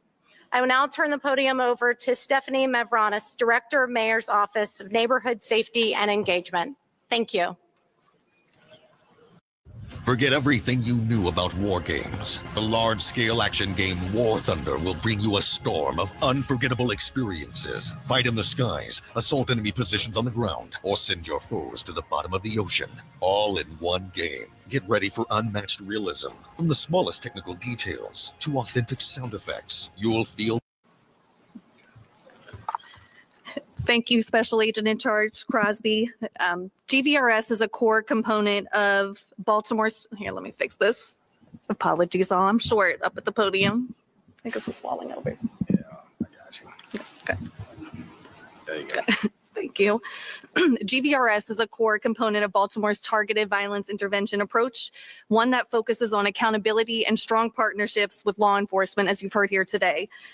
Monty plays a role in the group violence reduction strategy as a coordinator, participating in the weekly violence review, facilitating coordination meetings with our service providers, and helping manage the partnership that includes BPD, the State's Attorney's Office, and a whole host of community-based partners. We also serve as an interagency accountability partner, participating in the data tracking and accountability associated with the strategy. We want to make sure that we are maintaining fidelity of this strategy while also being able to pivot to meet needs where needed. The mayor has always been clear that we'll be guided by the data. And as the mayor and the other partners here today mentioned, this strategy is fundamentally about coordination and collaboration. Again, I want to thank State's Attorney Bates, U.S. Attorney Barron, the ATF, DEA, BPD, and our other law enforcement partners for ensuring the strategy's accountability component is effective. GVRS is ultimately an intervention strategy. People get on the radar of GVRS because they're identified as the most likely to be at the center of gun violence. We don't want to just deploy enforcement after a shooting has taken place. We know the connection between the drug trade, carrying illegal firearms, and violent crime. There have to be real, legitimate consequences for those who perpetuate harm in our communities. We'll continue to work hand in hand with our partners to build safer communities across Baltimore, and we know this approach is working, and we remain committed to the strategy in collaboration with these partners here today. This strategy relies on a balance of accountability and opportunity through service providers where appropriate.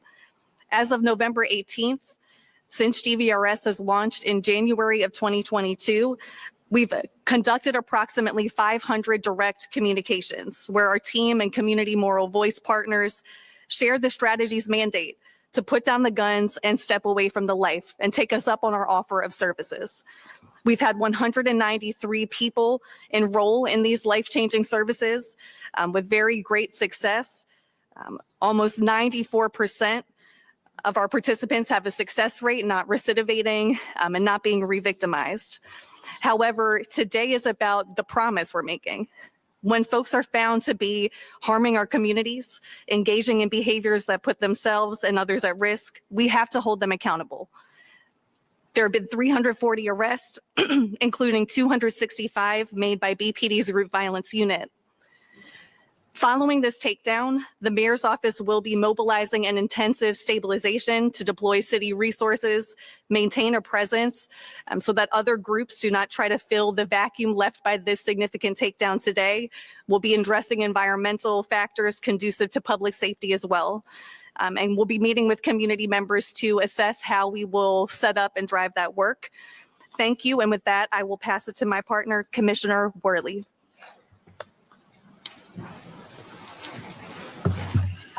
Good afternoon, everyone. Thank you, Stephanie. I just want to thank all of our federal, state, and local partners. Without them, we wouldn't be here with this magnitude of an investigation. But all investigations have a starting point, and that was with our Group Violence Unit. They started this as an investigation into a violent gang that was wreaking havoc in the Tri-District area. It quickly grew to where this involved all of our state, federal, and local partners, but it also involved all of our DAT teams, our patrol officers, our crime lab. None of this stuff gets processed without the crime lab and all the analysts that it took. So it was truly a team effort, and I'm incredibly proud of all of them, led by Lieutenant Colonel Velty and Captain Latanzi of the Group Violence Unit. It's part of the Group Violence Reduction Strategy that is working to drive down violence in the city. The amount of guns and drugs that you've seen seized here is just from 4 groups, and there are multiples violating the law around the city. The individuals involved in this investigation range from the age of 16 to 61. They've been arrested more than 220 times, and 12 of them are repeat offenders. Luckily, we've got almost all of them off the street. 15 of them are still at large. So if you have any information, please call 1-866-7-LOCK-UP. But one of the big components of this that I don't think we've mentioned so far is the community that gives us tips, that allows us to do these investigations, that we can continue to build on. When we get a roadblock, they're helping with these investigations. So the community plays a huge part. So for this, I thank you, all those watching. Thank you for your cooperation. Our men and women could not be able to do it. We wouldn't be here without the cooperation of the community. Now we will turn it over for questions.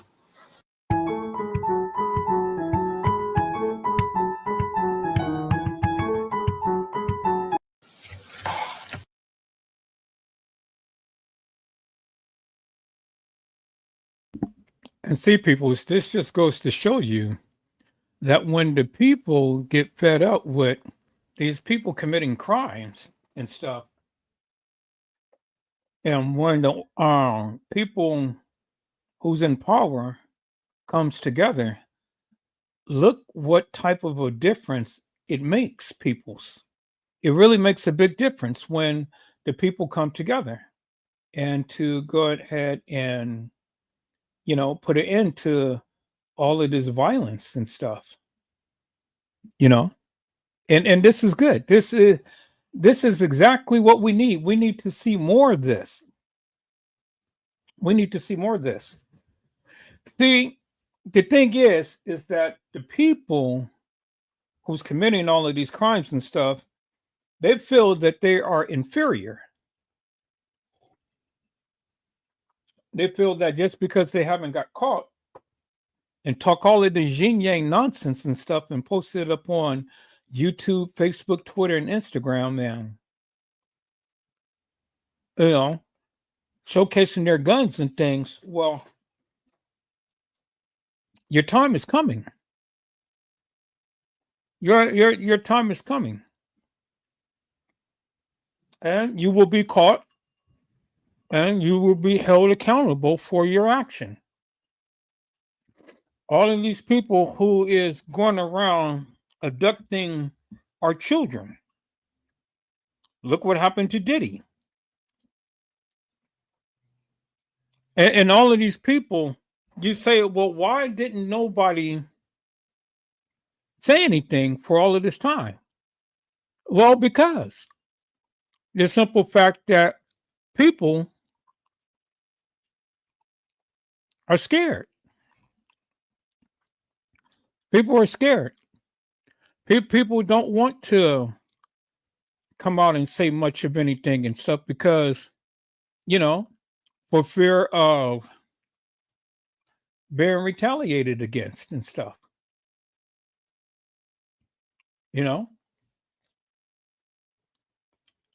People are scared.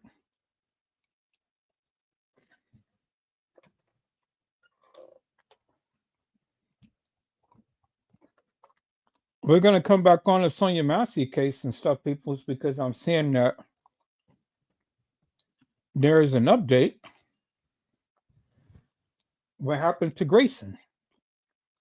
I see MTGV Crime Podcast is live right now and talking about that case. It's so much is happening, peoples. So much is happening.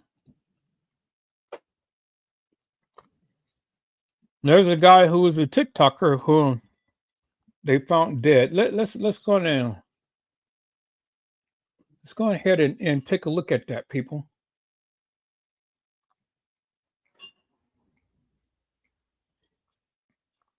I mean, it's so much to talk about. And see, I just don't want to try to focus upon Kanika. When there's so much other cases to talk about. We'll be back on Kanika, but I want you guys to, get so tied up, tangled up in Kanika. We talked about Kanika for 7 years. Although we're still going to talk about it, there's other things that I want to sit and talk about as well. Yeah.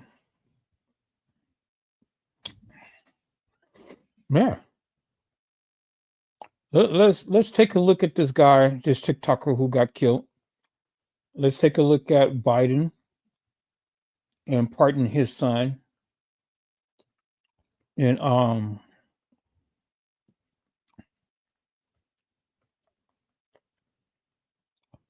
I think that'd be it for tonight. And then we'll come tomorrow.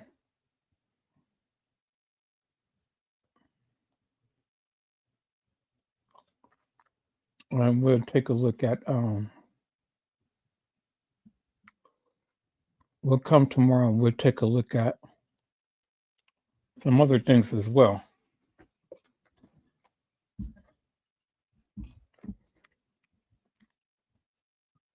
Is that all right, peoples?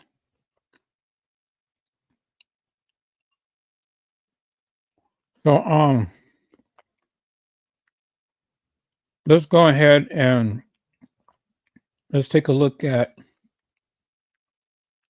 this TikToker who had been found dead.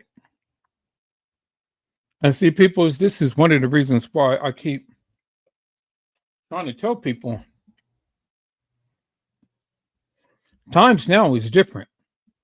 You have to be very careful about the things that you cover because these people are crazy.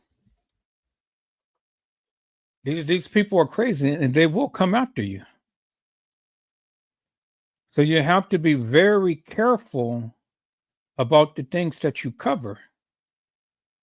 Have to be very careful about that, you know, about the things that you cover. So just wanted to throw that out there to the people. All right, let's go ahead and look at this TikToker, people. So let's go.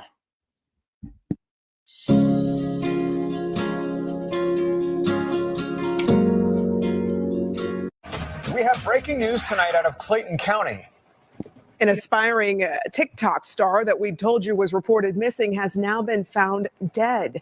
Clayton police had searched for Jair Snyder around where they tracked his phone. Fox 5's Joy Dukes has followed this case. She's joining us live at the scene. Joy, just not the outcome his loved ones were hoping for. Yeah, good evening to you both. This is certainly not the news that we wanted to report, but unfortunately, just in the last hour here, Clayton County Police have confirmed that the body that they found here off of Brown Road in Jonesboro is, in fact, Jair Snyder. Now, take a look behind me. You can see the tree line here. Snyder, we knew, as what we reported yesterday, was last seen in this area. He was at a nightclub, Rumors nightclub, and apparently had borrowed a friend's car. A family member say that they tracked his location all the way to Brown Road, about 25 minutes away from that nightclub, and that they called police earlier today around 1 p.m. Police came out, and sure enough, they found the car in this wooded area. Now, so far, police telling us that it was so deep in this wooded area that it's very likely that he was traveling at a high rate of speed here. They had the intersection here blocked off for a few hours as they worked to pull that car out of that wooded area and also pull his body out. And that's when they were again able to confirm his identity. Now, we know that his family members have been extremely concerned about this just for the last 10 days. They say November 15th was the last time anyone had heard or seen him. Here's what police are saying about this. Obviously, the timing of this is all the more heartbreaking just before Thanksgiving. It's always tragic when we lose a citizen or anybody passing through our county. Clayton County is committed to working hard with our local agencies to locate any of our missing people and try to give a peaceful resolution to any of the families that are out here looking for their individuals or experiencing anything in our area. So we give our sincerest, heartfelt condolences to the family that when we found him, it was in these circumstances. It took police several hours to process the scene here, and his body is now at the medical examiner's office where they will undergo an autopsy. And we know that the car has been taken back to headquarters for Clayton County Police. They are going to get a search warrant so that they can try and get inside the car and figure out if there's any more evidence that might help them find out exactly what happened to Jair. But just in a few moments, we will be speaking with family members who came out here to see the scene for themselves. They walked back into the wooded area and now have come back onto the street. You can just imagine the heartbreak, you guys, just right before the Thanksgiving holiday. That's the latest here live in Clayton County. Joy Dukes, Fox 5 News. Yeah, certainly a shocking development tonight, Joy, and so heartbreaking for those family members. Thanks. I bet you.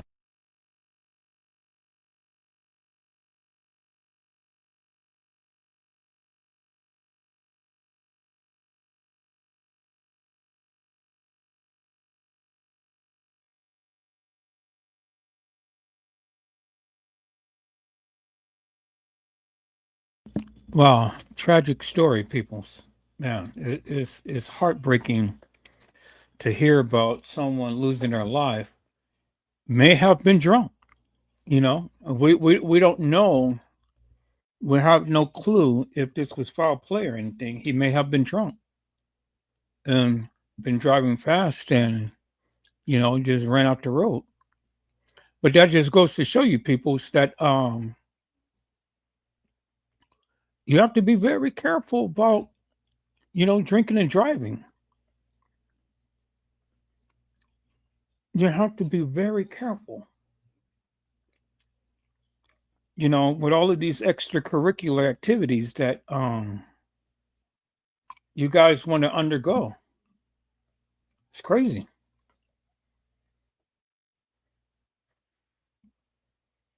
It is absolutely crazy, peoples.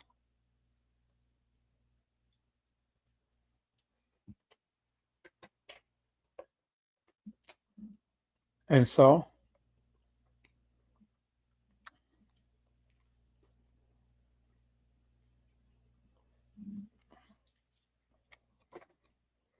if you're going to drink, don't drive. You know, we're going to drink, don't drive, peoples.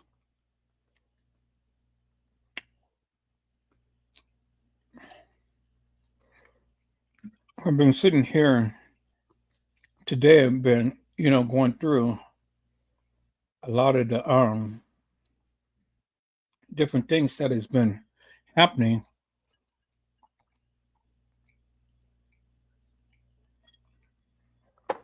All over everywhere.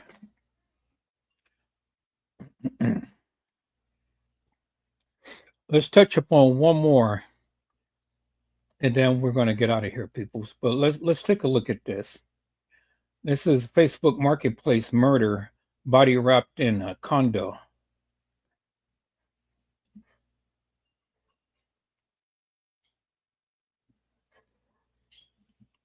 Try to silence all of these commercials. All right, let's take a look at this, people.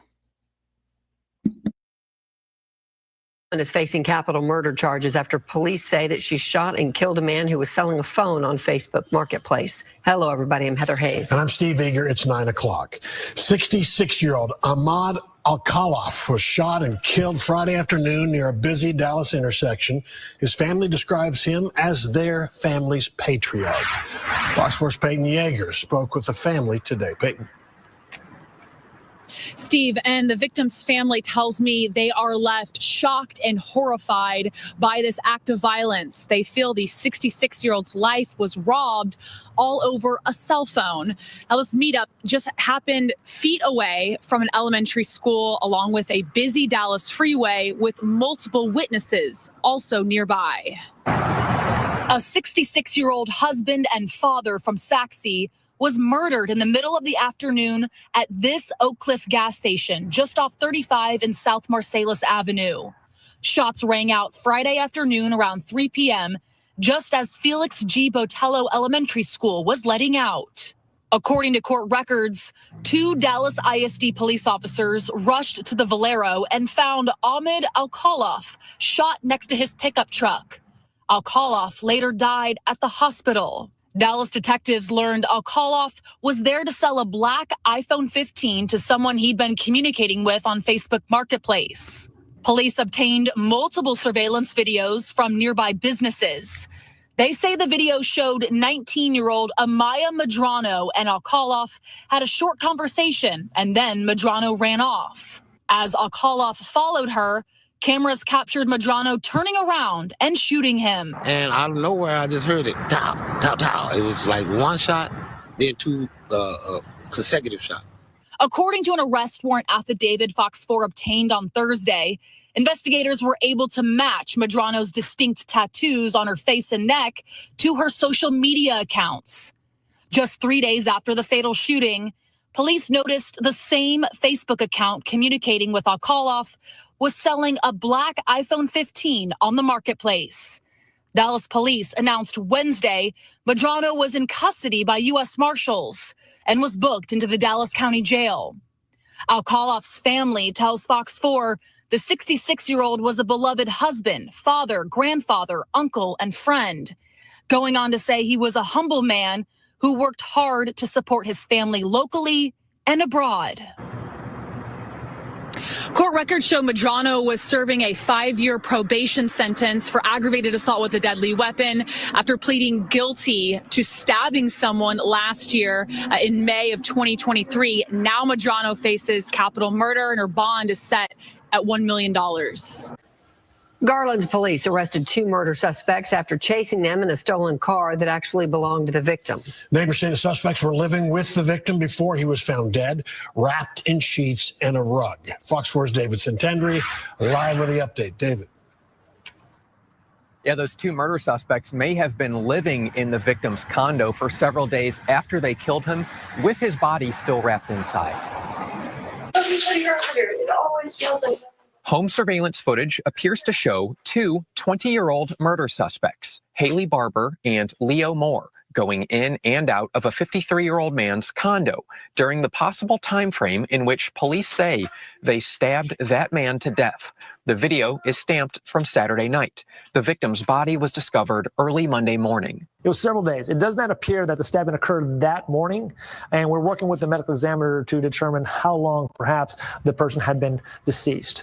Inside Johnny Mack Ross Jr.'s condo near Lake Ray Hubbard is where police found his body wrapped up. From my understanding, there's multiple different types of material. There was like some sheeting, bed sheeting type of materials, as well as perhaps maybe like a rug or something to that effect. Police say a smell was coming from the condo this past weekend, and neighbors say it became progressively worse. Maybe Sunday evening, you could really start to smell it. Dylan Meadows and other neighbors say Barber and Moore were living with the victim for the past few weeks. Meadows says he heard unusually loud noises coming from the apartment. Last week, we heard them a couple times getting into it. Meadows says he's only had positive exchanges in the 6 months he's known Ross. We used to go fishing all the time out back. He used to come down, sit out there with fish with us. He used to bring us food, sit there on the grill. He was a really cool dude. Others in the community, however, tell Fox 4 there was high-risk activity associated with the condo. There's still a lot more information that our detectives are trying to uncover. Barber and Moore allegedly stole Ross's 2001 Mercedes and led police on a chase before being arrested near LBJ Freeway Monday afternoon. Police, however, do not necessarily believe the stolen vehicle was a motive behind the murder. But it's one of those situations that it just leaves a question as to why. The 2 suspects are being held in the Garland City Jail. Police say they are being somewhat cooperative. DeSoto police say a woman shot an armed intruder who followed her to her home. Neighbors.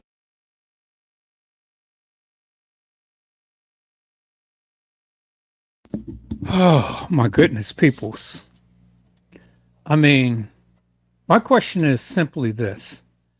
How many times do we have to sit and listen and look at all of this madness that these people have been doing forever and a day? How many times, people?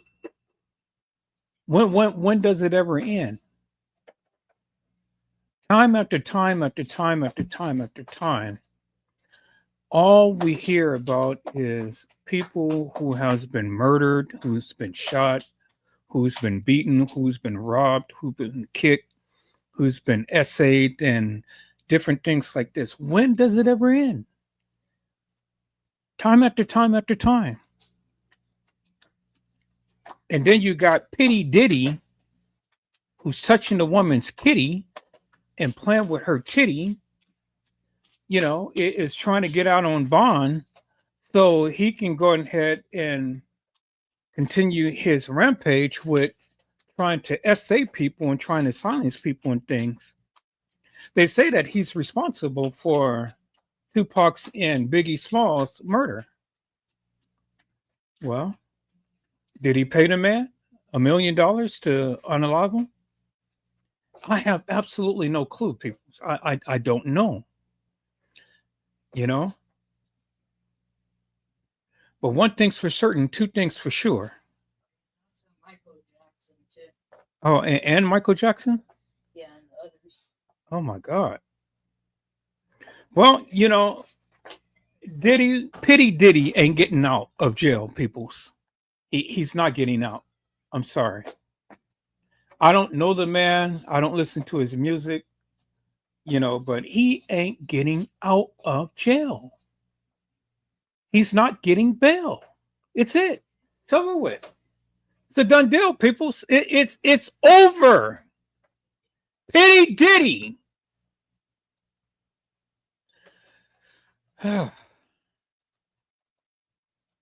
I sit back and I watch this Facebook this YouTuber this YouTuber on YouTube, and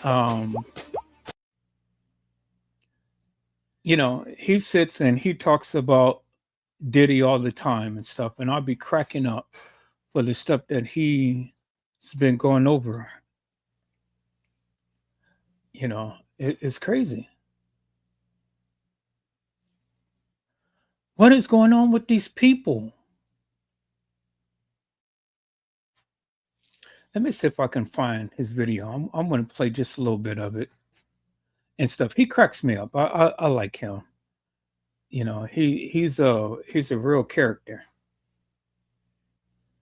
And to be frank with you, he really doesn't care what the people say. He speaks his mind and just be done with.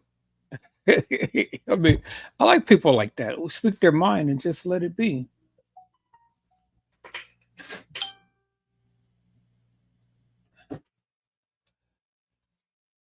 Oh, I guess there's some more news about Jelani Day too.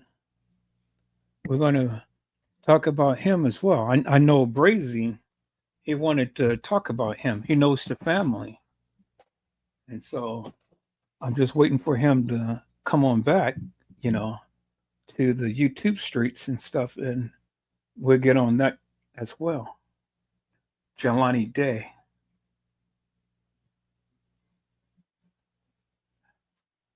So this is the guy right here, people. So I want you guys to go ahead and subscribe to his channel.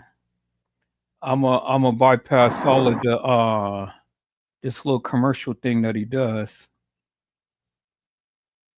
And I'm gonna start it right when he start talking about him. So we're gonna watch at least 10 minutes of this, and then we're gonna taper off of here, peoples, because it's 10:47 and we're gonna go ahead and get us some sleep. But shout out to Ticket TV. This guy is hilarious. And I like him. I don't think he's nefarious. I think he's hilarious. And I like him, but he just keeps it real. And he talks about P. Diddy. And he looks gay. Look at that. Look at that face, people. Ugh. He looks gay. That's a sorry son of a son. P. Diddy, who touched a woman's kitty. Let's listen in, people. Let's go.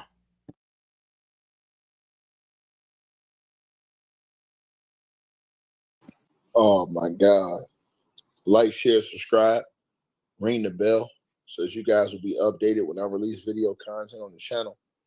And man, oh man, oh man. Y'all make sure that if y'all not subscribed, again, hit the subscribe button. You're going to see a bell. Touch that bell. After you touch that bell, you're going to see an all button. Hit that all button. That way you guys will get all the updates when I release video content.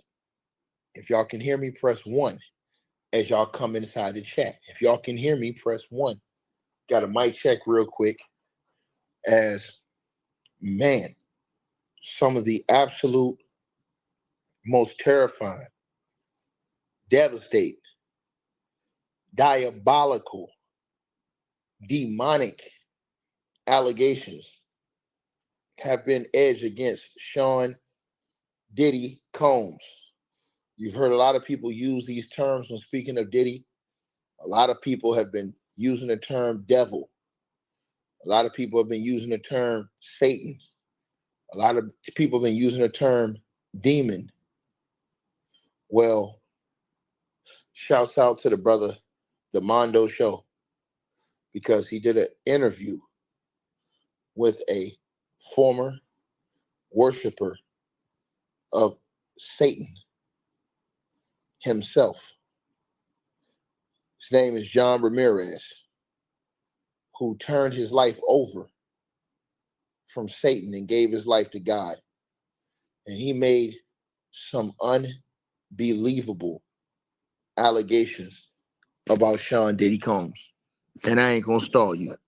I'm gonna let you hear exactly what he had to say, and it was absolutely mind-blowing. So shout out to the Mondo Show. Y'all make sure y'all go subscribe to his channel, and let's get to it. As a former Satanist, warlock, what is the spirit, demonic spirit behind the Diddy? Jezebel. Talk about it. Jezebel's a spirit. When I was in Santeria, right? Ochun. Ochun is the goddess of they call it the goddess of the ocean, the goddess of the river, I'm sorry. And she was the mother of the gold, the honey, right? That's how they described her, but she was Jezebel. Because when Ochun came down to a powerful medium, they had to bring a goat, represents a male, right? They tied the goat's mouth and they castrated him in front of her, alive. And then I took your manhood. And then the blood and all that, they do rituals with them. Don't need to get into the whole stuff. But that's what they do, right?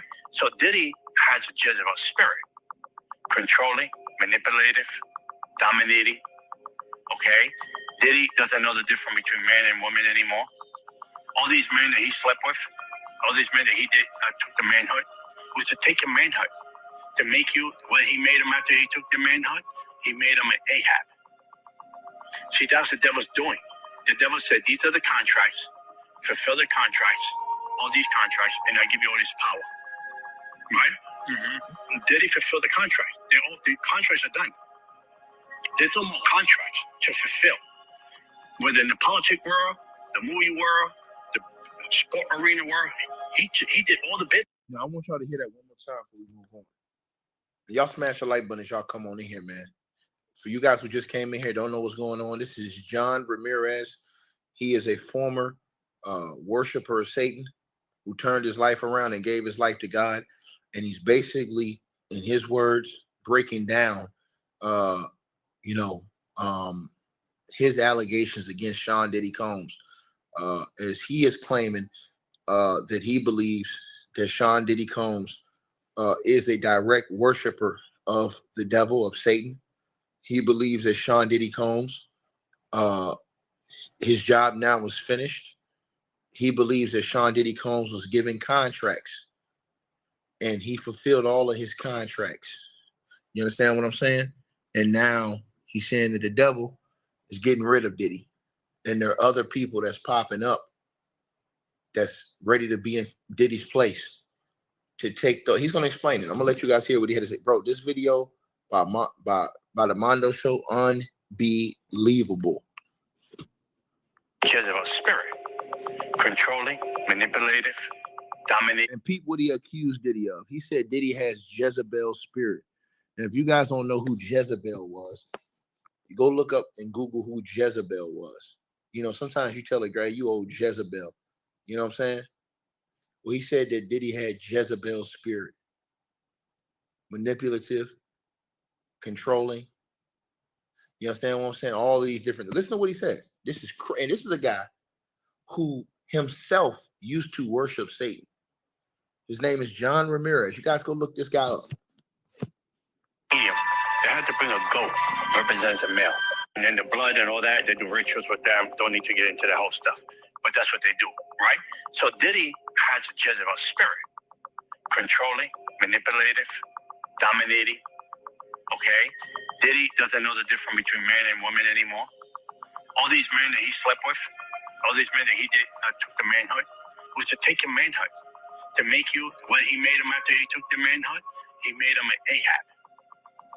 See, that's what the devil's doing. The devil said, these are the contracts, fulfill the contracts, all these contracts, and I give you all this power. Right? Did he fulfill the contract? The contracts are done. There's no more contracts to fulfill. Whether in the politic world, the movie world, the sport arena world, he did all the bidding. He did all the bidding. And you got people that, like LeBron James, according to the situation, got name tag on. I'm not gonna tag some man's name on my body. Yeah, that means ownership. Ooh, that's the devil. Did y'all peep this man brought up LeBron's name too? Lord have mercy, man. Oh my God, this man brought up LeBron's name too. He brought up LeBron James's name too. He brought up LeBron James' name too. Not Ticket, John Ramirez. Lord have mercy, man. Lord have mercy, man. Lord have mercy. To fulfill, whether in the politic world, the movie world, the sport arena world, he did all the bidding. He did all the bidding. And you got people that, like LeBron James, according to the situation, got name tag him. I'm not gonna tag some man's name on my body. Yeah. That means ownership. Ooh. The devil tagged you to say, I own you. Ownership. Okay? He has ownership. All these other actors and movie stars that he took your manhood.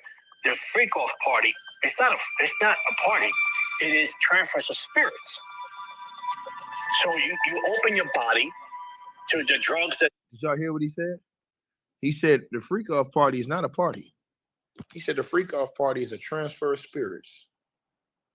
It's not a party. It's a transfer of spirits. Listen to what this man is saying about Sean Diddy Combs. His name is John Ramirez again. Yeah, that means ownership. Ooh. The devil tagged you to say, I own you. Ownership. Okay? He has ownership. All these other actors and movie stars that he took your manhood. The freak off party. It's not a party. It is transference of spirits. So you open your body to the drugs that's going on there. We saturate your body to open your body to put demonic spirits in your body, because the next person, that's what the Bible says, sex outside of marriage is a sin. Why is it a sin? Because of two reasons. It brings premature death. Not spiritually, physically, you catch AIDS or you catch a disease, brings premature death, right? And the other one is transfer spirits in you, all kind of spirits. If that person was a whoremonger and slept with people that had bipolar, slept with people that were depressed, depression, drug addiction, those spirits now I own part of that. Timeshares. Spiritual timeshares. Wow. I own some of those spirits. Wow. So in the freak off parties, that's what they did. So now the devil said, the contracts are over. I don't have any more contracts. That's why you see Cardi B. Yeah. She's freaking out. She's catching meltdown. Katy Perry, meltdown, makeup, meltdowns. I don't want to do this anymore because the pressure's on for new contracts. So Diddy's the display that the devil's putting on display. Say, see, I'm done with him. I don't need him more. Now I'm going to destroy him.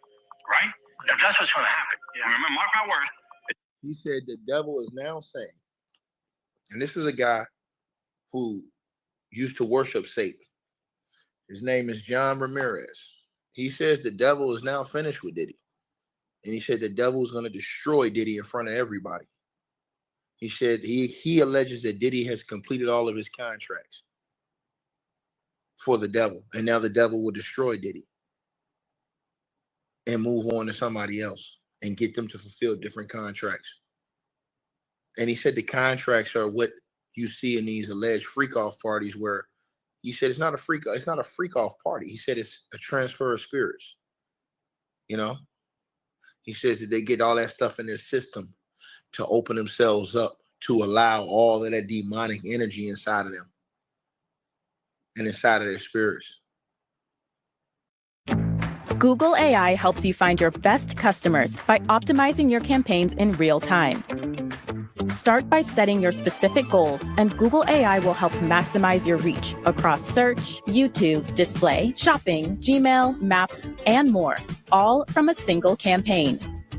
Put Google AI to work for your business. Sign up. Think about this. This deep. That the devil's putting on display. Say, see, I'm done with him. I don't need him more. Now I'm going to destroy him. Right? That's what's going to happen. Yeah. Remember, mark my words, it's going to happen. The devil don't want to give him any new contracts. To the person who said that, you didn't hear about what happened a couple weeks ago, Michelle? She went off. I don't think you heard. You need to go Google what's been going on. She went crazy. They said she allegedly went off in front of a whole bunch of youngins. I don't know if that's true or not, but I know she went off in that hospital. Went absolutely off over something that I forgot what had happened. Something had happened. So you got to go Google that. I don't think you know what you're talking about. You have to go Google that. You have to go Google that. So I don't think that you're up on the new news that's going on. But this stuff he's saying right here, bro, and why did he bring up LeBron's name? I never even thought in the world he would bring up LeBron James' name. But this guy was a worshiper of Satan, so he knows a lot of the things, most of these things that, you know, are involved in that world. He turned his life around. He turned his life around. He self-admitted that he worshiped the devil before, and he practiced in some of these acts. And he turned his life around. He said he turned his life around, gave his life to God, and now, you know, he's fighting those demonic spirits and demonic powers, is what he says. You know what I'm saying? And he's teaching people against this stuff. That's what John Ramirez is saying. That's why you see Cardi in the freak off outside of marriage is a sin. Why is it a sin? Because of two reasons. It brings premature death. Not spiritually, physically, if you catch AIDS or you catch a disease, it brings premature death, right? And the other one is traffic spirits in you, all kind of spirits. If that person was a whoremonger and slept with people that had bipolar, slept with people that were depressed, oppression, drug addiction, those spirits now I own part of that. Timeshares. Spiritual timeshares. Wow. I own some of those spirits. Wow. So in the freak-off parties, that's what they did. So now the devil said the contracts are over. I don't have any more contracts. That's why you see Cardi B. Yeah. She's freaking out. She's catching meltdown. Katy Perry, meltdown, makeup, meltdowns. I don't want to do this anymore because the pressure's on for new contracts. So Diddy's the display that the devil's putting on display. Say, see, I'm done with him. I don't need him more. Now I'm going to destroy him. Right? That's what's going to happen. Yeah. Remember, mark my words, it's going to happen. The devil don't want to give him any new contracts. Now that brings fear into Hollywood. That brings fear into the music business. Am I next? Am I the one that's going to be exposed next? If I'm the one that's going to be put on display, am I the one the devil's going to take out? So the devil said, no, I won't take you on one condition. Give me new contracts. Here's a new contract. Do this, do this, do this. Now they have to do it. They have no choice. So it's a demonic kingdom operating in fear, operating in stronghold bondages by one person. One person. Think about it. How can one person affect all these people if you don't have the devil behind? Unbelievable. Look at all the people that by one. Listen to what he said, y'all. Because everybody be saying, oh, how can one person do all of this, man? How can one person? Man, once again, you guys got to go look up John Ramirez after this video. John Ramirez is a dude who once gave his life and worshiped Satan. So he knows all about that demonic world. John Ramirez turned his entire life around. He gave his life to God. He turned his entire life around and stopped worshiping the devil.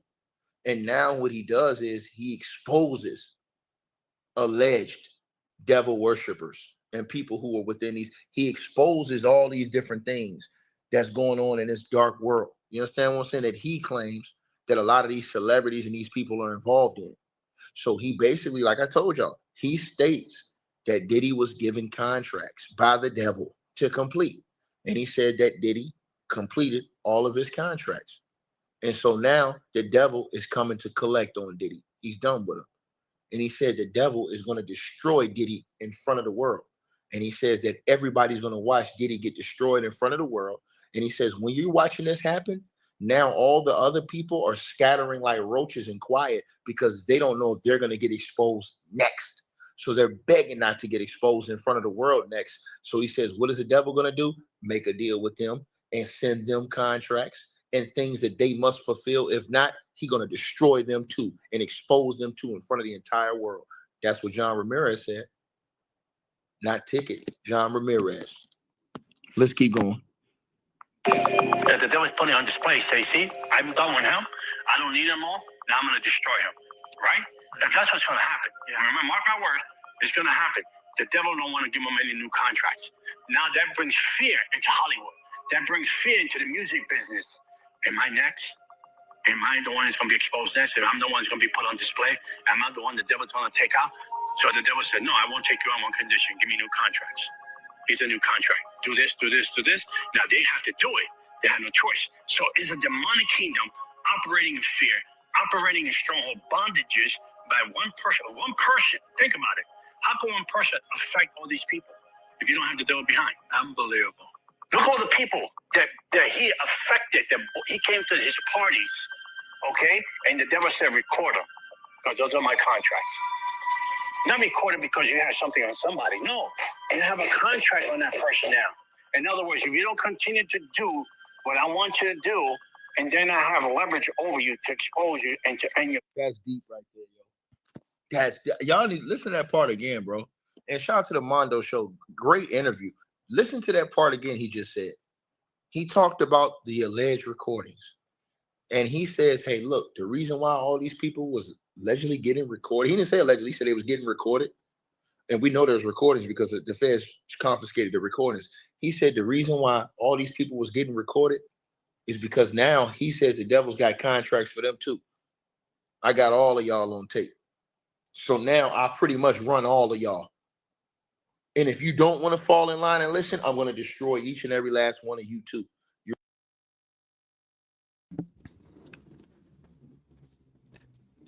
And see, peoples, this is what happens when you sell your soul to the devil. This is exactly what happens when you sell your soul to the devil. You know, all of these things comes about and you get used to the degree. And then once you no longer, they need your service, well, then they go ahead and turn on you and they expose you. Why do you think all of these people are running, leaving the country? Every last one of these people is leaving the country. The Obamas is leaving the country. What's that girl? Ellen DeGeneres leaving the country. You know, a few others had left the country. Jay-Z and Beyonce, they said, left the country. Ye, that guy Ye who married the Kardashian, left the country. All of these people is leaving the country. And for what? Because of the deeds that they did. They did that. And then God is punishing one of his children, T.D. Jakes. God is punishing him. And God had made him suffer some type of stroke or whatever right after he got through or was beginning to preach. You know, he said, let the words of my mouth and the meditation of my heart be acceptable in thy sight, O Lord, my strength and my redeemer. And then all of a sudden he started to shake and quiver, and then, you know, he went down. Well, you can't play with God. You cannot play with God. This is what happens, peoples, when you tend to do all of this demonic madness. That's what happens, peoples. And I mean, you know, hey. So all of you people who do all of this stuff undercover and things, and you think that ain't nobody going to see it, think that you're going to get away with it? No, you ain't getting away. God sees everything. You know, he just hasn't called your name yet. But rest assured, your time is coming. Rest assured. All over Hollywood, all of these people who has been taking advantage of all of these people, their time is coming. And I don't feel sorry for them, people. So I really don't. I don't feel sorry for them because they're the ones who did the various things that they did. And if they didn't do it, well, then, hey, you know, but it's coming.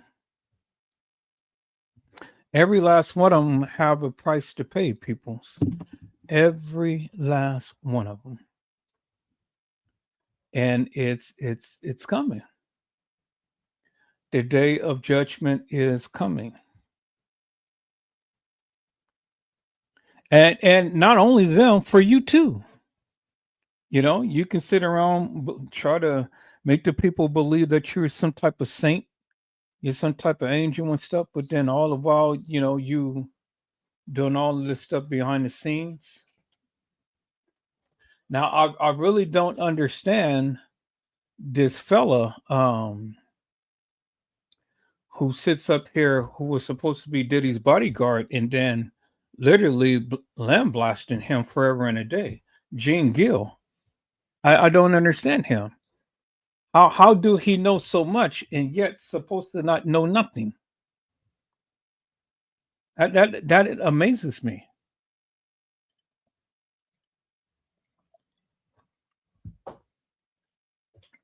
But see, he talks about Diddy so bad and so much. And I'm like, you sat your tail up there and you saw a lot of stuff and you didn't say nothing up until now. Why? Why is that? So you want to talk so much about Diddy, but I'm talking about you, Gene Gill, or Gene Dill, or whoever the hell he is. He has so much to say about Diddy, but yet he's complicit himself. Because you can't know so much about all of these things that Diddy did, and yet you were there. You know about it. You saw it with your own eyes. You saw it.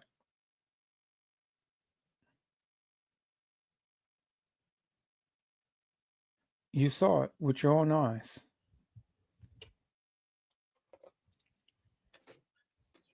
Yeah, you did that. And all of this time, you didn't say anything. Why is that?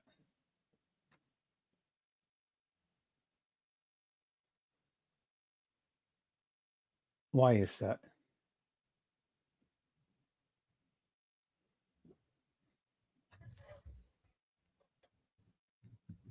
Well, you got to be careful about the people who you supposedly rock with, because once they get pissed off at you, then they go and they spread all of your deepest secrets and everything.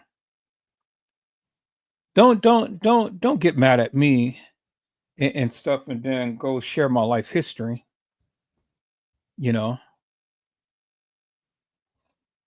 I mean, that should have been something that should have been foretold beforehand. He shouldn't have been sitting back and watching all of this stuff happen and not say nothing.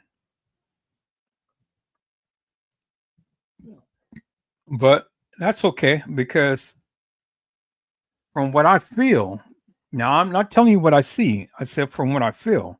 I'm feeling it within myself. He is going to be caught up in all of this stuff. And some charges are going to be brought up against him, because he implicated himself in some things that unknowingly. And so the hammer is going to come down on him.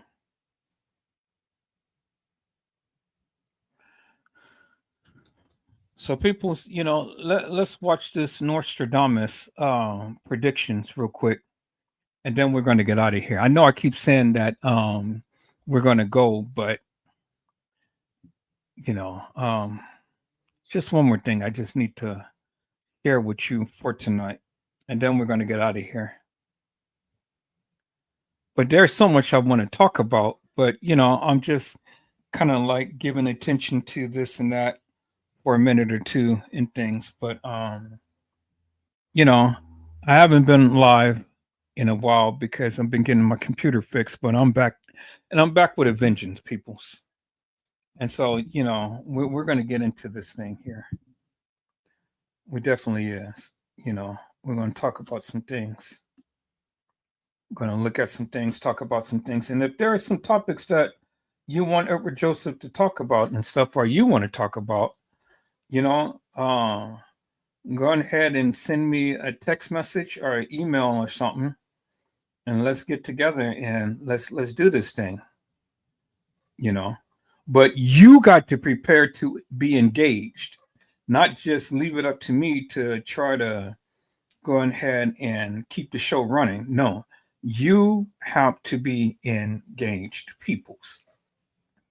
You do. Is that all right, peoples?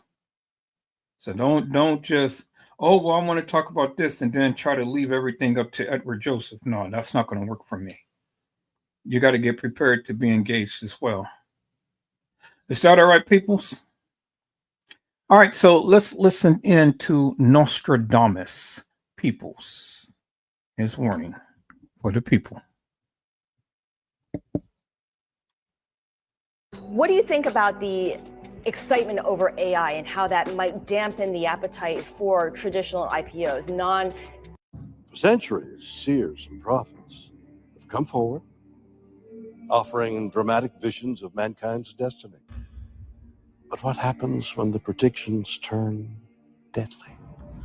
Nostradamus, the enigmatic 16th century French astrologer, was a devoted stargazer with a fascination for unraveling the celestial mysteries. Through astrology, he sought to interpret the cycles of history, crafting prophecies that have continued to intrigue us. From the passing of Queen Elizabeth to the Pope's potential abdication, from the looming shadow of the Antichrist to the rapid rise of AI and escalating global tensions, many believe Nostradamus's visions resonate with our times, echoing themes found in the Bible. His accuracy has amazed generations, and now, as his predictions for 2025 draw closer, curiosity grows. We'll delve into Nostradamus's top 10 prophecies for the coming year, exploring their potential impact on the future. Join us as we unveil these intriguing forecasts and their possible influence on our world. One of his most anticipated predictions is a transformation within the Catholic Church. According to his 1555 work, Les Prophéties, Nostradamus foretold a year marked by turmoil, from conflicts at sea to royal upheaval and humanitarian crises. At 87 years old in 2025, Pope Francis has already faced significant health challenges, skipping a UN climate conference due to lung issues. Nostradamus predicted the passing of an elderly pontiff, leading to the rise of a Roman of good age, who would sit long yet weaken his position. Could this indicate a waning influence of the Church, or perhaps a new scandal on the horizon? Only time will reveal the true nature of this mysterious prophecy. Another of Nostradamus's striking predictions for 2025 relates to the dawn of the age of Aquarius. This astrological era, some say, will usher in transformation, spiritual awakening, and innovation over the next 2,600 years. Yet, Nostradamus saw it differently. He warned that the age of Aquarius could bring blood, milk, famine, war, and diseases, hinting at the hardships humanity may face as we transition into this new era. For many, recent crises, pandemics, climate change, economic downturns, and social upheaval seem eerily in line with the chaos Nostradamus described. With cryptic language and layered metaphors, Nostradamus's writings invite countless interpretations. His quatrains are famously ambiguous, open to various meanings, and adaptable to many events. Are we on the brink of the world Nostradamus envisioned? Explore the possibilities in our detailed breakdown of his prophecies for 2025. One of the most chilling predictions from Nostradamus centers around the potential uprising of artificial intelligence. He foresaw a world where superintelligent machines might break free from human control, leading to widespread chaos. In a cryptic quatrain, he wrote, "Combats, naval battles, bombings, and a global uprising of superior intelligence created by man." Although it's uncertain exactly which year Nostradamus intended, his words paint a stark picture of an AI revolt that could disrupt everything from power grids to the internet, affecting our daily lives at every level. Imagine a world where machines, robots and algorithms no longer follow human commands, throwing industries, economies, and governments into turmoil. Some analysts suggest that the combats and naval battles he mentioned might even hint at rising conflicts between world powers like the United States, China, Russia, and India, as they compete to dominate the ever-evolving field of AI. Meanwhile, Nostradamus also predicted the return of Donald Trump. He spoke of a leader who would rise during a time of deep instability, a figure who would challenge norms and polarize society. This outsider, a disruptor with a strong personality, seems to align with Trump's journey from real estate mogul and reality TV star to an unconventional political force in the 2016 election, and now in the 2025. Nostradamus also predicted that this leader's impact would usher in a period of upheaval and transformation.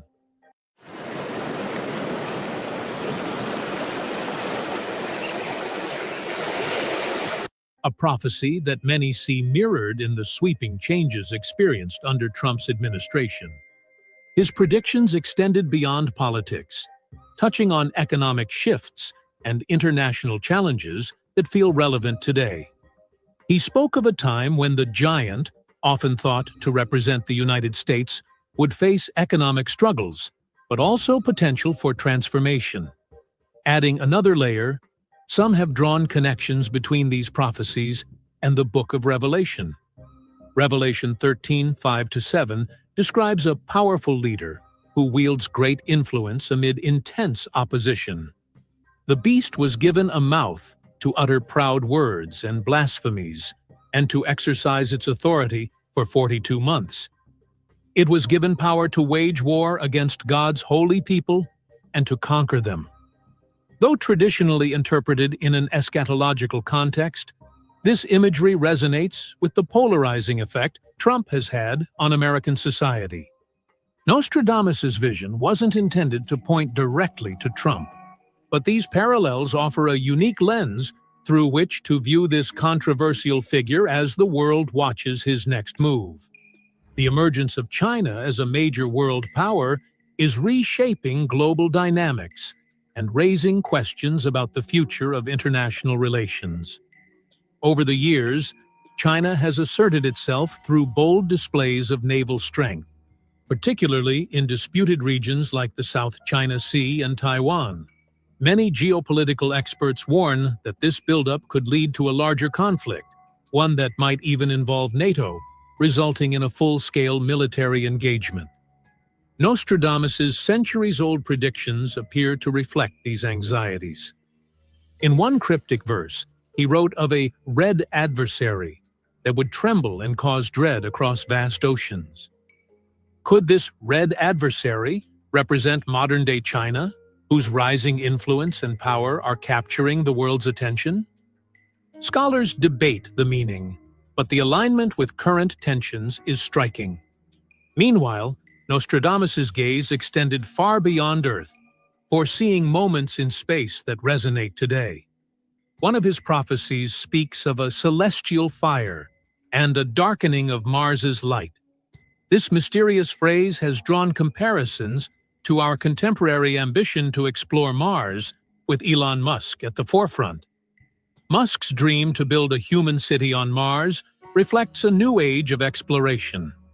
With reusable rockets and grand visions, SpaceX aims to launch humans as early as 2025, potentially establishing a colony by 2050.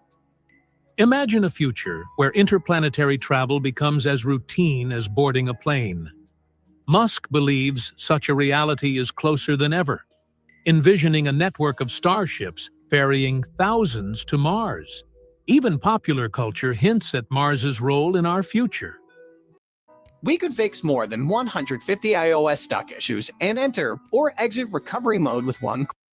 In The Simpsons episode, The Margian Chronicles, Marge and Lisa travel to Mars in 2051, humorously mirroring Musk's goal to establish a permanent presence on the planet.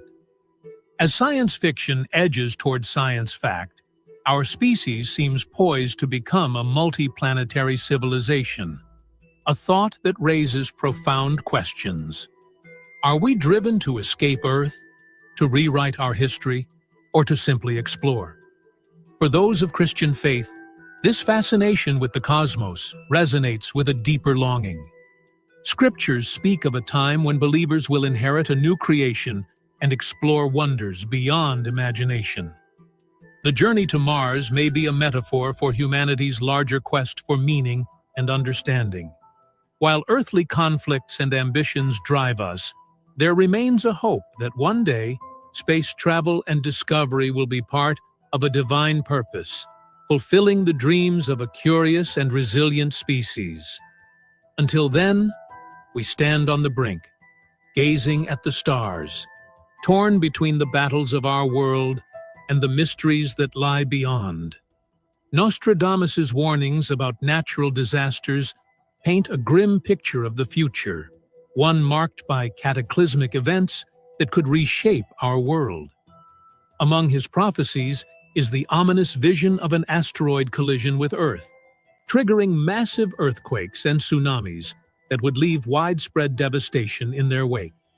He also suggested a dramatic worsening of climate conditions in 2025, envisioning increasingly violent storms, heightened temperatures, and extreme weather phenomena, such as severe snowstorms across North America, volcanic eruptions in Iceland, dense fog, and biting cold waves in India. These predictions echo the erratic and destructive climate patterns that we're already experiencing. In one haunting verse, Nostradamus wrote, "The dry earth will grow more parched, and there will be great floods when it is seen." He foresaw an unforgiving sequence of events: rising global hunger fueled by pestilence, deadly tsunamis, and devastating floods that would swallow coastal lands and destroy farmlands. Such extreme conditions, he warned, would lead to widespread famine, as ruined agricultural regions could no longer support the growing population. Nostradamus even hinted at a powerful earthquake that would claim thousands of lives, a prophecy that, in light of recent earthquakes in places like Morocco, feels unnervingly prescient. This apocalyptic scenario mirrors themes from the Bible's end-time prophecies, particularly those describing famines and other signs of the world's decline. Both Nostradamus and the Bible predict that a wave of pestilence could ravage the earth, triggering food shortages and leading to suffering on a massive scale. For ancient Israel, such times of scarcity were a harsh reality. The land they occupied was rugged and challenging to cultivate, relying heavily on brief, seasonal rains. Any fluctuation in rainfall brought the looming threat of famine. In the ancient world, drought and hunger weren't seen as mere misfortunes of nature, but as reflections of divine will. The Book of Deuteronomy, for example, describes a promise that Israel would enjoy abundant rains if obedient to God, while disobedience would bring drought and barrenness. "The skies above your head shall be copper, and the earth under you iron." When times were good, it was a sign of divine favor. When disaster struck, the people saw it as punishment or a call for repentance. Prophets were often tasked with discerning the cause of God's anger and guiding the people back to faith. King Solomon, aware of these cycles, prayed that Israel would find forgiveness if it ever turned back to God during a time of famine. In the ancient mindset, famine wasn't only an ending, but also a chance for a new beginning. The famine was viewed as both a consequence of sin and an opportunity for national introspection and growth. In Samuel, we read of a 3-year famine in Israel, which was said to be due to the actions of King Saul. For Israel, droughts and famines were events that reminded them of their dependence on divine mercy.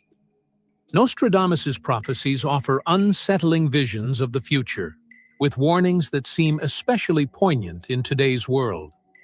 In one instance, he alludes to a devastating wave of pestilence and deadly earthquakes, sparking comparisons to biblical passages like Mark 13:7-8.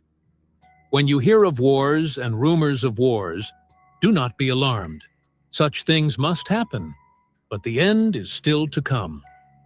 Here, Jesus speaks of earthquakes in various places and famines, events described as the beginning of birth pains.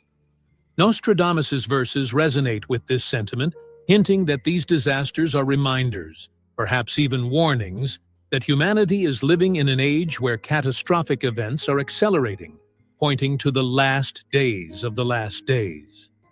Revelation 2 speaks of massive earthquakes during a prophesied tribulation, events described as beyond anything the earth has ever known. Yet, the Olivet Discourse in the Bible suggests that these disasters are not immediate signs of the world's end, but rather a foreshadowing, much like labor pains signaling the impending birth of a child. For believers, these birth pains are a call to vigilance, a reminder that eventually Christ will return to fulfill the promises of a new beginning. Beyond natural calamities, Nostradamus envisioned another powerful upheaval, a wave of social revolutions that would grip the world by 2025. His writings describe a fire that will burn in the heart of cities, a metaphor that many interpret as a warning of social and political turmoil, fueled by rising inequality and disillusionment with existing systems. These prophecies, often seen as abstract or vague, feel remarkably relevant today, with the gap between the rich and poor widening and societal tensions over issues like race, gender, and class reaching critical points. Nostradamus' words seem to forecast a tipping point where dissatisfaction with social conditions might erupt into widespread upheaval. One interpretation suggests Nostradamus foresaw a massive uprising against ruling elites, a rebellion in response to the visible inequities that are most apparent in large urban areas. In recent years, we've witnessed waves of protests and riots around the globe, from the streets of Hong Kong to Paris, with people challenging corruption, oppression, and inequality. Some believe Nostradamus' vision hints that by 2025, such unrest will escalate, sparking transformative social changes. Others interpret this prophecy in terms of technological influence.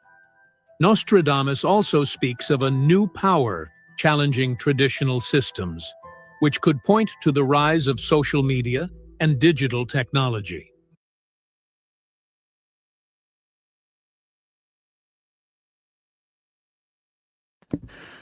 Well, peoples, if you haven't learned by now that the Bible is being fulfilled, and everything that was written from Genesis to Revelations, all the prophecies is being fulfilled. We're living in an age now to where people are sexually promiscuous. I mean, you know, the days of marrying a woman and man marrying now is man and woman, and is widespread. The school doesn't recognize the church anymore, and so they took prayer out of the schools and stuff. I mean, we're living in these days and age now. Now, you know, everybody wants to, oh, well, you know, I have the right to be whatever I want to be. So God made a mistake, and so I'm going to change my sex. And so I'm going to be a trans, a half man and a half woman. And you got these Aphrodites, Idiots, and meteorites, and all of this madness and stuff, you know. Baphomet was a transgender. Baphomet. We're going to get into that too, because I needed to talk about the satanic rituals. As you heard the guy say, Diddy was a devil worshiper, and he was all into the satanic rituals and things. And I do believe that Kenneka Jenkins' case was a part of these satanic rituals. Now it doesn't become so far-fetched, people, as to the similarities and commonalities of what transpired in the Kenneka Jenkins case and what's happening in the P. Diddy's case and all of these other cases that is tend to creeping up and stuff. I was the first and only one that been told you this was all a satanic ritual. Oh, I got ridiculed and talked about back then. Now you guys are coming to understand what I have been saying for the longest time. And I've always stood 10 toes down with what I said and what I believe. Now, I'm not Nostradamus. I am Edward Joseph. And I've been told you, people, you know, a lot of these things that you guys discounted, now you guys are turning around and finally understanding that of what Edward Joseph have been saying is actual, factual, and true.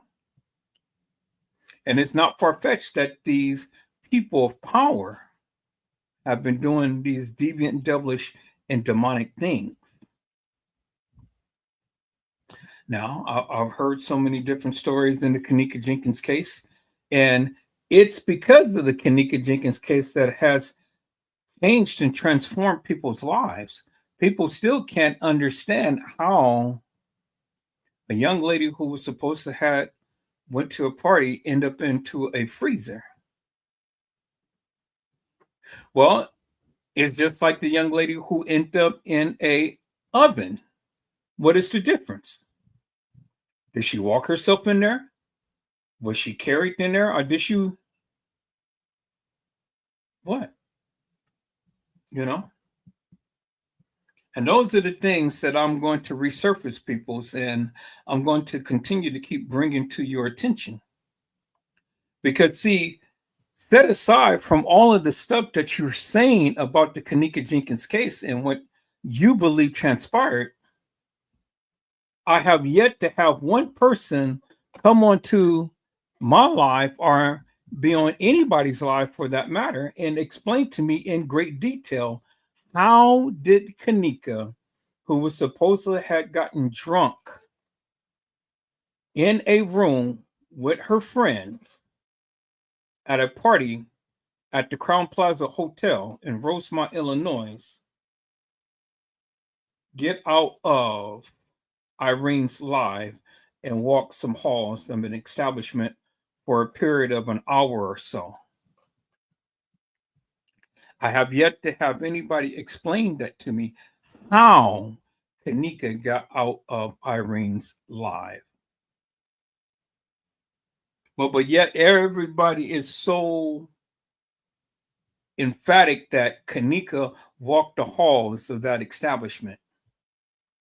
And my question has always been, when and how? Set aside from everything else, when and how? How did it happen? Get Kenneka out of Irene's life. And then let's start the conversation right there. Peoples, it is 11:38. I am going to turn off it here. I'm going to be back. I'm going to play the second part of this. And then we're going to talk about what I just mentioned just now and some other cases and things. I'm going to bring some awareness to what's going on with the Jelani Day case and the Shanquella Robinson case, the Tyree Nichols case, and going to take a look at Sonia Massey case. What's happening in these cases, peoples? And why haven't we got justice as of yet? Are these people above the law? Or was that just a final straw? We see in the George Floyd case, the officer has been held account several officers has been held accountable for their actions. Now, I do believe that the man who killed George Floyd should get life in prison, but they don't see it that way. They gave him at least 30 years or more. Well, that's 30 years out my life that I ain't got to worry about him. So he's getting dry bread and breadcrumbs and all of this stuff for all of those many years. So a good portion of his life is taken all because of what he did. He put his knee on his neck. And so the people who had killed Shanquella Robinson, well, the mother now is finally taking action and taking a civil lawsuit. And I hope they go ahead and bring that case forth and she wins millions from them. Decimate those people, just like is what's happening with the guy who had the mayor, Rudy Giuliani, who had literally talked about Ruby Freeman and Shay Moss. You know, he's been disbarred. He has no license to practice nowhere no more. Take all of his money and all of his prized possessions and leave nothing to his son. And let that man suffer for every negative word that uttered from his lips. And let him recognize that I don't care who you were, you have to pay the price. And so President T can't help him. President T can't help him. And it really doesn't matter, people, that all of those people ain't going to be held account right now, but they will be. Trust and believe they will be, because God's word says, be not deceived, for God is not mocked. Whatso a man soweth, that shall he also reap. So you got to reap the various things that you sown. Oh yeah, and you're going to reap it, people. You're going to reap it. Trust and believe. God said it. I didn't. And that settles it, peoples. And so as you can see, peoples, Hollywood ain't going to be Hollywood like we know it. For all of the things that these deviant, devilish, and demonic people have done, it's coming to an end. It's coming to a head, peoples. All of those people is going to be held account. And I can't wait till the names start dropping. See, T.D. Jakes, what was a charismatic man who preached and talked and said all this, but now he looks like a feeble old man. Oprah Winfrey, she left. Oh yeah, she's quiet. She used to be with Harvey Weinstein and Epstein and Diddy. But she ain't got no words now. She ain't saying nothing. She's quiet. Oh, I can't wait till the names start to drop, people. So I can't wait until all of these names start to drop, because every last one of them are going to be held account for the various devious, devilish, and demonic deeds that they have done. It's coming. Because see, Diddy didn't do this alone. He had an entourage of people who helped him in the various things that he was doing. And so, peoples, my prediction is simply this. In the early stages of 2025, you're going to see some Hollywood elites arrested and put in jail. Yes. Just like the man was saying, the one who worshiped Satan, but then turned his wicked ways around and he started to worship God. And if anybody knows, he should know because he's an insider. And see, I don't give too much credence or weight to all of these people who consistently, insistently keep putting a spin upon this narrative. That's why I stopped watching a lot of these YouTubers, because every time you look around, it's the same old stuff over and over again. It's clickbait. Well, all of what they're saying ain't resonating in the news. They say Oprah got arrested and this person got arrested and that person got arrested and this happened to this person, that happened to that person. Well, I go and the first thing I do before I watch the video, I check the news and see if there's any reportings of anything that they're saying. And if there's no reporting, well, you're not going to waste my time with all of this madness that you continue to keep speaking over and over and over again. No. I'm sorry. You're not going to waste my time. You did that. And so here it is, peoples. Hollywood is coming down. And every last one of those suckers is going to meet their fate. Where's the Kardashians? They don't air their shows no more. I don't see. Hollywood has been quiet. Hollywood has been quiet. And see, these people are dropping names. They don't want their name to be called.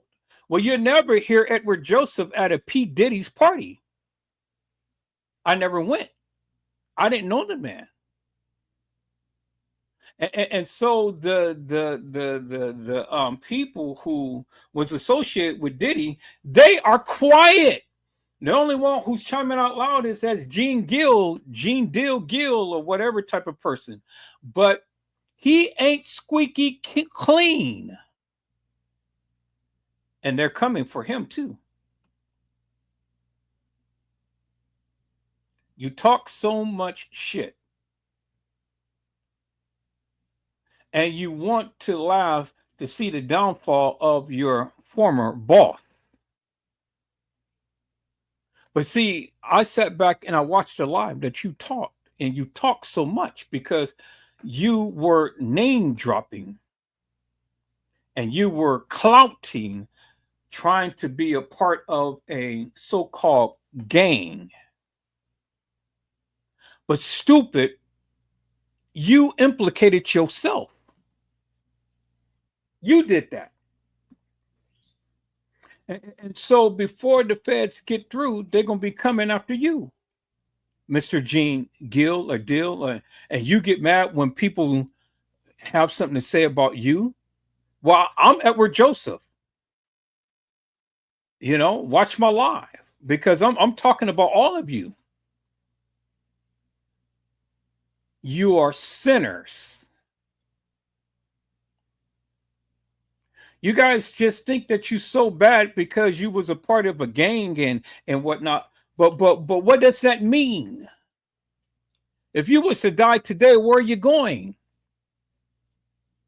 Where are you going?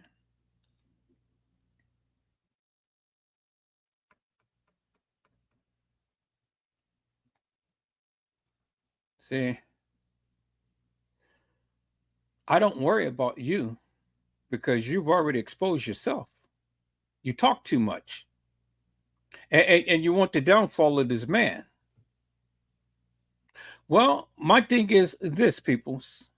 I mean, if we live in this type of society, they say that he's innocent until proven guilty.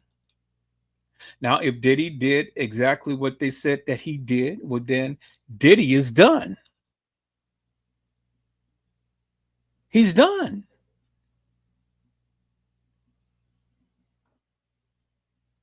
But see, I can't for the likes of me peoples sit here and I'm not trying to protect the man. But I'm also not here to try to ridicule him either to the degree because I don't know him. All I know that he has all of these allegations that yet nothing has really came out to prove that he did anything other than just people rendering allegations. I want to see some proof to their truth. And if they got it, well, then hurry up to the trial so we can see some stuff. And then not only him, but all of the other people that surrounded him. I am waiting. I'm waiting patiently to see whose name is going to be called and whose buns Mr. Jake has been going in. Whose buns?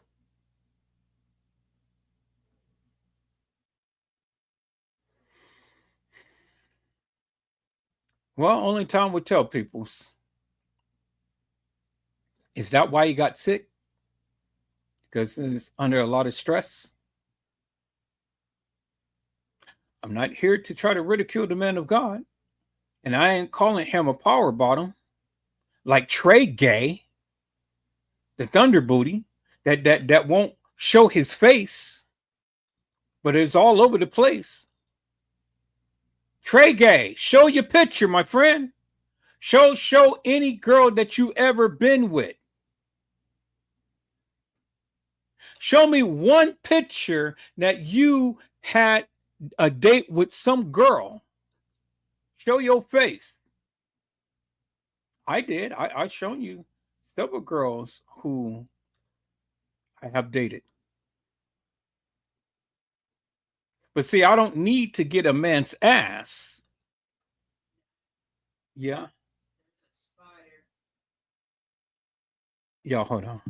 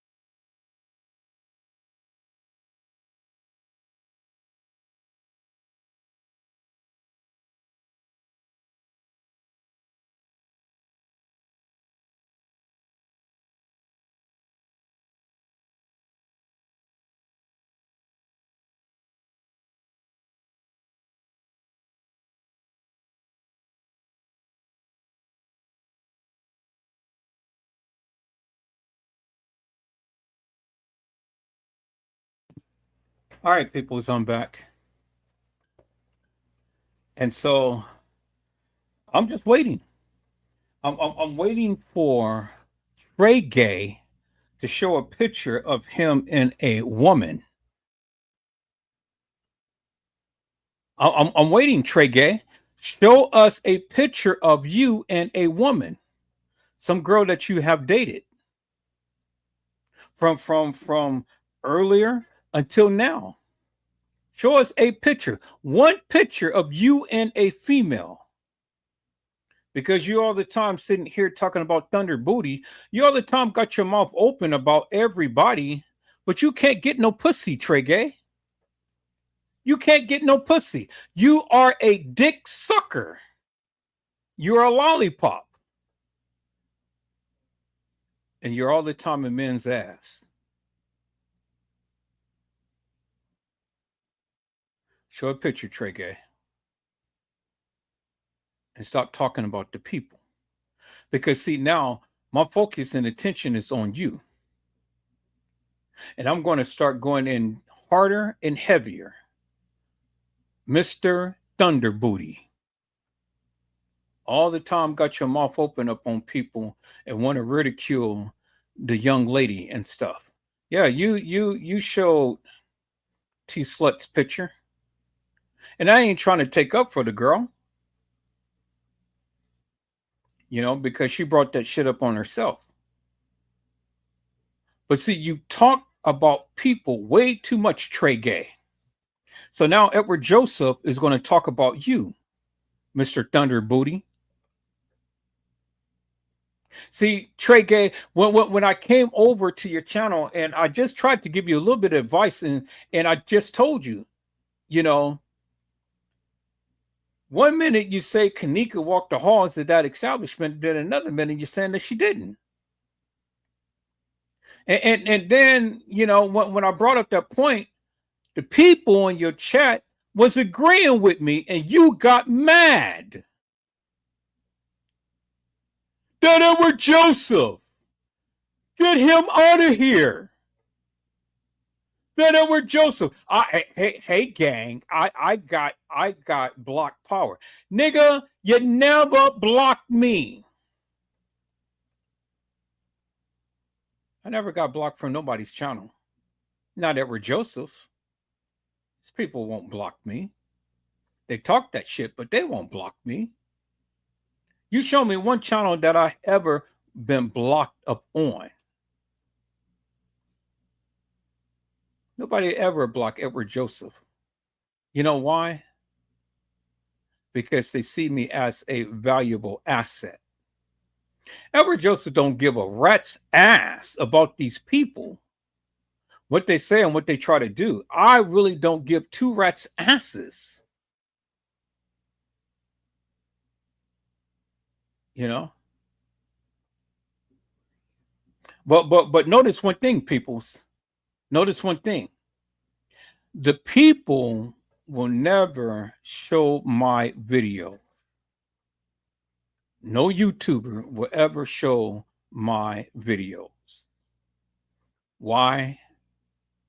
Because they don't want to bring attention.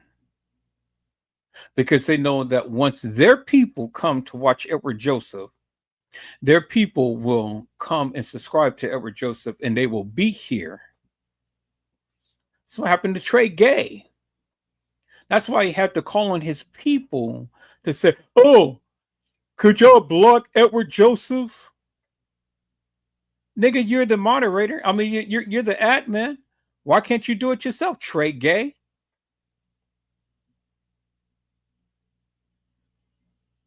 He couldn't, peoples. He couldn't. Trey Gay couldn't do it, peoples.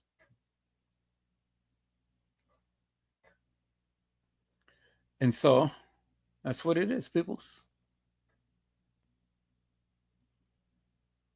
So that's what it is, peoples. So I'm gonna share this with you, and then I'm getting off of here, peoples.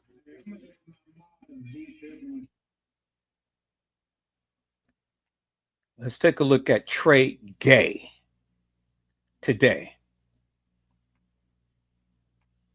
Because he's a sucker, he's a lollipop.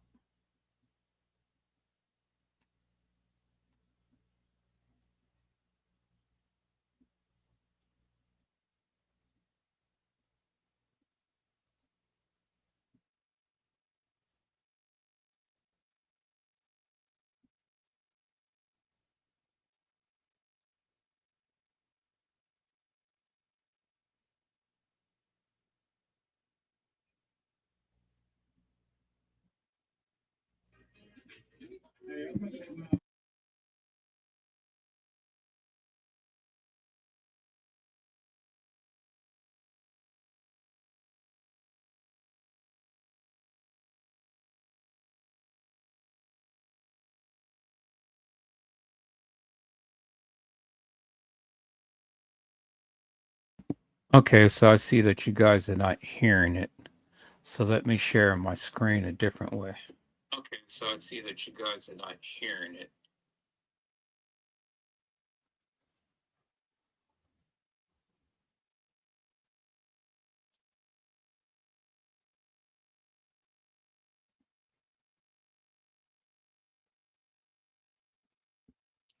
All right, let's listen in, peoples.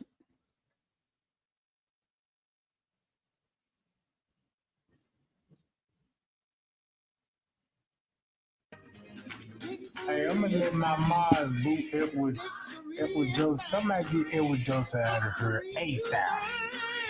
Where my Mars at? Get that man out of here ASAP. You ain't cool, brother. Everybody that respond to him, block them too. Everybody that respond to Edward Joseph, block them too. Right now. Because I got tea.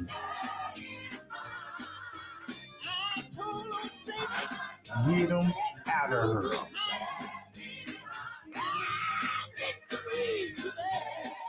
I never listen to a sucker they gonna tell me, yeah, Trey Gang, I know who you is, and I'm gonna expose you, sucker, and all of this. Now you on my platform like you got some sense.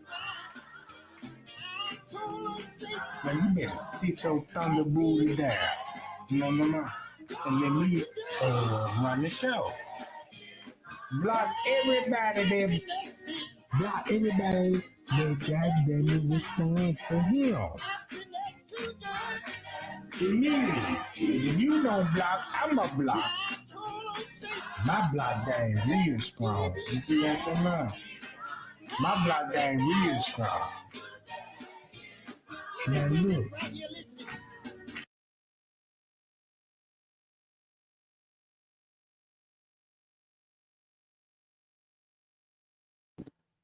So Trey Gay, you see the young lady that's sitting behind me?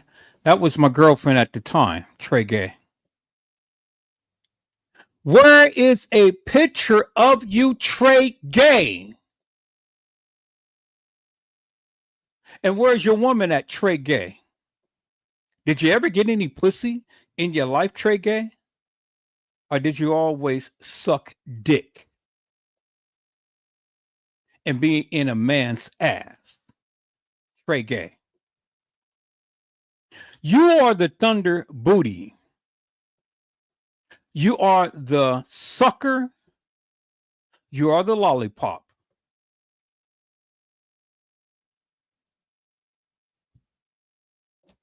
Where's the picture, Trey Gay? That's all that I want to know, Trey Gay. Did you ever have any kids, Trey Gay? I got 3 kids.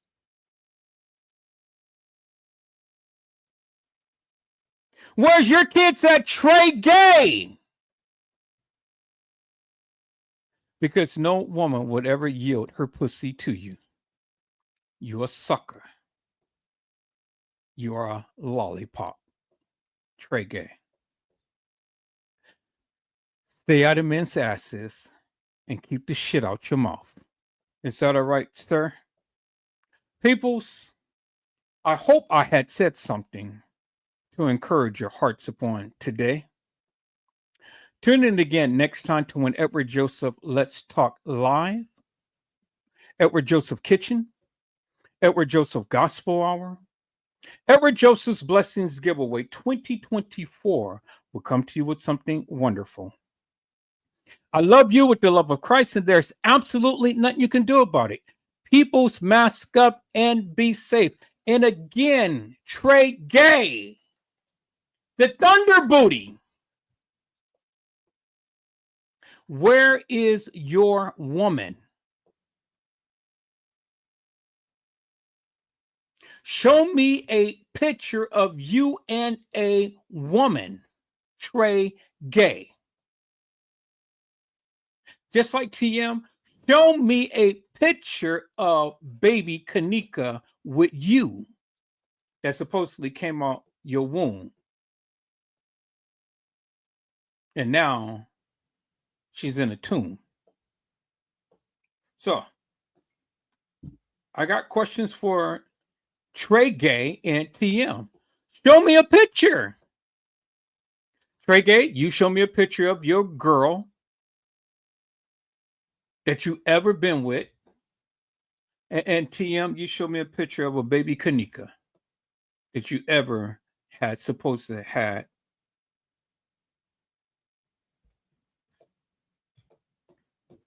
You can't do it. Liars, liars, pants on fire. The sucker sits here and all the time talk about everybody, but now Trey Gay, I challenge you, sir.